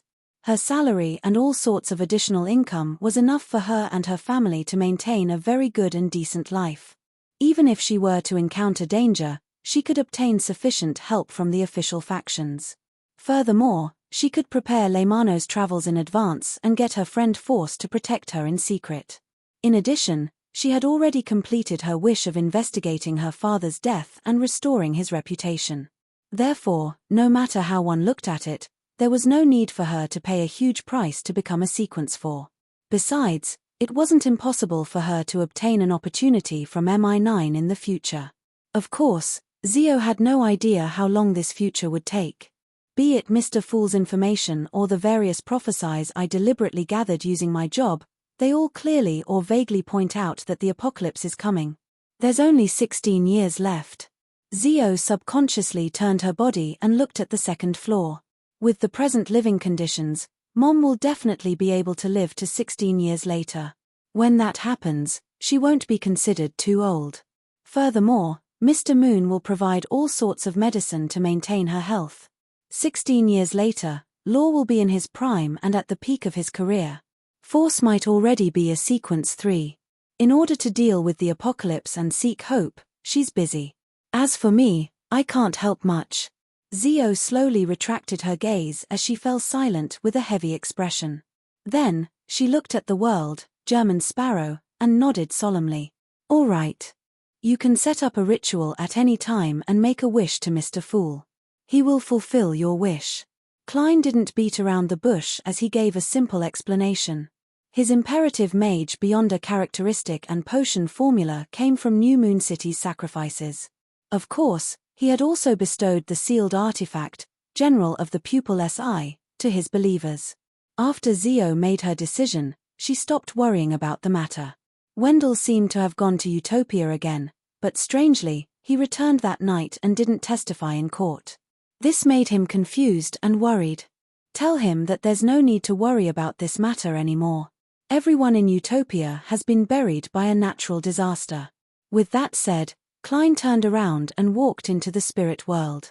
In a cemetery on the outskirts of the East District of Beekland, Klein quietly looked at the cupboard where the cinerary urns were placed. He did not move his eyes away for a long time. After a while, he slowly walked under the shade of an empty tree, took out the historical projection of the adventurer's harmonica, brought it to his mouth, and blew into it. Rionette Tynker, who was wearing a dark and complicated dress, immediately walked out of the void with 4 blonde, red-eyed heads in hand. Without waiting for Miss Messenger to speak, Klein took the initiative to ask. The major churches are preparing to encircle and annihilate Rose School, and they plan to ally with you. Is there anything I can help you with? He learned of this matter from the Star Leonard and the Moon Emlyn. Rionette Tynker's 4 blonde, red-eyed heads spoke one after another for the time being. No. Need. Wait. Lock onto. Target. Later. Then, this means that with the Mother Tree of Desire, the primordial moon, and the other outer deities, as well as the chained God King of Angels interfering with divination and prophecy, it won't be that easy to find the demigods of Rose School. They need to spend a certain amount of time and adopt various strategies. That's right. Even a Rhodes doesn't dare to spy under such circumstances. Otherwise, I can summon its historical void projection. Klein thought for a moment and said, if there's a directly related item as a medium, I can lock onto the corresponding target. If there's a directly related item as a medium, I can lock onto the corresponding target. When the time came, he could use the power of Sapphira Castle to pierce through the concealment. All right. Rionette Tynker's 4 beautiful heads bobbed up and down at the same time. Klein didn't have anything else to do, so he planned on getting Miss Messenger to return. He had intended to ask in a joking tone, is there a fee for this summoning? But his spiritual perception suddenly stirred, and he fell silent. After a few seconds, he raised his hand and took out a gold coin from Sapphira Castle. This was one of the 5 gold coins that had been tainted with the aura of Sapphira Castle and had become somewhat magical. Here's the postage. Klein smiled as he handed over the gold coin in his hand. This time. No. After the 2 blonde, red-eyed heads in Rionette Tynker's hands finished speaking, the remaining 2 did not finish their sentence. He had a strong sense of inspiration. He seemed to have sensed something. In the next second, one of the 2 golden-haired, red-eyed heads that hadn't spoken yet raised its head and bit the gold coin on Klein's fingertip. Done. Klein withdrew his hand and said with a smile. Then, he asked casually, what's going on? Are Miss Sharon and Marek still in Beekland? Yes. Miss Messenger informed Klein of her student's current address. In a house, Marek sat at a long table and skillfully played cards with his zombies. Suddenly, Sherlock Moriarty's figure appeared on an empty chair. He put down his hat and unceremoniously took his cards from a zombie's hand. Marek looked up at him and moved his lips, but he didn't open them in the end. He got the zombie, who was acting as the dealer, to continue dealing cards. Just like that, Klein joined their ranks and played hand after hand. There were wins and losses. In a corner, Sharon, who was wearing a black regal dress and a small and exquisite bonnet, had appeared at some point in time. She held her face with one hand and quietly watched the game. After playing for about 2 hours, Klein stood up and formally bowed to Miss Sharon and Marek. Then, he laughed, put on his hat, walked to the door, and disappeared. Deep in the spirit world, outside the thin fog that hid Calderon City, Klein, who had finished 3 treatments, appeared. Chapter 1405. As he didn't know what state Amorn was in, Klein didn't dare delay.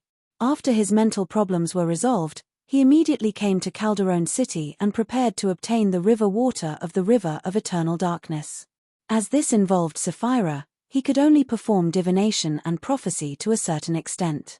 He could vaguely see some scenes and was unable to make an accurate judgment. After surveying his surroundings, Klein raised his hand and summoned the historical void projection he had seen a few minutes ago, allowing his main body to return to Sapphira Castle. His consciousness then shifted to the projection, allowing it to have a corporeal existence. Following that, Klein grabbed at the void and pulled out the historical projection of the Staff of the Stars. To be frank, after being able to use most of the Beyonder powers below Sequence 0 of the Apprentice pathway through Sapphira Castle, Klein actually didn't need the Grade 0 sealed artifact, the Staff of the Stars. He could basically reproduce the miraculous effects of the latter, and there were almost no negative effects. However, he ultimately believed that an angel still had to have a melee weapon. This was because he didn't know when he would fall into a predicament where his active Beyonder powers would fail. In the mysterious world, this was definitely something that could happen. Be it the nomological restrictions of the Arbiter pathway or the Beyonder powers that a particular outer deity brought about to a certain extent, it was possible to achieve a similar effect. In such a situation, picking up a sturdy staff with some passive effects and directly smashing the enemy's head into pieces was an effective way to deal with them. As a king of angels of the seer pathway, it was an instinct to make all sorts of preparations. After weighing the Staff of the Stars and pressing down on his top hat, Klein took out the golden bird-shaped accessory from Sapphira Castle and pinned it to the pocket on his left chest. Then, he took a step forward and entered Calderon City, which was once the divine kingdom of the ancient Death Phoenix ancestor Greg Race. The first thing that entered his eyes was a huge, bottomless pit. All kinds of strangely shaped buildings surrounded the deep pit, extending down circle after circle, forming a magnificent city that was beyond the knowledge of ordinary people. Some of the buildings were single houses on top of pale stone pillars, some were huge rectangular coffins without windows, and the doors were open to the roof.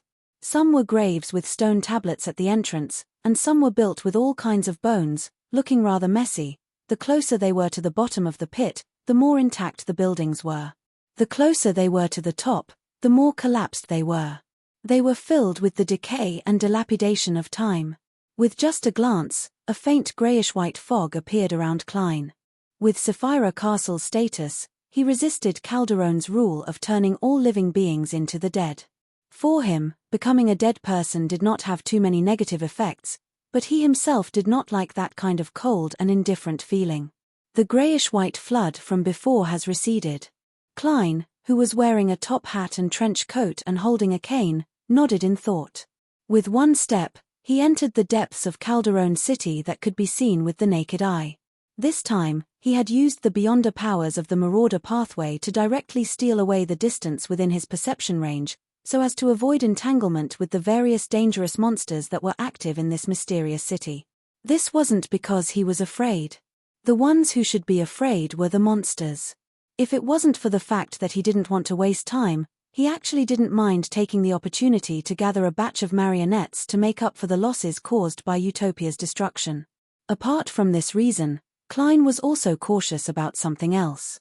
Calderon City was an undead city, and it was very likely that the River of Eternal Darkness flowed deep underground. As for marionettes, they were essentially dead. Once they approached the underground, there was a chance of them undergoing an anomaly. As he took one step at a time, Klein realized that he was overthinking things. None of the various monsters hidden in this strange city dared to appear. The aura of Sapphira Castle made their survival instincts triumph over their crazy tendencies and predatory habits. The deeper he went, the quieter Klein's surroundings became. The strange buildings were clearly intact, but they seemed to have been dead for many years. Even the aura turned cold, dark, and decaying. Now, it's like watching a black-and-white silent movie. If it wasn't for the fact that I can hear my own breathing and heartbeat, I would suspect that I'm deaf. Klein coughed lightly and used his inner grumbling to resist the silence of death. He intuitively believed that once he adapted to this environment, his body and mind would turn silent. Then, he would truly and irreversibly die bit by bit. The closer he got underground, the more intense this feeling became. As he constantly stole the distance, Klein walked forward for a long time before he finally saw the bottom of the crater. No, this wasn't the bottom in the true sense of the word. It was just that there was a huge, dark palace blocking the path down. This palace was propped up by huge pillars. It was embedded with all kinds of bones and corpses of different parts. Some places were even covered in bloody skins that belonged to different races. Klein stared at it for a few seconds. Without any hesitation, he carried the Staff of the Stars and entered the palace through the open door. On both sides of the hall were coffins of different shapes and colors.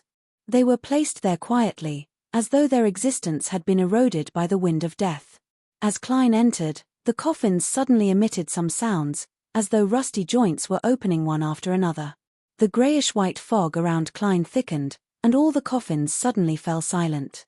Ignoring these things, Klein took a step and came to the depths of the hall. There was a grayish-white stone staircase that led downwards. At the entrance stood a huge stone monument. At the top of the stone monument stood a slender statue of a giant bird that seemed to be made of bronze. Its wings had all kinds of pale symbols. Under the bird-shaped bronze statue, on the surface of the stone monument, the words that originated from the language of the dead were like very simplified birds of different shapes or coiled snakes of different shapes.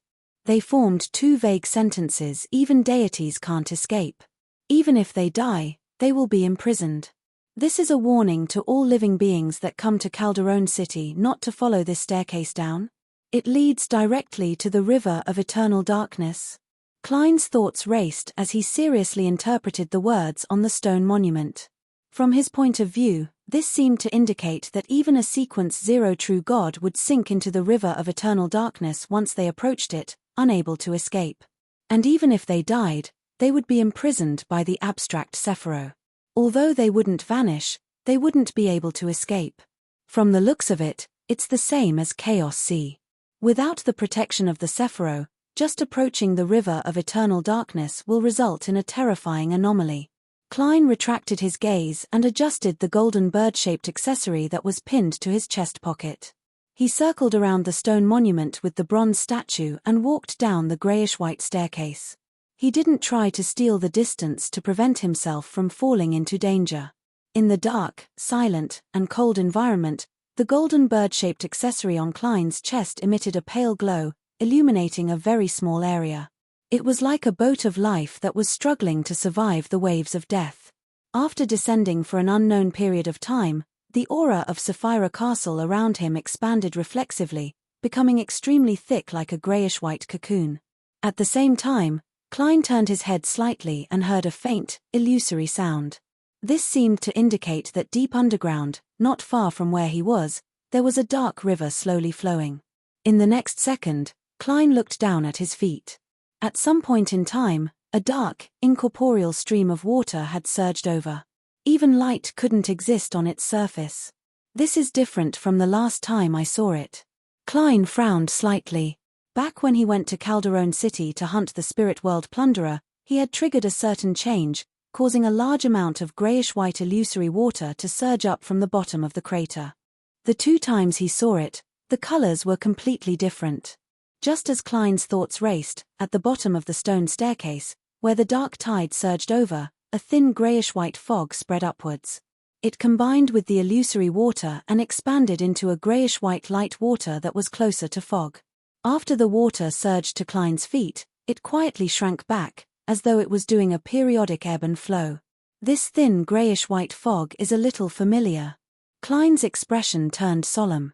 After pausing for a few seconds, he continued descending. This time, the rising illusory tide drowned him, causing his body to become light and his emotions to quickly turn cold, causing his thoughts to gradually die. If it wasn't for the protection of Sapphira Castle's aura, Klein suspected that he would have passively fused with the tide without being able to resist. Following that, the grayish-white cocoon rose and fell in the water. With the ebb and flow of the tide, it slowly reached the end of the staircase. Beyond the end was a stretch of nothingness.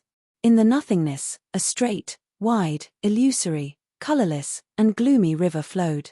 This river was blurry and difficult to see clearly because it was shrouded in a thin, grayish-white fog that resembled a barrier. As expected, Klein couldn't help but mutter when he saw this. He was no stranger to this fog. He had seen it behind the door in the Banzi ruins, in the easternmost area of the Forsaken Land of the Gods, and under Sapphira Castle. Unlike other places, a portion of the River of Eternal Darkness's water penetrated the grayish-white fog and fused with it to a certain extent. At times, it was dark, and at other times, it was pale white. This portion of the river kept rising and falling, like a tributary that surged through the darkness. On both sides of the tributary stood huge and pale stone pillars. They seemed to be supporting something, preventing it from collapsing. At that moment, between the stone pillars and the edge of the tributary, countless blurry, translucent figures were walking back and forth, slowly but incessantly. Among them, the most eye-catching was a dazed figure that would occasionally walk into the depths of the tributary and turn around from time to time. However, it was unable to escape the river no matter what. It was so huge that it was about the same size as the surrounding stone pillars. It was draped in a deep black robe, and its side profile was already old. Suddenly, it turned its head and looked at Klein. Its face clearly had the characteristics of the southern continent, but there were already patches of rotting on its body. White feathers that were stained with yellow oil grew out one after another. Klein knew him. He was Mr. Aztec's father, Death from the Fourth Epoch. Emperor of the Underworld, Salinger. Chapter 1406. Death Salinger, who was wandering around the River of Eternal Darkness, looked at Klein, who was wrapped in the grayish-white cocoon. In his pale white eyes that were about to be extinguished, the golden bird-shaped accessory on Klein's chest instantly reflected his eyes.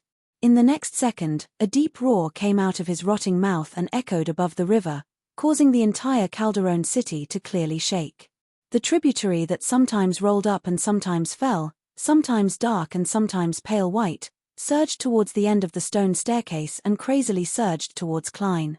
During this process, the illusory tide merged with the grayish-white fog, presenting a similar color. The grayish-white torrent struck Klein's body again and again, but it was unable to destroy the cocoon beside him.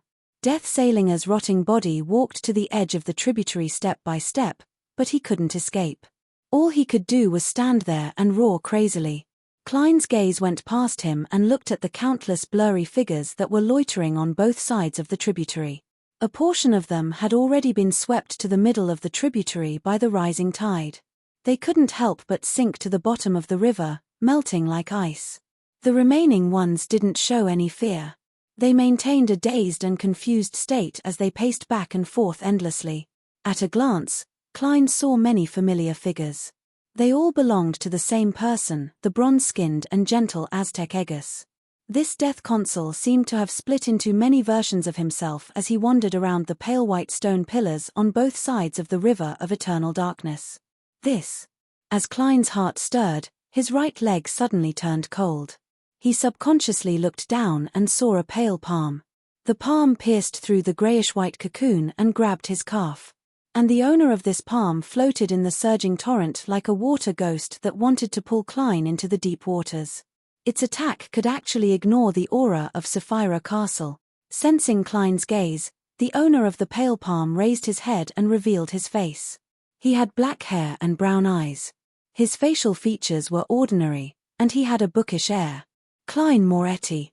The water demon was Klein Moretti. In the next second, Klein's left leg, right shoulder, and left arm were also grabbed by different pale palms. This made his body turn cold as his spirit body seemed to freeze. He couldn't use any of his Beyonder powers, much less struggle. The three pale white hands belonged to different blurry figures, and these blurry figures all had the same face. It was Klein Moretti's face. Under the dragging of the four water ghosts, Klein's body gradually left the greyish-white cocoon and sank into the torrent. His body grew colder and colder. His thoughts gradually became silent. His vision turned black bit by bit. In the end, all that was left was a wavering, lightless wave. Above the grey fog, in the ancient palace, Klein's consciousness returned to his body. Then, without any hesitation, he reached out his palm and used the power of Sapphira Castle. Through his connection with the historical projection, he stole an item from the latter. A golden light flashed, and Klein grabbed the bird-shaped golden accessory. At the same time, he dispelled the maintenance of the historical void projection. The figure that had drowned in the eternal darkness's flood disappeared. To be able to ignore Sapphira Castle's aura, it means that those four figures are really me. But why would I be trapped in a tributary of the river of eternal darkness, endlessly wandering about? Four figures, four figures. Klein's expression was solemn as he tapped the edge of the long mottled table. He gained inspiration from the tapping sounds. The fact that he had died 4 times and resurrected 4 times was that he had already died and resurrected 4 times. Of course, after becoming an attendant of mysteries, the 4 chances of resurrection had been reset. Every time I die, regardless of whether I successfully resurrect, I'll leave a mark in the river of eternal darkness. I've died 4 times, so there are 4 figures loitering on both sides of the river of eternal darkness. Klein roughly grasped the crux of the matter before sighing inwardly. As expected of a Sapphira, the river of eternal darkness is indeed a Sapphira. As expected of a symbol of death, eternal slumber, end, darkness, and other things. This is what the goddess meant when she said that there's an extraordinary danger to me. Yes, when the historical projection was drowned, I suffered a certain level of mental damage. If my mental state wasn't stable, I might have already suffered a problem. Based on this deduction, Klein had a brand new understanding of the numerous figures of Aztec and Death Salinger. They were the corresponding death imprints. When Mr. Aztec was in the undying stage, he did die many times in the process of pursuing his memories. However, he came back to life every time. According to the current situation, although an undying is undying, there's still a huge latent danger. After dying a few more times, his true body might be attracted to the river of eternal darkness one day and become one of the figures loitering eternally. There's only one figure of Salinger. This means that after accommodating the uniqueness, his death imprint will also be unique. As Klein's thoughts raced, he was somewhat worried about Mr. Aztec's future survival. There were 2 ways to resolve this latent danger. The first was to replenish Aztec's soul and prevent him from repeating his past. The second was to help the Evernite goddess become a great old one and control the river of eternal darkness. Perhaps this is another 2-in-1 choice.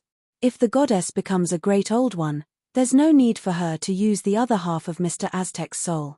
Klein reined in his thoughts and focused his attention back on his goal. He didn't enter the depths of Calderon City to resolve Death Salinger's death imprint, preventing him from having any hope of resurrecting, but to obtain some of the river of eternal darkness's water. Clearly, the illusory tide that surges out from the river won't do. This is only the dispersed aura and not the river itself. Also, the river water that has fused with the greyish-white fog won't do either. It's not pure enough, so it likely won't achieve the desired effect. From the looks of it, I can only obtain the river water when the tributary returns to its dark state. I can't enter the main branch at all. The greyish-white fog must be a sturdy barrier. Klein quickly came up with a plan based on his analysis. That was to not approach the river of eternal darkness and not attract Death Salinger's attention. He would wait for the tributary to recede and turn dark before heading over. He would then allow his 4 death imprints to drag the historical projection to the bottom of the river. During this process, The historical projection seized the opportunity to use the golden bird-shaped accessory to obtain some of the river water. Then, he transferred his consciousness back to Sapphira Castle and relied on his theft ability and the close connection between the two to take away the golden bird-shaped accessory. After detailing the steps, Klein returned to the spirit world city of Calderon City and summoned his historical void influence again. He repeated the previous process and quickly returned to the side of the stone tablet with the bronze bird statue on top. He walked down the grayish-white stone stairs step by step. The aura of Sapphira Castle around him gradually thickened, turning into a thin cocoon. Before long, Klein arrived at the end of the staircase and saw the river of eternal darkness that flowed in the void. He saw the pale white pillars on both sides and the countless blurry figures that lingered at the edge of the tributary. This time, he wasn't in a hurry to move forward. He left the staircase and patiently waited on the spot, waiting for the tributary's water to recede and turn dark. Now's the time. Klein's figure flashed as he stole the distance and appeared in a corner where Death Salinger couldn't see. Without any surprises, as his body immersed in the river of eternal darkness, pale white palms immediately penetrated the aura of Sapphira Castle and grabbed his legs and arms. His 4 death imprints appeared around him in a bid to drag him to the bottom of the river. The dark river drowned Klein's head, making his body cold and his thoughts silent. Before he completely lost consciousness, transparent and twisted maggots drilled out from Klein's neck. They quickly crawled to the side of the golden bird-shaped accessory, surrounded it, and lifted it up in preparation to absorb the river of eternal darkness's water. At this moment, a huge shadow appeared in the illusory river in front of Klein. It was a giant bird that was completely submerged by the river of eternal darkness's tributary and floating in the water. The giant bird's body was covered in pale white flames and feathers weaved from mysterious patterns. However, the river of eternal darkness had melted away most of its skin, revealing pitch-black, rotten skin with pale yellow pus. The giant bird's eyes seemed to be made of bronze, and there were layers of illusory doors hidden in them. Phoenix ancestor Greggrace, the ancient death who opened up the underworld. In Greggrace's eyes, a bronze glow burst out, enveloping the golden bird-shaped accessory and Klein's historical projection in a bid to drag them over. After weighing the current situation, Klein instantly made a decision and gave up on the attempt to absorb the river water. His consciousness immediately returned to Sapphira Castle and stole the golden bird-shaped accessory. His historical projection dissipated as well. There's danger in the water too. Phoenix ancestor Greggrace, the ancient goddess, has completely sunk into the river of eternal darkness. If the goddess truly accommodates the uniqueness of the death pathway, Salinger will likely sink into the water like Greggrace if he doesn't take the opportunity to resurrect in his body. And Greggrace's death imprint will further melt as a result. Klein sighed silently and made the corresponding changes to his plan of action. Right on the heels of that, he summoned the historical void projection like before and returned to the end of the staircase. After waiting for a while, when Death Salinger turned around and slowly walked towards the river, Klein suddenly stole the distance and appeared in front of him. In the next second, Salinger let out a low roar, causing the water level of the tributary to rise rapidly.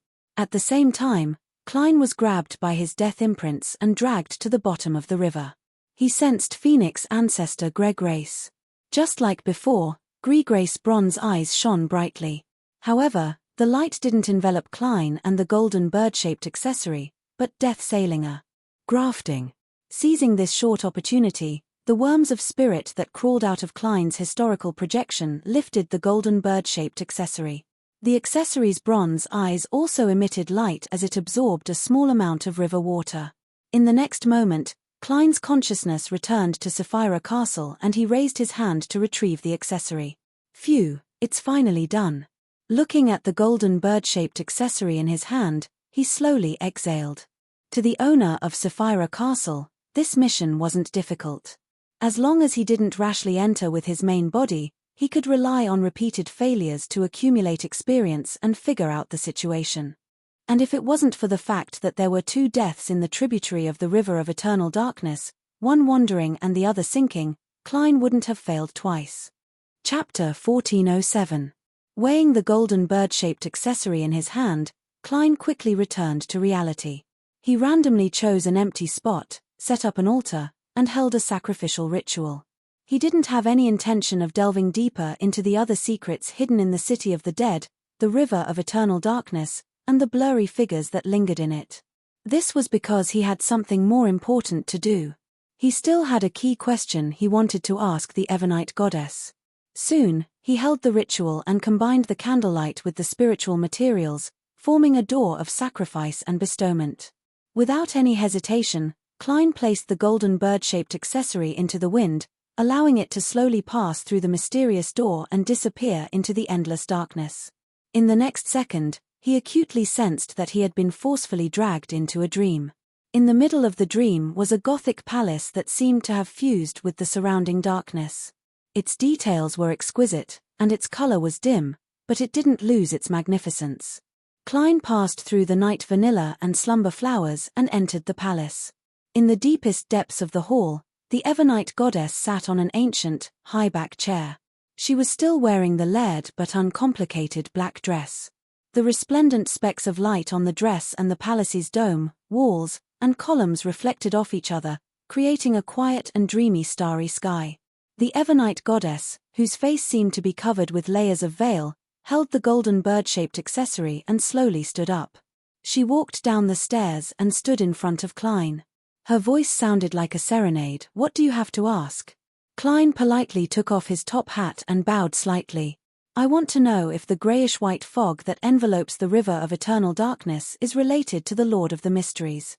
In other words, the celestial worthy of heaven and earth for blessings." Although the Ebonite goddess's head couldn't be seen clearly, it made Klein feel that she seemed to be smiling. "Yes, and it's not only the river of eternal darkness that's enveloped by the grayish-white fog. The city behind the door in Banzi Harbor and the entire western continent are enveloped by the grayish-white fog." Klein hesitated for a moment. "This is a seal." The Ebonite goddess's dream projection nodded. "Yes, apart from Sapphira Castle and Chaos Sea, all the other Sephiroth have been sealed in the western continent by the Lord of the Mysteries. The river of eternal darkness, the broodmother, the city of calamity, the world of shadows, the nation of disorder, the knowledge more, and the key of light have all been sealed by the celestial worthy in the western continent." Wasn't this too much? How extravagant. It's no wonder that the city behind the door in Banzi Harbor is like Shanghai in the past. This is the city of calamity affecting the city in reality, as well as Banzi.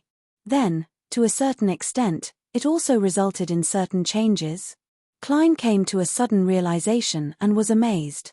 Previously, when he saw the scene behind the door in Banzi, he suspected that it was related to the western continent. Furthermore, based on the clue that Banzi was the location of the Red Angel Medici family, he suspected that behind the door was the reflection of the Sapphira of the City of Calamity. After a moment of silence, Klein didn't hide his feelings and sighed frankly. He sighed frankly and said, "The strength of that Lord of the Mysteries far exceeds my imagination. How could such a great old one, who can be called a pillar of the universe, perish silently?" The Ebonite goddess's dream projection shook her head. "It's not completely silent. From some of the clues we have now, he perished together with the god of ancient times. That god's corpse formed the first blasphemy slate in the Chaos Sea. Beside the slate is the Marauder Pathway's uniqueness," Meng Chuan said. "In other words, in the middle of the first epoch, the Lord of the Mysteries and God had an abnormally intense battle that didn't cause much of a stir. In the end, both of them perished. This can explain why the ancient sun god possessed or grazed the uniqueness of the Marauder Pathway when he walked out of Chaos Sea. That was torn from the Lord of the Mysteries by God of ancient times." As Klein's thoughts ran wild, he asked in puzzlement, why did they want to kill each other? They are both pillars, but they belong to different pathways. There shouldn't be any conflict that can't be resolved through life and death. The Ebonite goddess's dream projection said gently and soothingly, "Convergence is instinct. The higher the level, the stronger the instinct." That Lord of the Mysteries and the God of ancient times had an uncontrollable convergence, becoming the embodiment of the entire universe, which is also the instinct of the original creator. The stronger, the crazier. Apart from being cunning, powerful, terrifying, and filled with intelligence, the celestial worthy of heaven and earth for blessings also has such a side. Klein thought for a moment and said, that Lord of the Mysteries and the God of ancient times, in essence, should be different aspects of the original creator. The Evernite goddess's dream projection said with a comforting voice, it might be more accurate to use the same existence as different personalities. The original creator was the creator and terminator of the universe. He was day and night, the light of holiness, and also the abyss of depravity. He was the collective of all contradictory concepts and symbols. Therefore, he naturally has an uncontrollable tendency to split. And once he splits, he will produce a strong tendency to converge. In history that's even more ancient than the era we once lived in, the original creator had naturally split into many personalities. They were also in a state of slumber, but they began to use the authority and beyonder characteristics they controlled to indirectly influence the world. They made many preparations for the true split after the original creator awakened. Among them, the most powerful and active ones are God and the Lord of the Mysteries. The latter has another honorific name in the Western continent. In the early stages of the First Epoch, they should have used different methods to grasp additional, multiple Sephiro. This made their instinct to converge even stronger, to the point of being unable to control themselves as they targeted each other. According to the research of the ancient sun god, a pillar is the highest level of stability one can achieve. If the great old ones exceed this limit, even if they only contain one more Sephiro, they will definitely be controlled by the instinct to converge, unable to reverse it. No one knows the exact situation of that battle. Even the seven lights of the spirit world don't know. We only know that from then on, the two great old ones, who can be called pillars, completely disappeared. As for the other Sephiro outside Chaos Sea and Sapphira Castle, they were sealed in the Western continent by the power of Sapphira Castle.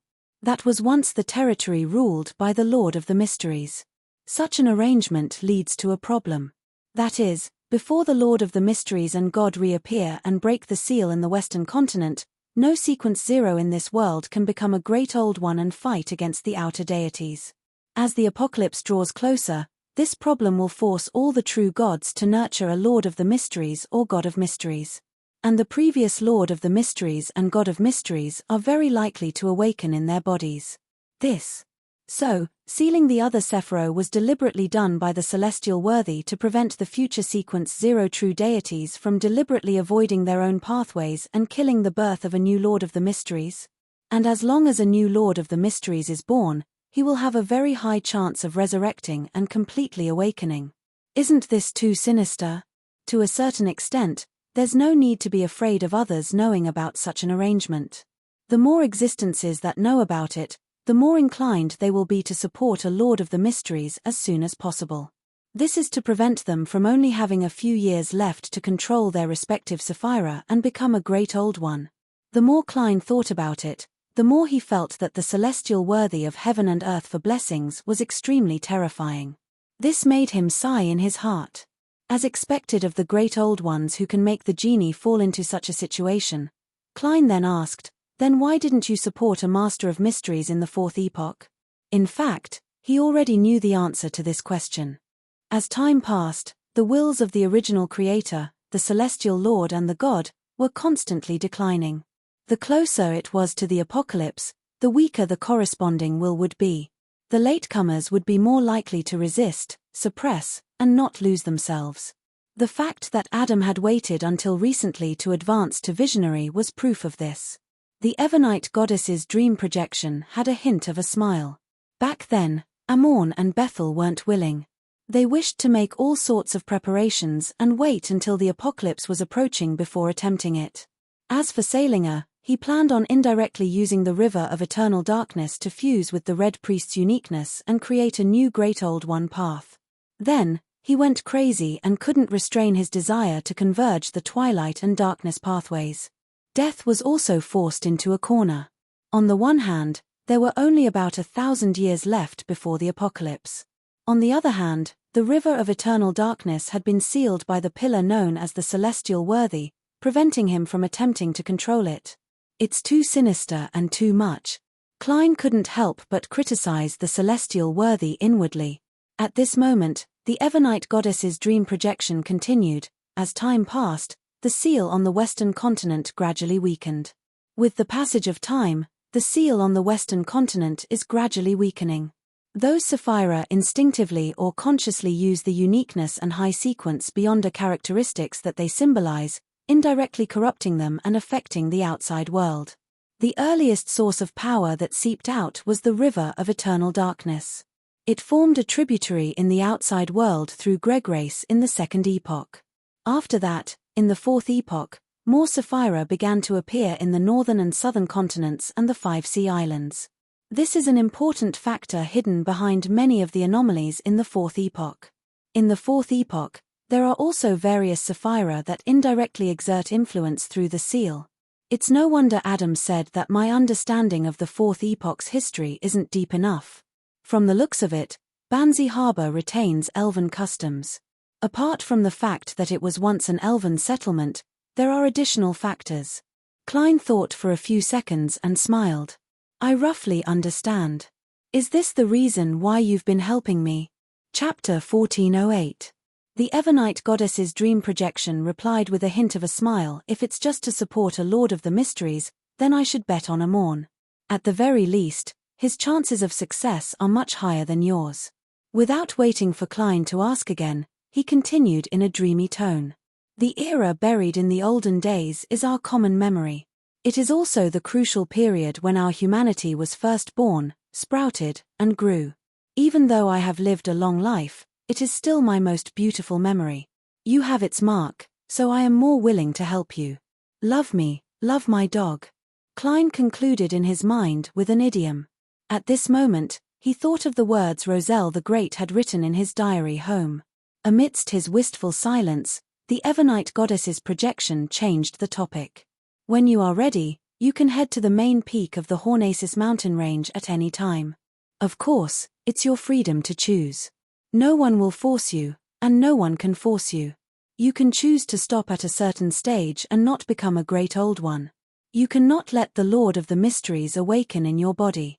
Then, when the apocalypse arrives, you can wander to other galaxies and planets with the people and things you want to protect.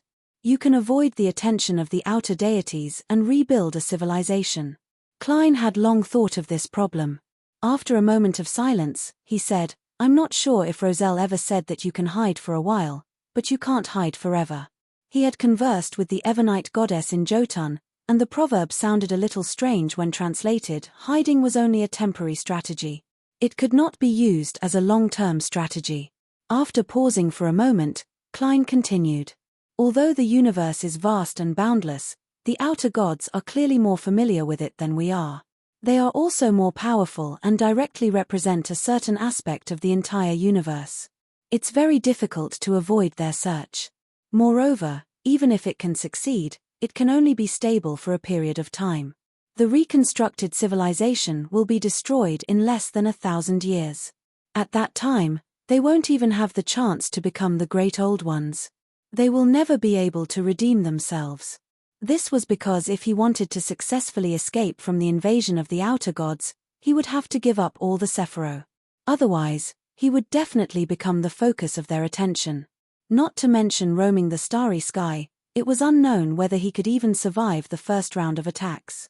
The Evernite goddess's dream projection said softly, apart from the things directly torn from the outer deities, of the uniqueness and high sequence beyond the characteristics of other pathways, the outer deities might not care.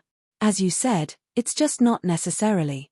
The outer deities should still have a certain desire for uniqueness and high sequence beyond the characteristics in similar domains. This can help them approach the pillar. Klein replied calmly, we cannot have beyonder of. The Evernite goddess of the moon of. In this aspect, you are more clear-headed than Roselle. Of course, it's also because he found out about the great old ones and the outer gods too late. You have another choice. Use Palez's method to degrade yourself and let Amorn steal Sapphira Castle. In that case, you can live well as a Sequence 1 Archangel. You don't have to worry about the Lord of the Mysteries awakening in your body at all times. You also don't have to be too tired. In the religious canon of the Church of Evernite, there was a division between angels and archangels. Klein had always guessed that the latter referred to Sequence 1, and today, he had finally received confirmation. Of course, this was only the standard of a church. It didn't represent anything else. After hearing the Evernite goddess's words, Klein fell silent for a long time before asking, "Can Amorn be trusted?" The Evernite goddess's dream projection said frankly, "I can't give you a definite answer." Klein asked again, "If the Lord of the Mysteries awakens in Amorn's body, will he take back all the high sequence beyonder characteristics of the seer, marauder, and apprentice pathways?" "I don't know," the Evernite goddess's dream projection replied in the same tone. Klein fell silent again. After a while, he said, "Personally, I don't wish to become a great old one. However, I can't let down or abandon the existences that have placed their bets on me. They have more or less helped me. Once Amorn becomes the Lord of the Mysteries, he will definitely help the ancient sun god reclaim the uniqueness and sequence won beyond the characteristics of the Lord of Storms and the God of Knowledge and Wisdom, causing them to perish. Besides, Amorn is a god who acts recklessly." The Evernite goddess's dream projection nodded slightly. "You've maintained your humanity quite well." After Klein made up his mind, he shook off his depressed state and smiled when he heard that. "If I don't maintain my humanity well, allowing godhood to gain an advantage, I will also make a similar choice. This is because godhood's instinct is to gather with me as the master." The Evernite goddess's dream projection chuckled softly. "Go make the preparations and meet Antigonus as soon as possible." Klein nodded. Suddenly, he recalled something and hurriedly asked, "Has Amorn used Mr. Dawes' ritual to accommodate the uniqueness of the apprentice pathway?" The Evernite goddess's dream projection slowly replied, "If it were any other existence, definitely not. But if it's Amorn, there's a 50% chance. He's adventurous by nature and seeks thrills." Klein didn't say anything else as he watched the Evernite goddess's projection vanish in front of him and watched the dream collapse gently. In his vision, the altar that he hadn't cleaned up in time appeared again. To him, heading to the main peak of the Hornacis mountain range and facing the Antigonus family's ancestor didn't require much preparation. He mainly relied on Sapphira Castle to create an avatar and steal the attendant of mysteries beyond a characteristic that he hadn't digested yet. This allowed his main body to be in a state that could accommodate the uniqueness. As his mental state stabilized, even without Zaratel's remnant mental imprint, Klein could rely on his humanity, consciousness, and anchors to barely suppress a portion of the celestial worthy's awakened will. However, before that, Klein's spiritual intuition told him that he needed to do something. After looking around, he packed up the altar and dragged out Dawn Dantes' study from the fog of history. Sitting in front of the table, Klein spread out a piece of paper and wrote a letter to Mr. Aztec. As he had just finished writing the previous letter, there wasn't much content this time. He only briefly mentioned the river of eternal darkness beneath Calderon City and the death imprints that lingered on both sides of the tributaries. He mainly talked about how he had seen multiple Aztec eggers and his guesses about it. After folding the letter, Klein took out Aztec's copper whistle and blew at it. The skeleton messenger appeared in the size of a normal human. It knelt on one knee and opened its palm. After Klein handed the letter to it, he took out a gold coin from Sapphira Castle. "This is a thank you for the long trouble. If you can't take the initiative to receive it, hand it to your master and let him distribute it." This gold coin was one of Klein's 5 gold coins that had been tainted with the aura of Sapphira Castle and had undergone a certain mutation. He had already used one of them to pay Miss Messenger's mail fee, and he had lost one to Marek when playing cards. The skeleton messenger was stunned for nearly 5 seconds before it didn't dare disobey Klein's words. It closed its fingers and held the letter and gold coin at the same time. It then disintegrated and fell to the ground like a waterfall before burrowing in. Right on the heels of that, Klein took out another gold coin and placed it in his pocket. At the same time, he got the Worms of Spirit on duty in Sapphira Castle to glance at a particular crimson star. East Balaam, in a cathedral that belonged to the Evernite goddess. As one of the first demigods to participate in the Rose School operation, Leonard Mitchell had already used a sealed artifact to arrive in the southern continent. However, he didn't find anything for the time being. This was because the demigods of Rose School seemed to have sensed the danger in the air and had simultaneously hidden themselves. This forced Leonard to wait patiently and be ready to be deployed at any time. Taking advantage of the fact that he had nothing to do, he wore red gloves and entered the cathedral's prayer hall. He could be considered to be pious in his daily prayers. In the dark and peaceful environment, he seemed to fall asleep. After an unknown period of time, Leonard opened his eyes, stood up, and walked along the aisle to the door. At that moment, he saw a familiar figure. It was the black-haired, brown-eyed Klein Moretti, who was wearing a top hat and a suit. Leonard's pupils dilated as his eyebrows pricked up slightly. Klein, who was also praying, put down his hands and stood up. He walked past him and approached the altar step by step. During this process, the two of them didn't say a word, as though they were strangers. After arriving at the donation box near the altar, Klein took out a gold coin from his pocket and threw it in with a serious expression. Then, he changed his direction and left the church through another door. Leonard stood sideways in the main aisle and looked at this scene in confusion. He frowned slightly. At this moment, Palez Zoroast's slightly aged voice echoed in his mind. "Find a chance to get that gold coin. In a house in Beekland." Will Orseptin held a small silver spoon and focused on digging at the lump of light green ice cream in front of him. Suddenly, he stretched out his left hand and blocked the side of the food. On the chair next to him, Dawn Dantes' figure was instantly outlined. "I seem to have missed 2 of your birthdays," Klein said with a smile. "This is a belated gift." As he spoke, he took out a gold coin and pushed it to Will Orseptin. "This is a lucky coin for you." Will was stunned for 2 seconds before he mumbled, "Your birth present is a lucky amulet, and your birthday present is a lucky gold coin. You're really uncreative." As he spoke, he stretched out his chubby little hand and quickly took the gold coin back. Klein smiled, stood up, and disappeared. Chapter 1409. Bayam, inside the Sea God Church. After the Mass, Alger Wilson had just returned to his room when he saw a figure appear by the window. It was the German sparrow in a top hat and trench coat. Without waiting for Alger to speak, Klein took 2 steps forward and said solemnly, "I'm here on Mr. Fool's orders." He habitually played the role of attendant of mysteries. Alger immediately lowered his head and pressed his right hand to his left chest. "Praise be to Mr. Fool." Klein nodded slightly and raised his hand to take out an item from the junk pile in Sapphira Castle. Alger's eyes reflected a short staff made of white bones. The tip of the staff was inlaid with tiny blue gems, a few of which were dyed black, and a few of which were covered with the light of dawn. Around the staff, there were countless pure light spots. Illusory and ethereal prayers came from it, stacking on top of each other, making it look holy.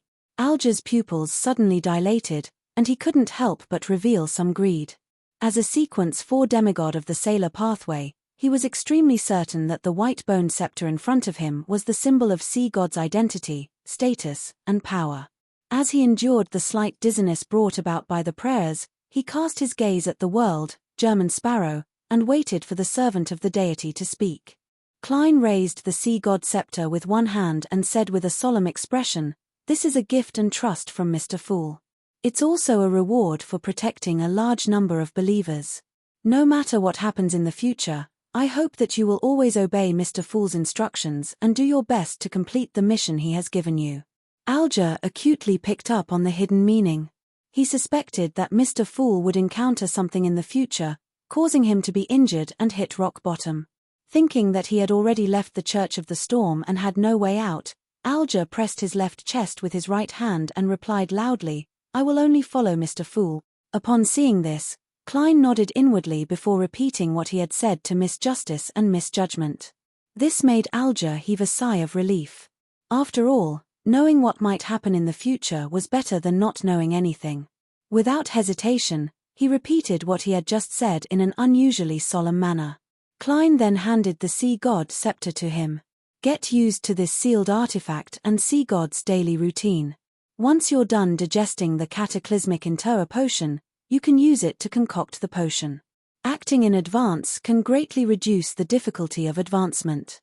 In fact, Klein could already remove the grafting and transfer the concept of the Sea God that pointed to himself and Sapphira Castle to Alger, allowing him to directly become half a Sea God. It would allow him to better adapt to this identity and act in advance.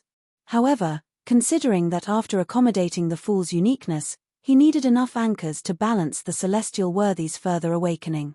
The believers of Sea God were indispensable, so Klein decided to wait until his condition stabilized before completely transferring everything related to Sea God. Now, Alger was closer to an attendant who wielded authority. He helped the deity listen to and respond to prayers, but he didn't enjoy the corresponding anchors or identity. The owner of the Sea God scepter was still Klein, and it was still pointed at him. This was the magical effect of grafting. Alger suppressed the excitement and joy in his heart and sincerely responded to German Sparrow before receiving the Sea God scepter. Then, he deliberated and asked, "What negative effects does this sealed artifact have?" Mr. Fool has already sealed it to a certain extent. "The negative effects of the Sea God scepter have been greatly reduced," Klein said simply. "It will only make the wielder a little more irritable now, causing the spirit to be in a certain state of chaos. In addition, it will drain the blood of the surrounding creatures every month. You can fly to the sea or an uninhabited island ahead of time." Thankfully, Alger secretly heaved a sigh of relief and asked about the beyonder powers of the scepter in his hand. After Klein roughly described it, he vanished from where he stood. Above the grey fog, in the ancient palace. After completing the additional preparations, Klein sat on the fool's chair and conjured a piece of goatskin and a dark red fountain pen. He analyzed the possible developments of heading to the main peak of the Hornacis mountain range and facing the Antigonus family's ancestor. If everything goes smoothly and enters the final stage of accommodating the fool's uniqueness, the goddess will definitely remove the concealment. This is because only by doing so can that region interact with reality. Only then can fate be intertwined and achieve the effect of fooling others. From Mr. Dawes' apotheosis ritual, accommodating the uniqueness will definitely cause quite a stir. Once there's no concealment, this matter will definitely be noticed by the other deities. Furthermore, the existences who are concerned about this matter will definitely be paying attention to the main peak of the Hornacis mountain range. Once there are any changes, they will know immediately. In such a situation, there will undoubtedly be interference, destruction, help, and support. It's very important to figure out who is an enemy and who is a friend. Otherwise, there's no way to make targeted preparations. The goddess is definitely on my side. If she were an enemy, I would have long been concealed countless times. It's impossible for her to grow to this level. To put it simply, if she wanted to sell me, there were many opportunities in the past. Furthermore, she can sell me for a very good price. Furthermore, to her support of whoever becomes the Lord of the Mysteries won't affect her. She can decide based on her preferences. Adam has yet to bypass the seal and obtain the river of eternal darkness. The ones who don't wish for Amorn to become the Lord of the Mysteries the most are the eternal blazing sun, the Lord of Storms, and the God of Knowledge and Wisdom. Once anyone attempts to destroy my ritual to accommodate the fool's uniqueness, they will undoubtedly help me and provide assistance. Apart from these four true deities, the remaining sequence zeros are Visionary Adam and the true creator are Amorn's fathers, so the chances of them helping him are definitely higher than just watching from the sidelines. Earth Mother has bet on me through Emlyn, but she won't definitely help me at critical moments. To her, patiently waiting for the outcome might be the best choice when there are no benefits involved. The primordial demoness state is strange, so she can make any choice. The god of steam and machinery's attitude is ambiguous. She is neutral or making a private deal with Amorn and Adam. I don't have the chips to move him. Apart from these true deities, among the less common sequence zeros or near sequence zero sentient existences, the Lord of the Abyss, which is also the dark side of the universe, is suspected to have been corrupted by the Mother Tree of Desire. He will only occasionally respond to the prayers of the Blood Sanctification sect. He hasn't exerted any influence on the real world for a long time. Similarly, the Chained God is in a similar situation. What they will do depends on the Mother Tree of Desire's thoughts. And to the outer deities, delaying the birth of the Lord of the Mysteries should be a consensus. Under such a premise, preventing me from accommodating the fool's uniqueness will only cause me to be at an absolute disadvantage in the competition with Amorn, allowing the outcome of the competition to be quickly decided. The Mother Tree of Desire's most likely strategy is to acquiesce or even help me accommodate the Fool's uniqueness, preventing the balance between Amorn and me from tilting. After that, she will repeatedly destroy our inclination and attempts to converge, delaying the birth of the Lord of the Mysteries until the apocalypse. The Red Angel evil spirit definitely hasn't recovered to the level where he can get involved in such matters. The hidden sage is very mysterious, and it's difficult to guess his thoughts, but he should know that I'm hostile towards him. At this point in the analysis, Klein summarized allies: Evernite Goddess, Lord of Storms, Eternal Blazing Sun, God of Knowledge and Wisdom; enemies: Visionary Adam, True Creator, Mr. Error, Amorn. The neutral ones who are on my side are Mother Earth, the dark side of the universe, and the Chained God. Neutral to Amorn's side: Hidden Sage, neutral with a vague attitude; Primordial Demonis, God of Steam and Machinery. Yes, regardless of how far Adam and the True Creator have fused, I'll use the worst-case scenario. I'll treat them as the ancient God of the Sun, a sequence zero true God of dual pathways. The goddess has the uniqueness of a twilight giant and death. Although she hasn't accommodated them, she should be able to gain initial control over him by using that golden bird-shaped accessory as a medium. Even if she isn't comparable to the ancient God of the Sun, she will definitely be able to hold him back. According to Amorn's calculations, as a sequence zero true God of dual pathways, the Lord of Storms needs at least 2 out of the 3 of them to have a chance of stopping him. On the surface, my side still has a certain advantage. Klein looked at the contents listed on the paper and muttered to himself as he focused on thinking. However, this advantage didn't include neutrals. Klein tapped the edge of the long mottled table and considered the worst-case scenario. The Primordial Demonis, Hidden Sage, and the God of Steam and Machinery had chosen to help Amorn based on their dealings under the table or their own preferences. This way, even if Earth Mother were to participate in the battle, Klein's side would be at a disadvantage. The God of Steam and Machinery would offset the remaining one of the omniscient and omnipotent 5 pathways. The Primordial Demonis would hold back Earth Mother, who had just obtained the moon's uniqueness. The Hidden Sage would face the dark side of the universe and the Chained God, which had been corrupted by the Mother Tree of Desire. The outer deity's powers that could infiltrate were very limited, so the Hidden Sage had a high chance of gaining the upper hand. Furthermore, such an offset was an ideal calculation. In reality, in such a chaotic situation, Amorn, who wielded error, could come up with many tricks. It was possible for him to instantly find a weak spot and bypass the obstruction, causing Klein's ritual to fail and cause him to lose control on the spot. In addition, some of the deities who supported Klein on the surface might help Amorn for reasons he didn't know. As for the sealed artifacts that could change the difference in strength between deities, Klein didn't know much about them, so he was unable to analyze them. I never expected that there would be a day when I would fleece the Mother Tree of Desire. Yes, I have to make preparations for the worst-case scenario to prevent things from developing in this direction. Klein scattered the paper and fountain pen in front of him and cast his gaze at a special prayer point of light. His figure disappeared from Sapphira Castle and appeared on Bernadette's dawn. Chapter 1410. Queen Mystic Bernadette seemed to have a certain premonition about German Sparrow's arrival. She put down the ancient scroll in her hand without any surprise and cast her gaze at the visitor at the door. Klein didn't stand on ceremony and went straight to the point. I want to borrow the magic wishing lamp for a day. Bernadette nodded gently and raised her hand to pick up the magic wishing lamp beside her. His invisible servant then carried the uniquely shaped lamp and brought it to Klein. Klein reached out to take it and said in a deep voice, "Thank you." "Thank you." Bernadette didn't make any requests, as though she wasn't worried that she would accumulate wishes and die a strange death. She believed that Mr. Fool could resolve this problem, because this existence had shown his abilities in this regard the last time. In the next second, Klein, who had transformed into German Sparrow, disappeared from the dawn and returned to Sapphira Castle. After he placed the magic wishing lamp on the table in front of him, he immediately saw the wick ignite and emit a sticky glow, forming a distorted and blurry pale gold figure. "You haven't fulfilled your promise.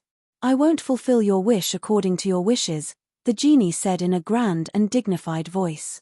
"You should know that the current wielder of this lamp is Roselle's daughter. The first wish you make will accumulate to her, allowing her to accumulate 3 wishes and suffer the backlash of transcending the sequences. And this time, I won't allow you to transfer the number of wishes she carries to yourself. Previously, when Klein used the magic wishing lamp to escape, he didn't change the ownership of this Grade 0 sealed artifact. It still belonged to Bernadette, and its wielder was still Queen Mystic. Therefore, the wishes he made would accumulate to himself and Bernadette at the same time. Back then, his first wish was to transfer the 2 wishes that Bernadette had previously made to his name. This would clear all of Bernadette's wishes, and he would be burdened with 2 wishes. But at the same time, this first wish would also accumulate. Therefore, after it was fulfilled, the number of wishes on Bernadette would be 1, and Klein would have 3. Following that, Klein made a second wish. Without a doubt, it would be recorded on both him and Bernadette. In the end, Bernadette's wish count was 2, not exceeding the critical point. Klein's reached 4. Without any surprises, he suffered a backlash from the outer deity's laws. He died on the spot in Adam's Corpse Cathedral and successfully escaped. Under such a premise, any other wish that Klein made would cause Bernadette's wish count to reach 3. It was inevitable that she would suffer something terrifying. Of course, he could also mimic the first wish from the previous time and transfer Bernadette's wish count to himself, using up a chance of resurrection. However, the genie had already clearly said that he would distort such wishes and make them be fulfilled in a way that Klein didn't wish to see. Sigh, it's also because I was in a hurry the last time, and Roselle was affected by the primordial moon. There were still some loopholes in the wishes we discussed. Back then, I should have added a description to make the first wish only be recorded under my name. Or, I could have added another wish between the first and second wishes to transfer the ownership of the magic wishing lamp to me. After all, after my death, the ownership will definitely be cleared, and the magic wishing lamp will return to its actual owner. As Klein sighed to himself, he smiled at the genie. You shouldn't be unfamiliar with tampering or reorganization. With this lamp's level and your current state, I can completely rely on Sapphira Castle to graft its ownership from Bernadette to me. Or, we can use another method and directly use theft. How about that? The blurry, distorted golden figure of the genie fell silent. After a few seconds, he said, "That's right."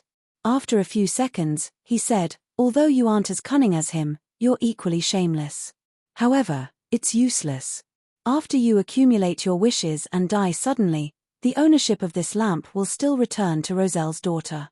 And I will distort the rules and record your wish to her. Also, I just said that before you fulfill your promise, I won't fulfill your wish normally." Klein maintained his smile. "I once heard a story about investors. When a company is in trouble, the ones who are more willing to provide aid are definitely the original investors. Although they have already paid a lot, if they don't continue to pay, it's very likely that they won't be able to recoup their investment and lose all their capital.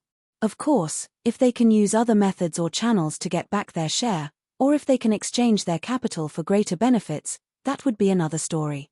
What type do you think you are?" The genie looked at Klein, who was sitting in the fool's seat, and laughed. "After gaining further control of Sapphira Castle, you seem to have obtained the eloquence of a swindler. However, unless you help me remove the seal now, it will be very difficult for me to affect matters at the Sequence 0 level. At most, I'll make you suffer a backlash from the laws that transcend sequences and die again without any resistance. However, this won't be of any help to what you want to do now. This is because death means failure. Furthermore, you should know very well that losing control during the advancement will affect all your avatars. It's not something that can be avoided by severing the connection." Klein smiled and nodded. "Indeed, I haven't thought of a wish. I'm just making preparations." At this point, he looked at the magic wishing lamp. "Actually, this lamp has another effect that can affect Sequence 0. I heard that a true deity once tried to destroy this lamp, but he ultimately failed." "That's right. How can a lamp that can seal an outer deity be so easily damaged? It definitely has the powers of the Lord of the Mysteries or Sapphira Castle attached to it." As he spoke, the smile on Klein's face gradually became more obvious. It would be a waste not to use such a sturdy object as a shield. The genie fell silent and didn't respond for a long time. After such a friendly exchange, Klein and the genie exchanged their opinions and reached a preliminary agreement on the fact that they shared a common destiny. Then, Klein placed the magic wishing lamp into his pocket, prepared to use it at any time. After doing all of this, he cast his gaze at the fragment of light related to the Hornacis mountain range in the fog of history. He was almost done with his preparations. Next, he would create an avatar and steal the undigested attendant of mysteries beyond a characteristic from his body. Then, he could face the ancestor of the Antigonus family. And this could very well trigger a battle of gods. To be frank, Klein didn't wish for this to happen. This was because there was a high chance that a battle of gods would have a rather negative impact on the real world. Ro's redemption had prevented the Primordial One from reviving and assassinated the ancient sun god with the help of Dark Angel Sasria. It had directly brought about a disaster that affected the entire eastern continent. This caused more than 99% of the living beings there to die, turning the terrain into an abyss. The War of the Four Emperors and the Pale Disaster had nearly destroyed the northern continent, causing countless people to die and mutate.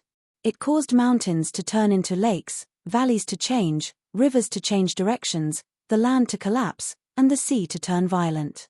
The battle between the Evernite goddess and the god of combat had happened in the astral world, in the divine kingdom of the Evernite goddess.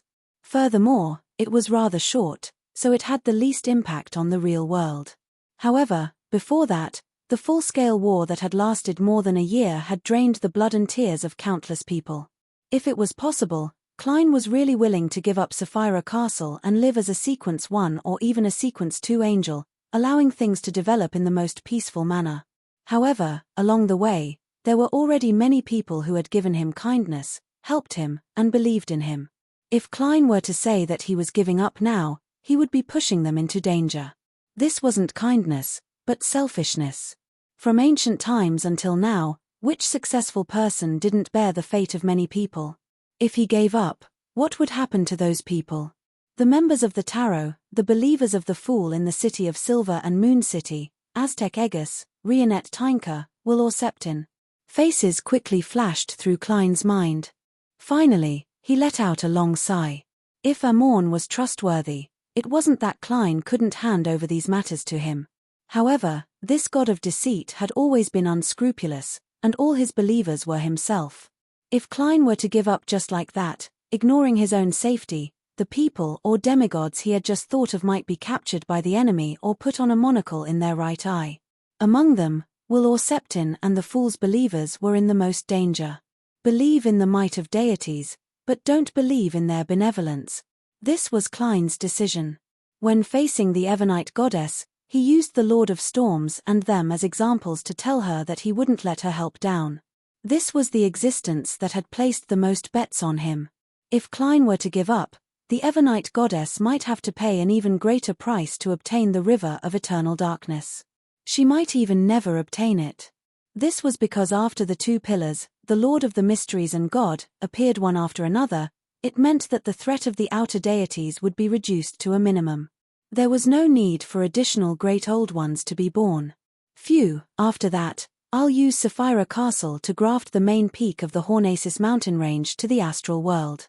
This will prevent the battle of gods from causing damage to the real world to the greatest extent. It will also allow the goddess and the other deities guarding the crack in the barrier to fully unleash their strength. After all, most of my supporters are orthodox deities. Klein's thoughts raced as he came up with a solution. He then snapped his fingers and used Sapphira Castle to create an avatar and stand by the side. P.S. Seeking recommendation votes and monthly votes for Monday PS2. Due to the changes in the operations plan, there won't be any pop-up recommendations for all the characters' birthday events on Chijien after April 15th. Everyone, just give a like to whichever character you like. It's free, and there's no need to spend money. Also, Little Son's birthday will be in the next 2 days. Everyone, look for him on the event page and give him a free blessing to get a badge.